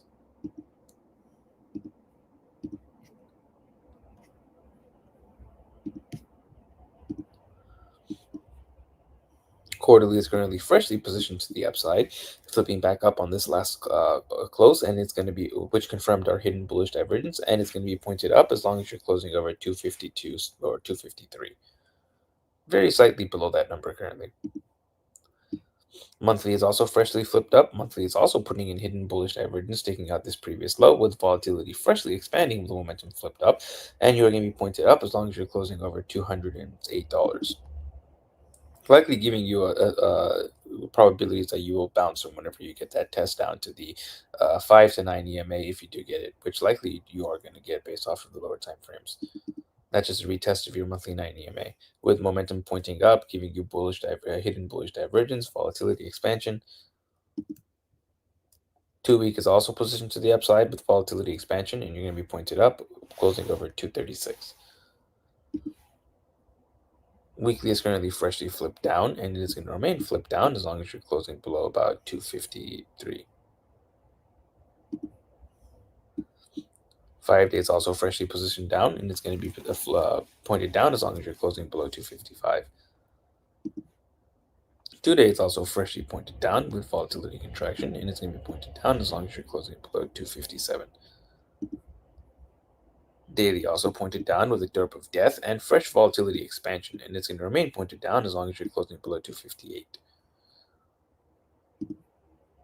4-hour also pointed down with volatility expansion from many periods or 3 periods of 0%, and you'll be pointed down as long as you're closing below 256.13. Ever so slightly below that number now, and you're about to close in 1 minute. Let's see if we're still on this. We'll likely we'll be on We this. might as well. Yeah, might as well just watch what that pivot goes to. 2 hours currently freshly positioned to the upside, lines up with that idea of the short-term bounce. You're getting a fresh silver cross to the downside, and let's see what that number is at. Right around $250-ish. Lines up with that 250 to 253 area for that retest, for that bearish retest. Let's go back up. Quarterly, monthly, weekly. All right. So on the high time frames, Apple is still very bullish. It's kind of always been very bullish on the high time frames. You're getting momentum freshly flipping back up on the quarterly, putting in hidden bullish divergence. You're getting monthly momentum freshly flipping back up, putting in hidden bullish divergence. Monthly is now giving you a volatility setup, getting volatility starting to expand over that moving average, getting to around 10%, close to 10%, taking out this previous low, and giving you high probabilities that once you get a reconnect with this 9 EMA right at that $230 level, high probability you are going to get a bounce from that zone, and based off of the divergences that you've already confirmed, likely going to go to your new all-time highs from there. But if you go down to the lower time frames, you are starting to get the medium-term time frames, you are starting to get momentum flipping to the downside, and that's going to be your weekly and below. That tells you that you're on the medium term, you're likely going to go lower to retest somewhere around $230. And what gives me that $230 area is that it lines up with many HPDR levels, and it gives you it lines up with not only HPDR levels but RSI divergence targets as well, giving you a perfect influence when both of them agree. But on your low term time frames, your momentum is flipping back up, lines up with getting a little bit of a short term bounce from here to retest that 2 hour silver cross to the downside, somewhere around $250 to maybe $253, maybe $255 if we can see the little bit of an aggressive push up to take out all of the shorts. But I don't really see it getting higher than there, and eventually I do see it coming down to somewhere around 220 to 230, and from there I can see it going to new all-time highs, assuming that area holds. Very nice and interesting. Let me add this. Anything you guys like to say, check out before you go so you can go to sleep? Really nothing for me. I think the 8 hour on Bitcoin is looking pretty heavy to me, so I'd watch that very carefully. But no, I mean, plans are set in motion. We're just now waiting for follow through. Nice. Well, you boys enjoyed Japan. Safe travels, and keep me posted with everything. I'm a little afraid though, because of how much pork they consume here in Japan, and your boy being Kochi Loco, the crazy pig. Well, please stay safe. I hope Alex can stop him from doing anything, but also they know karate, so I don't know how much you can do against that. Good luck. Everybody was kung fu fight. Have fun, boys. Get some rest. Buenos Aires and hasta luego. Peace out, boys. Thank you. Ok, andamos, último comentario que se llevaron antes de irse. Estábamos viendo la tabla de Bitcoin en la de 8 horas con el SFP del SMA 200. Vamos a ver si esto continúa para abajo o no. Faltan 6 horas y 27 minutos para cerrar este gráfico, pero pueden ver que está cayendo. Voy a acabar con Apple para todos ustedes. Apple, muy alcista en alta tendencia. Lo pueden ver así en alta temporalidad, por supuesto. Pueden ver que siempre está haciendo altos más altos, bajos más altos. Vean nada más, el de los aranceles fue una de las correcciones más chidas que ha tenido Apple en un rato. Y hasta ahí estamos regresando de vuelta a pelearnos con nuestra resistencia en línea meme en los 255. Por ahora, lo que les voy a también poner es en Apple, está preparando un setup de volatilidad por acá, lo pueden ver, donde habíamos caído lo más bajo, tuvo como el fake out a la alza y luego otra vez está dando la vuelta para abajo. Esto es en la trimestral, muy alcista, muy por encima de todos los promedios, etcétera. Lo que sí es en temporalidades más bajas, y ahora vamos a llegar a ello, empieza a darnos objetivos a la baja. Y ahorita van a ver por qué. Mensual tienes divergencias alcistas, tienes volatilidad expandiendo en lo que está el movimiento, pero solamente por encima del promedio, no por encima del 15%, que es donde está nuestra línea meme. Eso quiere decir que todavía oficialmente no podemos considerar expansión para ningún lado que se mueva esto. Tenemos nuestro promedio del 5 por fin por encima del 9, eso nos enseña un poco de fuerza.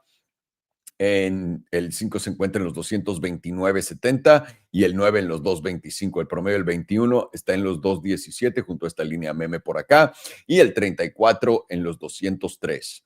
Una vez más, divergencias alcistas, momentum apuntando para arriba y lo mismo en la de 2 semanas. Estamos por encima de todos nuestros promedios, el promedio del 9 por fin encima del 21, tienes expansión de volatilidad ante este movimiento, aunque no es de la zona más baja, pero pues aquí la tienes y está empujándote a la alza. Deberías de continuar viendo esta volatilidad en la tabla de 2 semanas, falta 11 días y 3 horas para cerrarla, 2 semanas básicamente. Por ahora, Apple en esta temporalidad también empieza, aquí es donde tienes que preguntarte qué pedo. Porque este alto es más alto que este. Entonces, esto técnicamente está haciéndote algo así. ¿Ok? Y vas a tener que romper esa zona. Lo dibujé un poco más para abajo para que se vea, para que se vea bien. Para que se vea bien la idea, básicamente. Y me veo en cómo se ve en la de 2 semanas con el HPDR, donde estamos parados. Estamos justamente encima de la zona azul y es lo que queremos aguantar. ¿Quieres aguantar este cierre por encima de los 248? De perderlos, vas a tu promedio del 9 que está en los 230, acá en esta línea meme, y de no aguantar, porque ahí tienes tu 9, tu media y todo.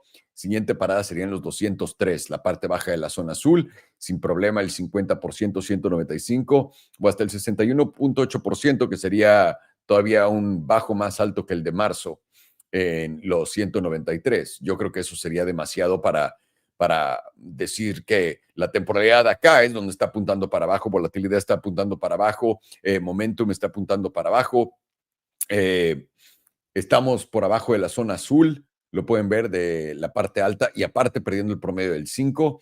Si no podemos retomar el promedio del 5 en los 250, nuestra siguiente parada va a ser el promedio del 9 en los 242, de ahí la media en los 240 y de no aguantar 231, que es más o menos donde está el promedio del 21 y esta línea meme, y abajo de esto están los 224 para que sepan y lo tengan pendiente.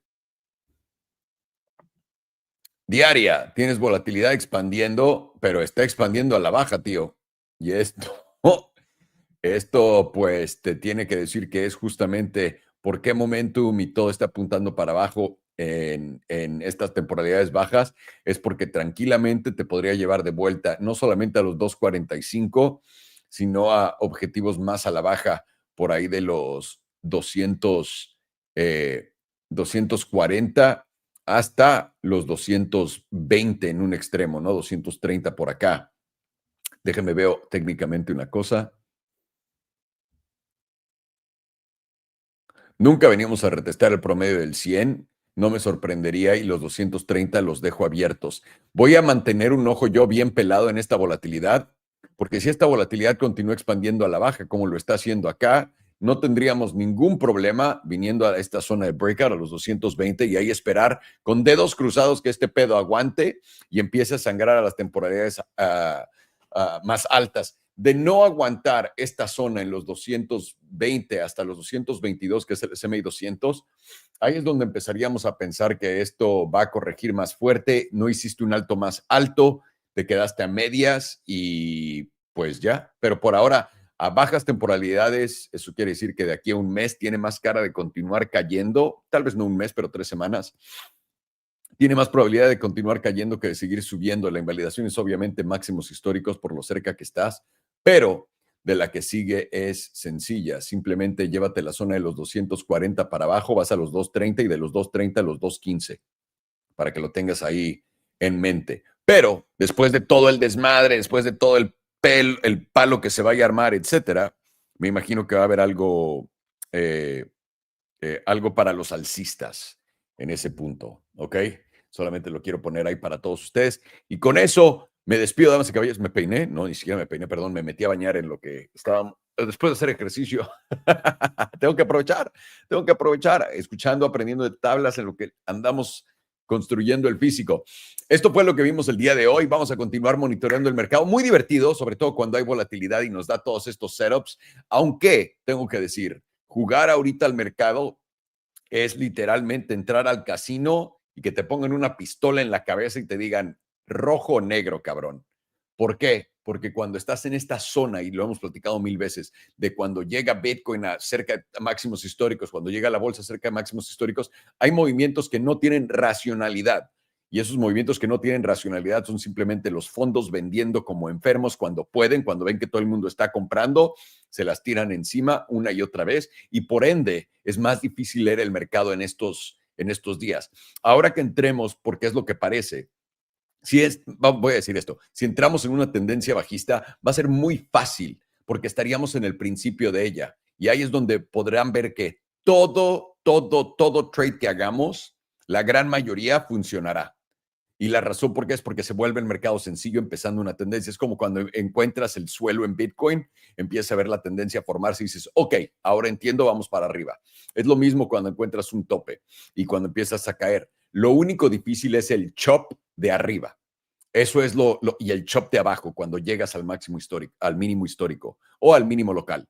Eso es lo difícil. Pero una vez que empieza a formar tendencia, por un rato se vuelve muy sencillo tradearlo y es lo que nosotros estamos esperando que estemos entrando. Y una vez más, les dije, todo lo que estamos viendo con estos wikazos que nos han dado las velas, como lo vimos con el peso, como lo vimos con la dominancia de Bitcoin, etcétera, tiene normalmente follow through. Eso quiere decir que el precio continúa en esa dirección. Pero toma un mes en engañar a todo el mundo de que no, que eso fue el bajo más bajo.